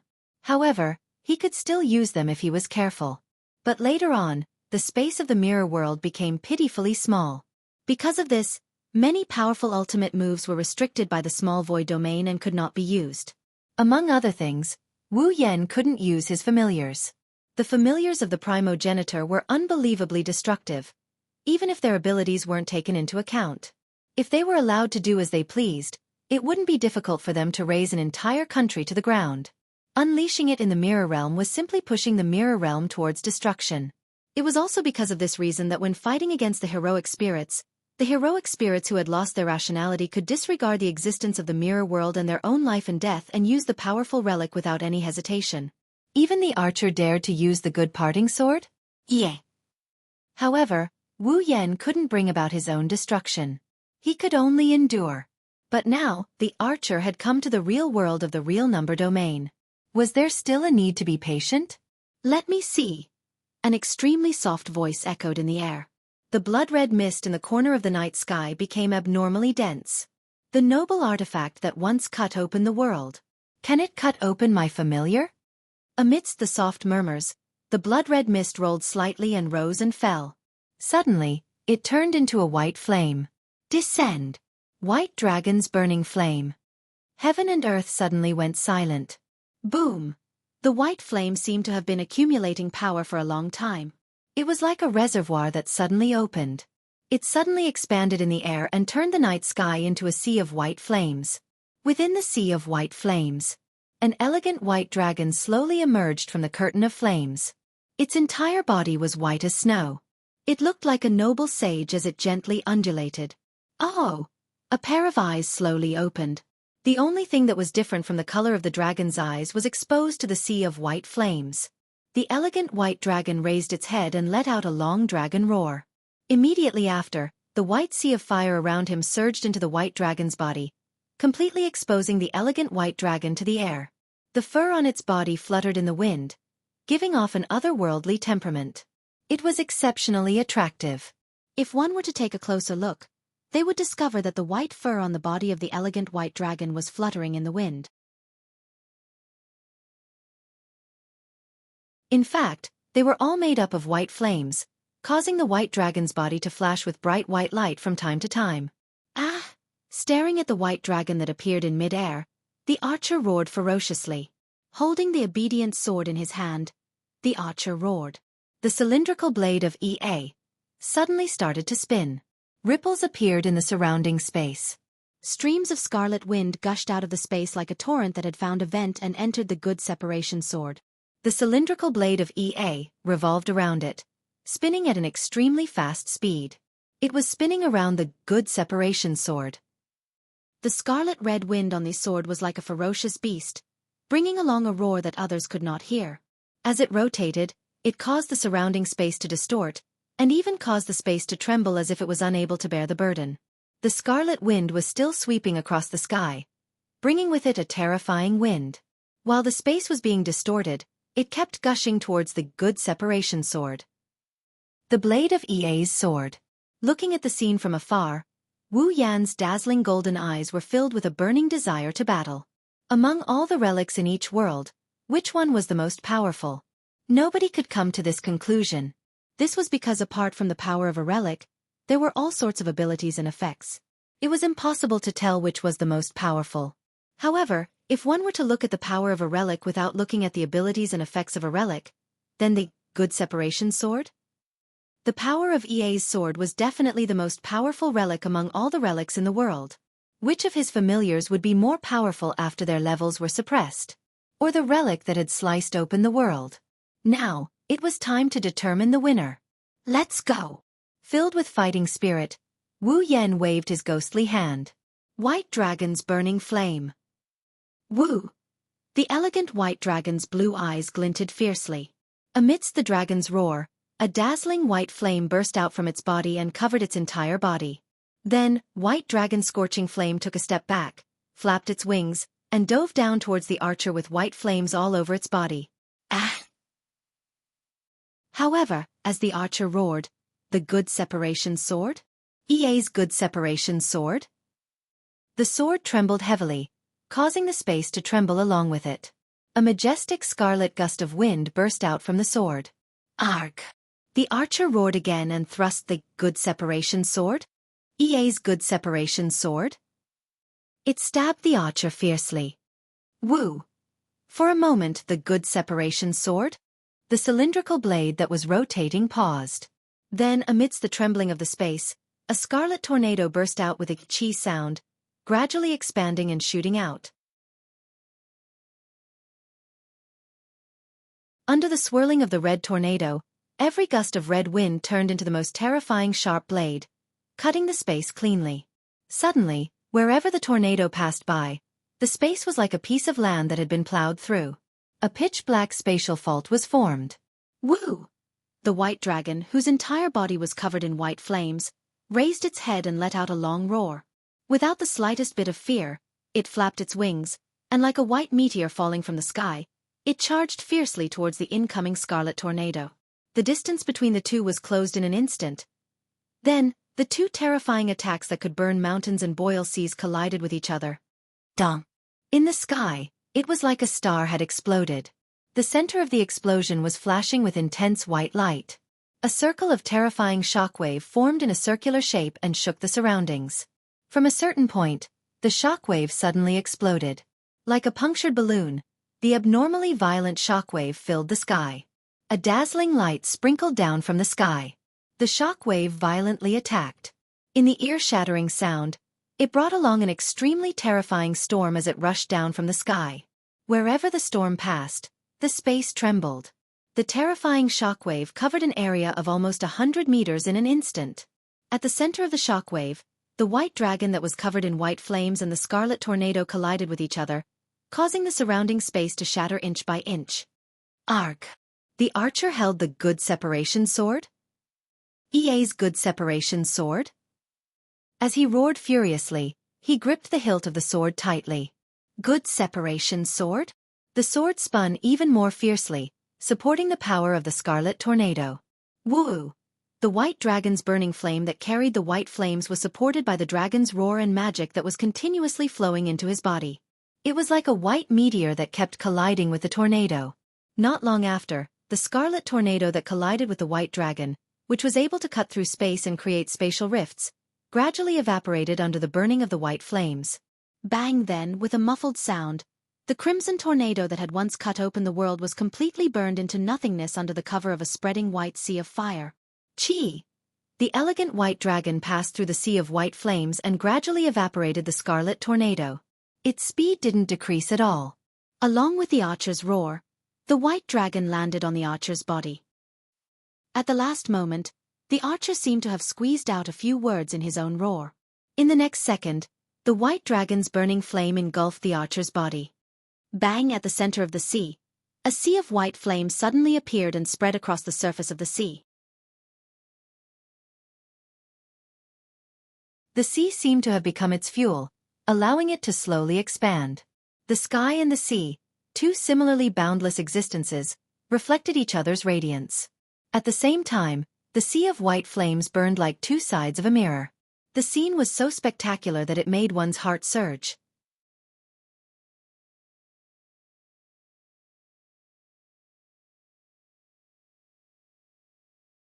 Chapter 1553. Bang! By the time Hinajuku, Mikoto, Rin and Osaka, Luvia, and Badget arrived at the beach closest to the scene of the battle, a deafening explosion resounded between heaven and earth. The astonishingly loud noise shook the eardrums of the group of girls, causing their minds to go blank. They even felt dizzy, and their consciousness was shaken away by the loud noise for a short period of time.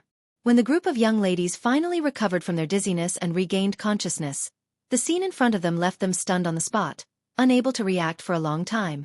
The originally calm sea became turbulent, as if it was in a stormy weather. Even the color of the water's surface was dark.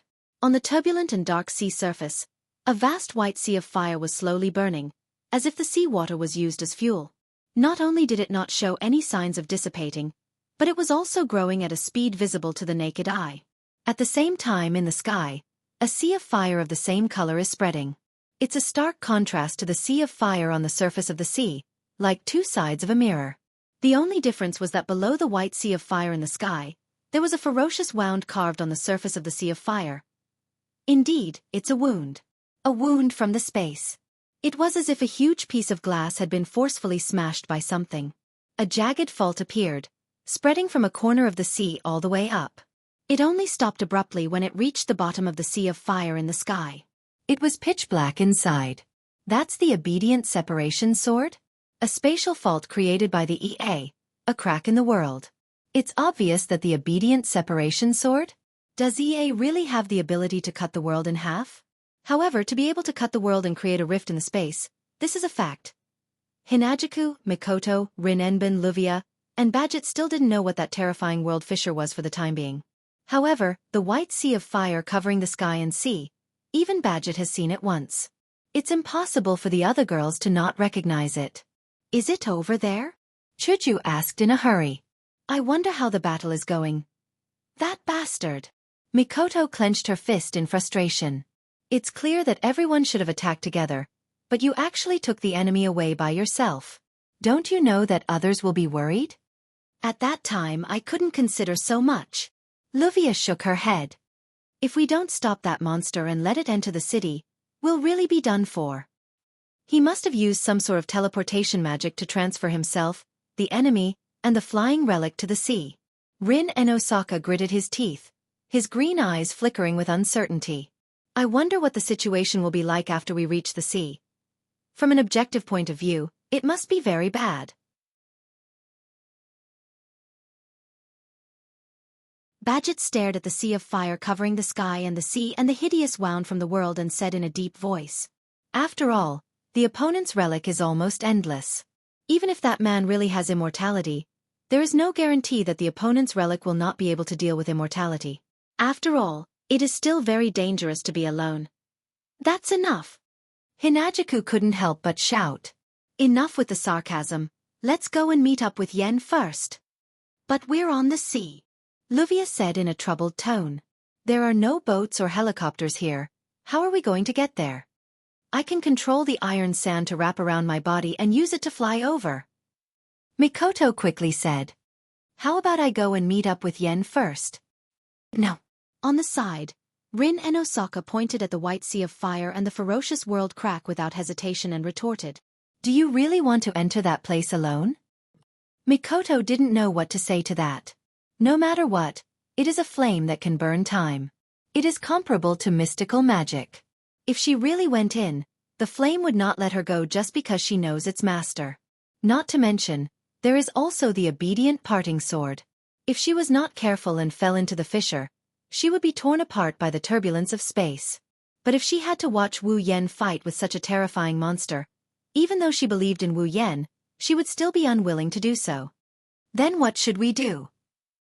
Mikoto couldn't think of a way out, so she became impatient. We can't go, we can't not go either. What should we do? Just stand here and watch? Other than that, what else can we do? Rin and Osaka's voice was filled with anxiety.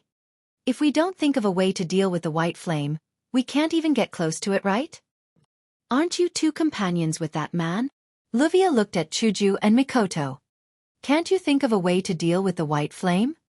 Even if you put it that way. Hinajiku looked helpless.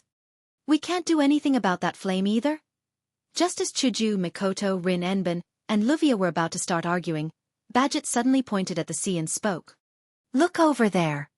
The girls froze for a moment and looked at the sea in the direction Badget was pointing at.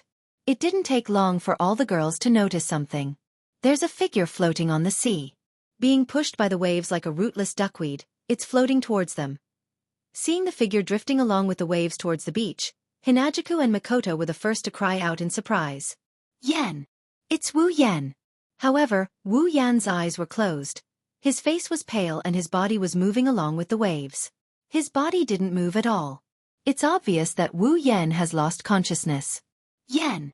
Realizing this, Hinajiku and Mikoto jumped into the water without a second thought and ran towards Wu Yan's direction. Rin Enbin and Luvia finally reacted and immediately followed after him. Badget also silently followed after them. When the 5 of them reached the waist of the water, they saw Wu Yan floating towards them. Chuju and Mikoto quickly carried Wu Yan out of the water. Yan! Yan! Mikoto anxiously patted Wu Yan's pale face. Wake up! Wake up! He's fine. Rin Enbin, who placed a hand on Wu Yan's chest, calmed down. His heartbeat is still there, he doesn't seem to be injured, he's probably just unconscious. Where's the enemy? Badget glanced at the unconscious Wu Yan, who is lying in Hinajuku and Mikoto's arms. She then looked at the sea. Where's the enemy? Rin Enbin and Luvia tensed up when they heard Badget's words. They looked around cautiously. Even though he didn't know what had happened, it was possible that the darkened heroic spirit was still around. Chuju. While Rin Enbin, Luvia, and Badget were on high alert, Mikoto suddenly pulled Hinajuku and lowered her voice. Look, Yan's hand. Chuju froze. She looked at Wu Yan's hand and froze. The reason for that was because that hand was tightly holding onto a card. On the front of the card, there was a picture of an archer with an arrow knocked on it, and below it was the word, Archer. Archer, Archer. Class card. The card that was originally in Mikoto's body is now in Wu Yan's hand. No, it's more accurate to say there's an identical card in Wu Yan's hand. Needless to say, that could only be the second Archer class card. Up until now, everyone was still working together to fight against the monster-like blackened hero spirit that had escaped from the Mirror Realm. Chuju and Mikoto looked at each other. Chuju took the Archer class card from Wu Yan's hand and put it in her pocket. Badget was responsible for retrieving the Archer card in Mikoto's body. If Badget saw the Archer rank card in Wu Yan's hand, she's bound to think that this card belonged to the dark spirit. She's bound to be suspicious of Wu Yan's identity.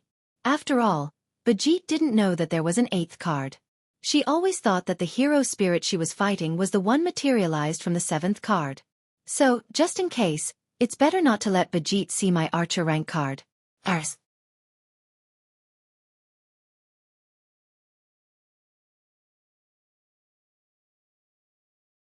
Chapter 1555. You're saying you defeated the darkened heroic spirit? In the living room, Mikoto, Rin and Osaka, and Luvia came to ask about the battle last night. She was shocked when she heard what Wu Yan said. You really defeated it? Do I have to lie to you? Wu Yan shook his head. He took out a class card and showed it to Badget. Look, I've already retrieved the class card. Badget frowned when she saw the class card in Wu Yan's hand.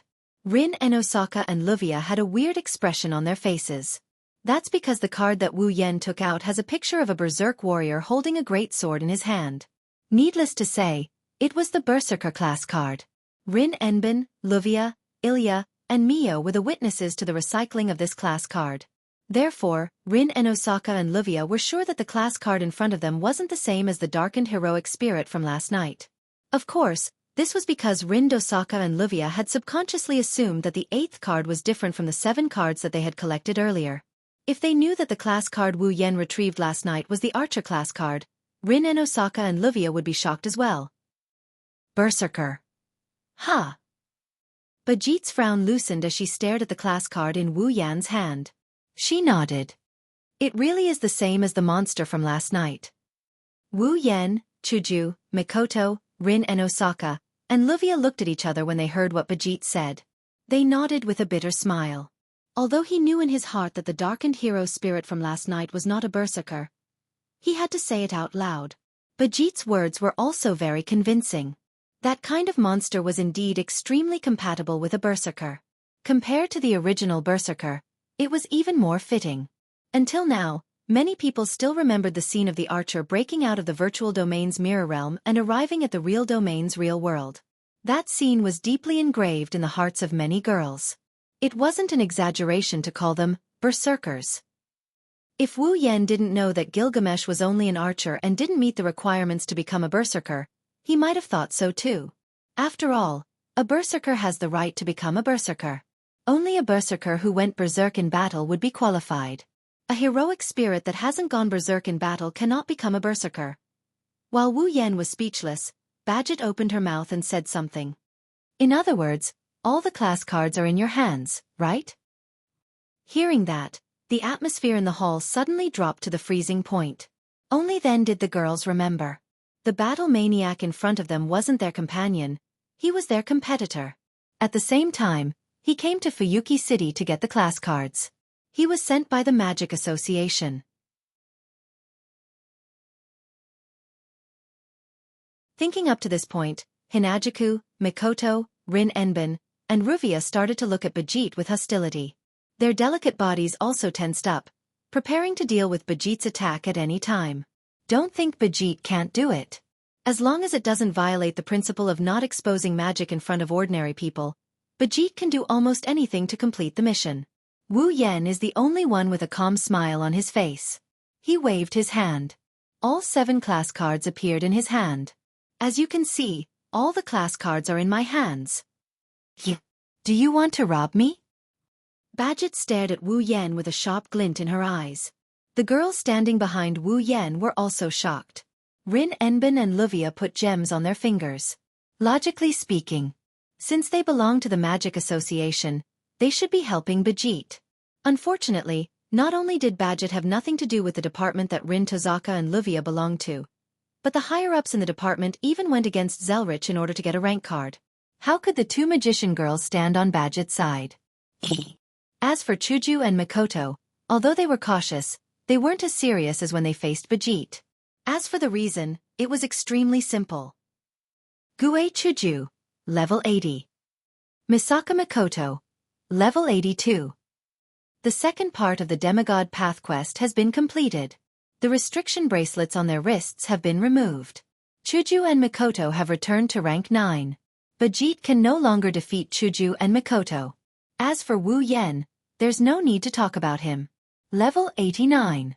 Peak of rank 9. At this level, he won't be able to find a match in the entire world. He wasn't afraid of Bajit when he was level 75. Why should he hide his strength from her now?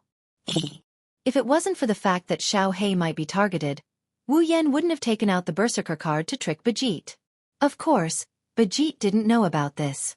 She just stared at Wu Yen without saying a word. Her sharp eyes began to waver. The entire place was silent and depressing. After a long time, sigh. Bajit sighed and turned around. She walked towards the door. What's wrong? Wu Yen couldn't help but say something. Aren't you going to steal the cards? With my power, I won't be able to take those cards from you. Bajit stopped and glanced at Wu Yen. But I won't give up. If I can't do it openly, I'll do it in the dark. I hope you won't let your guard down. After that, Bajit walked out of the hall without looking back. Is it okay to let her go? His gaze was fixed on the entrance of the hall as he spoke in a deep voice. Bajit wasn't joking. With her personality, she might really do it in the dark. Aren't you worried that there's a threat lurking in the dark? I need a chance to worry about it. Wu Yan's expression became slightly helpless. He looked at Rin Enbin and hesitated for a moment. Then he said something that made Rin Enbin tremble. I came to Fuyuki City to get the 7 cards. Now that the cards have been collected, it's time for me to leave. Pa! As soon as he finished speaking, the sound of something falling on the floor could be heard from the direction of the entrance of the hall. Everyone looked at the source of the sound. At the entrance of the hall, Meiyu was standing there. A bag of fruits, which should have been in Meiyu's hand, fell on the ground in front of her. Meiyu didn't care about the fruit on the ground. She looked at Wu Yen with eyes that could break anyone's heart. Her face was full of disbelief, followed by deep sadness. Obviously, Meiyu had heard everything that was said just now. Meiyu. Wu Yen was shocked. Meiyu took a step back. Her orange eyes were filled with tears and they quickly fell to the ground. With a sad expression, she turned around and ran away without looking back. Wu Yen panicked when he saw this. This was the first time he saw a strong girl like Meiyu cry. What are you doing? Luvia panicked and shouted at Wu Yen. Hurry up and chase after her. What about me? Luvia raised her voice. Don't you know what kind of position you have in that child's heart? Go after her. Go after her. Rin Enbin took a deep breath and turned around. He didn't look at Wu Yen. If you don't go after her, with that child's personality, she might not be able to open her heart for the rest of her life. Hearing that, Wu Yan finally reacted from the fact that Mei Yu was crying. He stood up. Chuju, Mikoto, I'll leave this place to you. Chuju and Mikoto knew that now is not the time to hesitate. They nodded and let Wu Yan calm down. Immediately, he chased after Mei Yu and rushed out of the hall. The only thing left in the hall was a heavier and more oppressive atmosphere than when Bajit was here.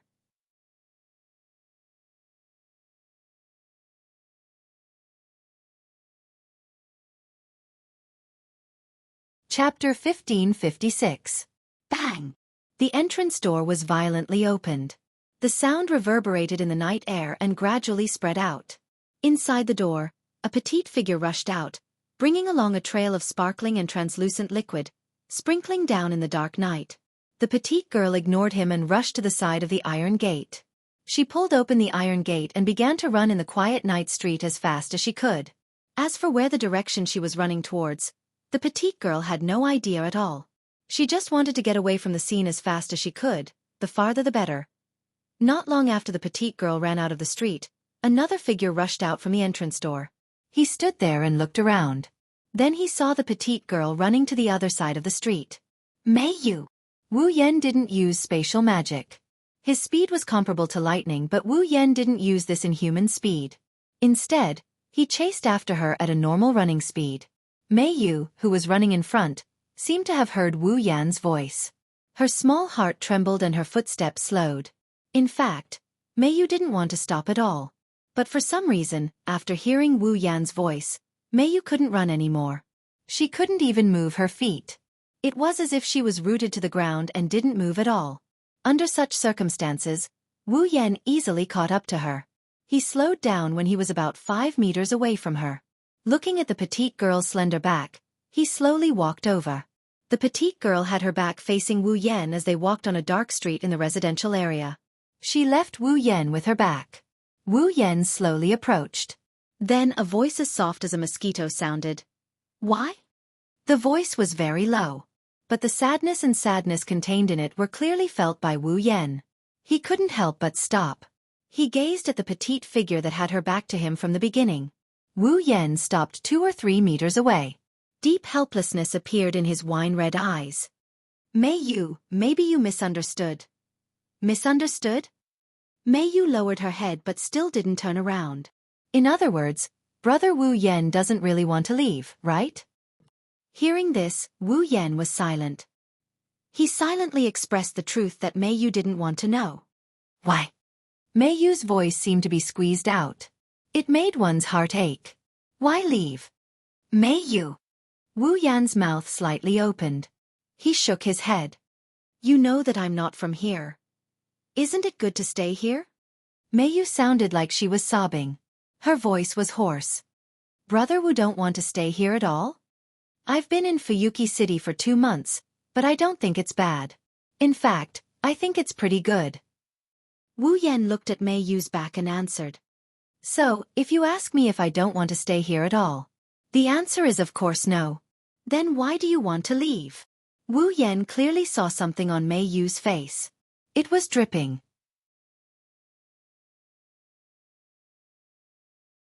I don't want you to leave at all. Hearing this sentence, Wu Yan felt a trace of bitterness in his heart. As Livia said, he really didn't know that he already occupied such an important position in Mei Yu's heart. Mei Yu was originally a strong, steady, introverted, and inflexible little girl. In this world, to be able to shake her heart and make someone like her, who did not know how to express her feelings, shed tears, it was definitely an important event that was comparable to life. No. With Mei Yu's character, maybe. She wouldn't feel even the slightest bit of sadness when her own life faded away. The only thing that can make her sad is something more important than Mei Yu's life. At least, for Mei Yu, it must be so. This is also the reason why Wu Yan was so moved when he saw Mei Yu's tears. Not only because Wu Yan can't bear to see girls cry, but also because he knows Mei Yu, he knows that she's not the type to shed tears easily. In this case, one can imagine how big of an impact Wu Yan's departure is to Mei Yu. However, Wu Yan can't stay in only one dungeon world to live. At least not now. Listen to me, Mei Yu. After weighing the words in his heart, Wu Yan said softly, I said you misunderstood. Although I will leave, it doesn't mean I won't come back. It won't be long before we meet again. Indeed. No matter how long Wu Yan leaves magical girl Ilya's world, as long as Wu Yan's summoner is not here, the time in this world will be frozen forever. For Mei Yu, if Wu Yan returns to this world, the separation will only last for a second. Even if he doesn't return to this world, Wu Yan can still summon Mei Yu and make her his summoner. In that case, the separation will also last for a second. However, for Mei Yu, it's not a matter of time. But brother Wu Yan, you'll still leave, won't you? Mei Yu's voice was filled with emotions like never before. She expressed her inner emotions and increased her volume so that her voice could enter Wu Yan's ears. You said you'll be my support. You said you'll let me bear the painful past and live happily. It's because of brother Wu Yan that I can say from the bottom of my heart that I'm happy that night. But why? This time, Mei Yu's voice was filled with sadness. Why did you leave? Mei Yu. I don't have any family, I don't have any friends. Even now, the only friends I have are Ilya and Blackie. The only family I have here is Luvia. Mei Yu's back is facing Wu Yan. She kept using her words to hammer at Wu Yan's heart. In the past I had an older brother. But now, he's no longer by my side. There have never been so many people who cared about me. Coming here and getting to know Ilya, Luvia, and Xiaohei, I'm very happy. I'm really happy. I can finally have people who value me. But among these people, the most important one is the one who once gave me support, who once gave me happiness, who once gave me the meaning of life. Mei Yu held back her sobs.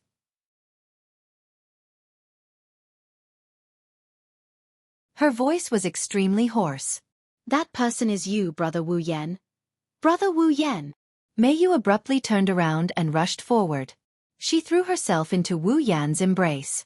In just a short moment, she wet the front of Wu Yan's clothes. Please, I beg you. Don't go.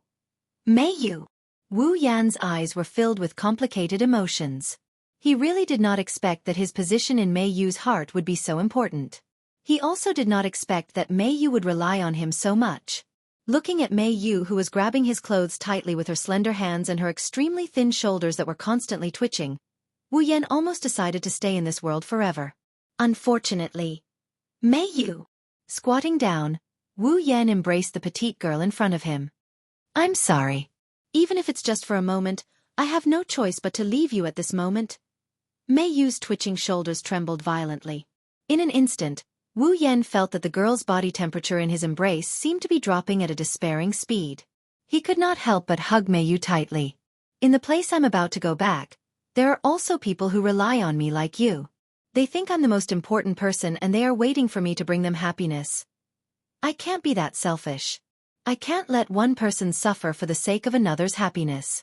That's why I can only keep searching for a way to make everyone happy. However, if I don't have the ability to do so, then I would be selfish. Wu Yan shook his head. So, Mei Yu, even if it's just for a little while, can you please wait for me for a little while? Lying in Wu Yan's arms, Mei Yu did not speak but her twitching shoulders stopped. Only the hand that was grabbing Wu Yan's clothes kept tightening. Then she said this. Are those people important to Wu Yan Ge? Very important. Wu Yan answered without hesitation. In this world, no, in all of the worlds they are definitely the most important. There is no one else who can compare. Mei Yu's hand that was grabbing Wu Yan's clothes tightened. Then, what about me? It's the same. Wu Yan smiled and whispered softly in Mei Yu's ear.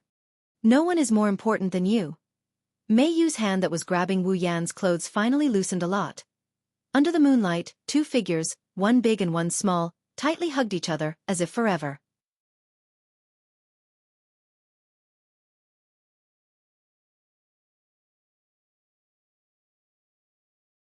Chapter 1557. Elle leave? The next day. In the main hall, the girls once again gathered around the dining table. All sorts of luxurious dishes were placed on the dining table. But this time, not a single one of them extended their chopsticks to the table. That was something that couldn't be helped. After all, just as the girls were about to start eating, Wu Yan, who was sitting at the head of the table, announced his plan in front of everyone. Leave. It was a simple word, but it stunned many of the young girls. The atmosphere in the main hall dropped to a rather heavy level. The girls all had different expressions on their faces. Wuxia, who knew about it earlier, remained silent. Rin and Osaka, who also knew about it earlier, had a very complicated expression. Mio lowered her head. Although her orange eyes were somewhat depressed, they no longer had the heart-wrenching sadness from last night. Chuju and Mikoto looked at each other with a helpless expression.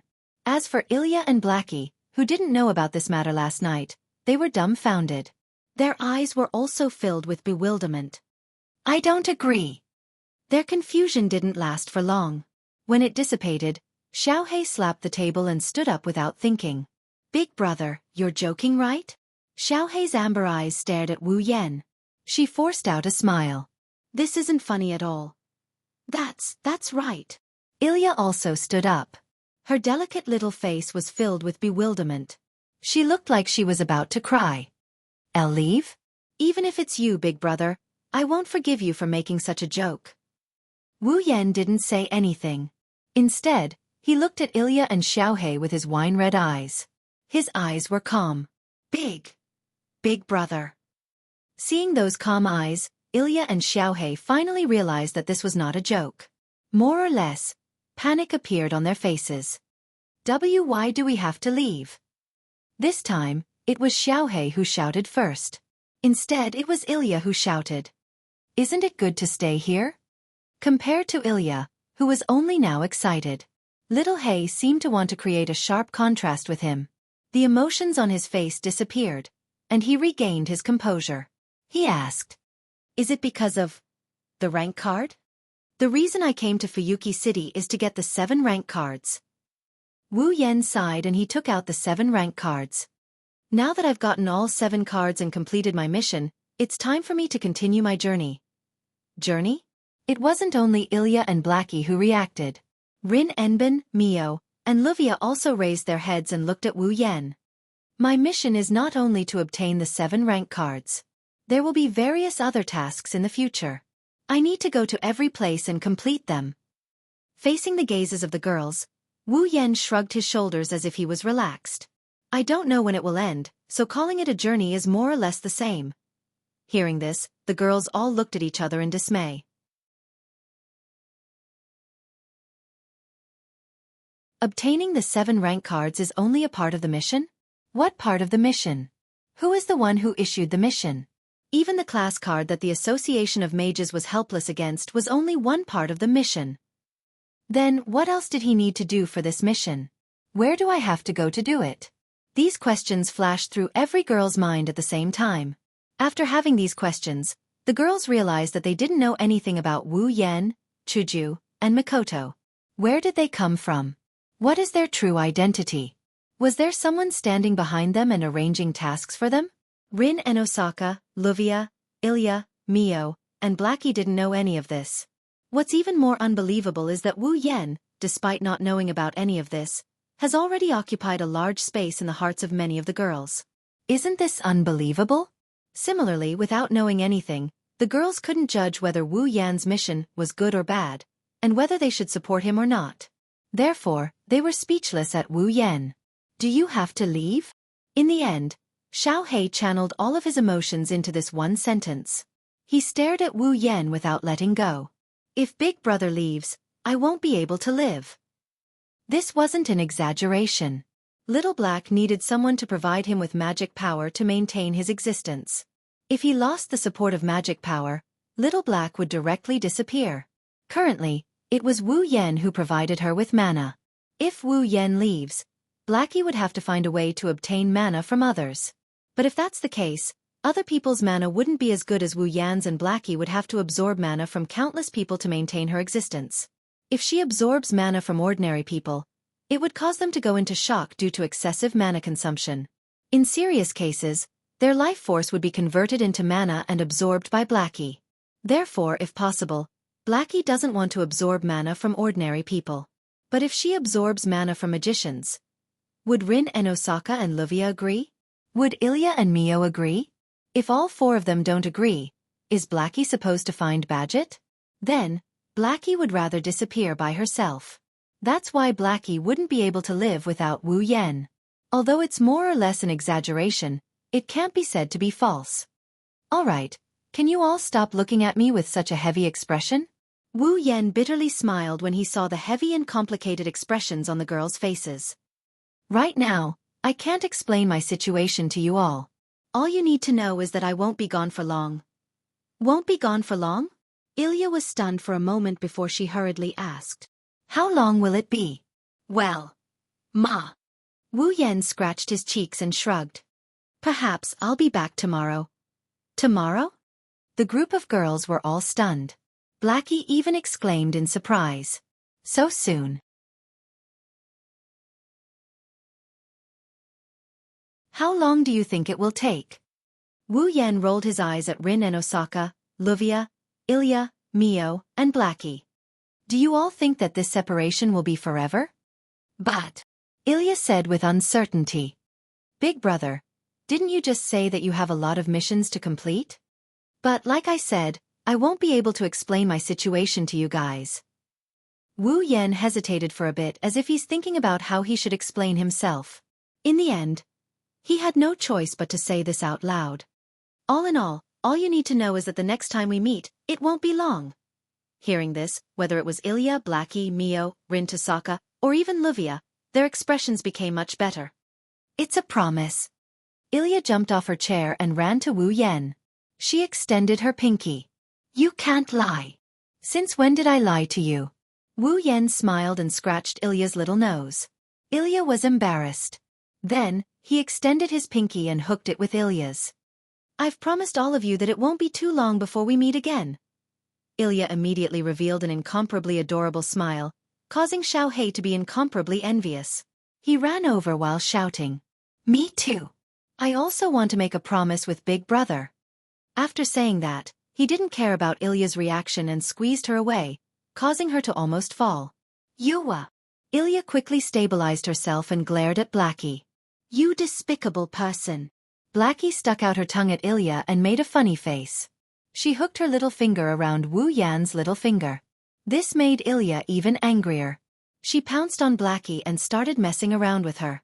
Seeing this scene, the rest of the girls smiled. Wu Yan didn't know whether to laugh or cry. At this moment, another small pinky hooked Wu Yan's pinky. It was Mio's pinky who came to Wu Yan's side and stared at Wu Yan. It's a promise. Staring at Mio's serious and determined orange eyes, Wu Yan sighed and smiled. Yes, it's a promise. You're tuning in to the Wisdom Diary YouTube channel. Don't forget to subscribe and join us on this journey to catch the most captivating stories.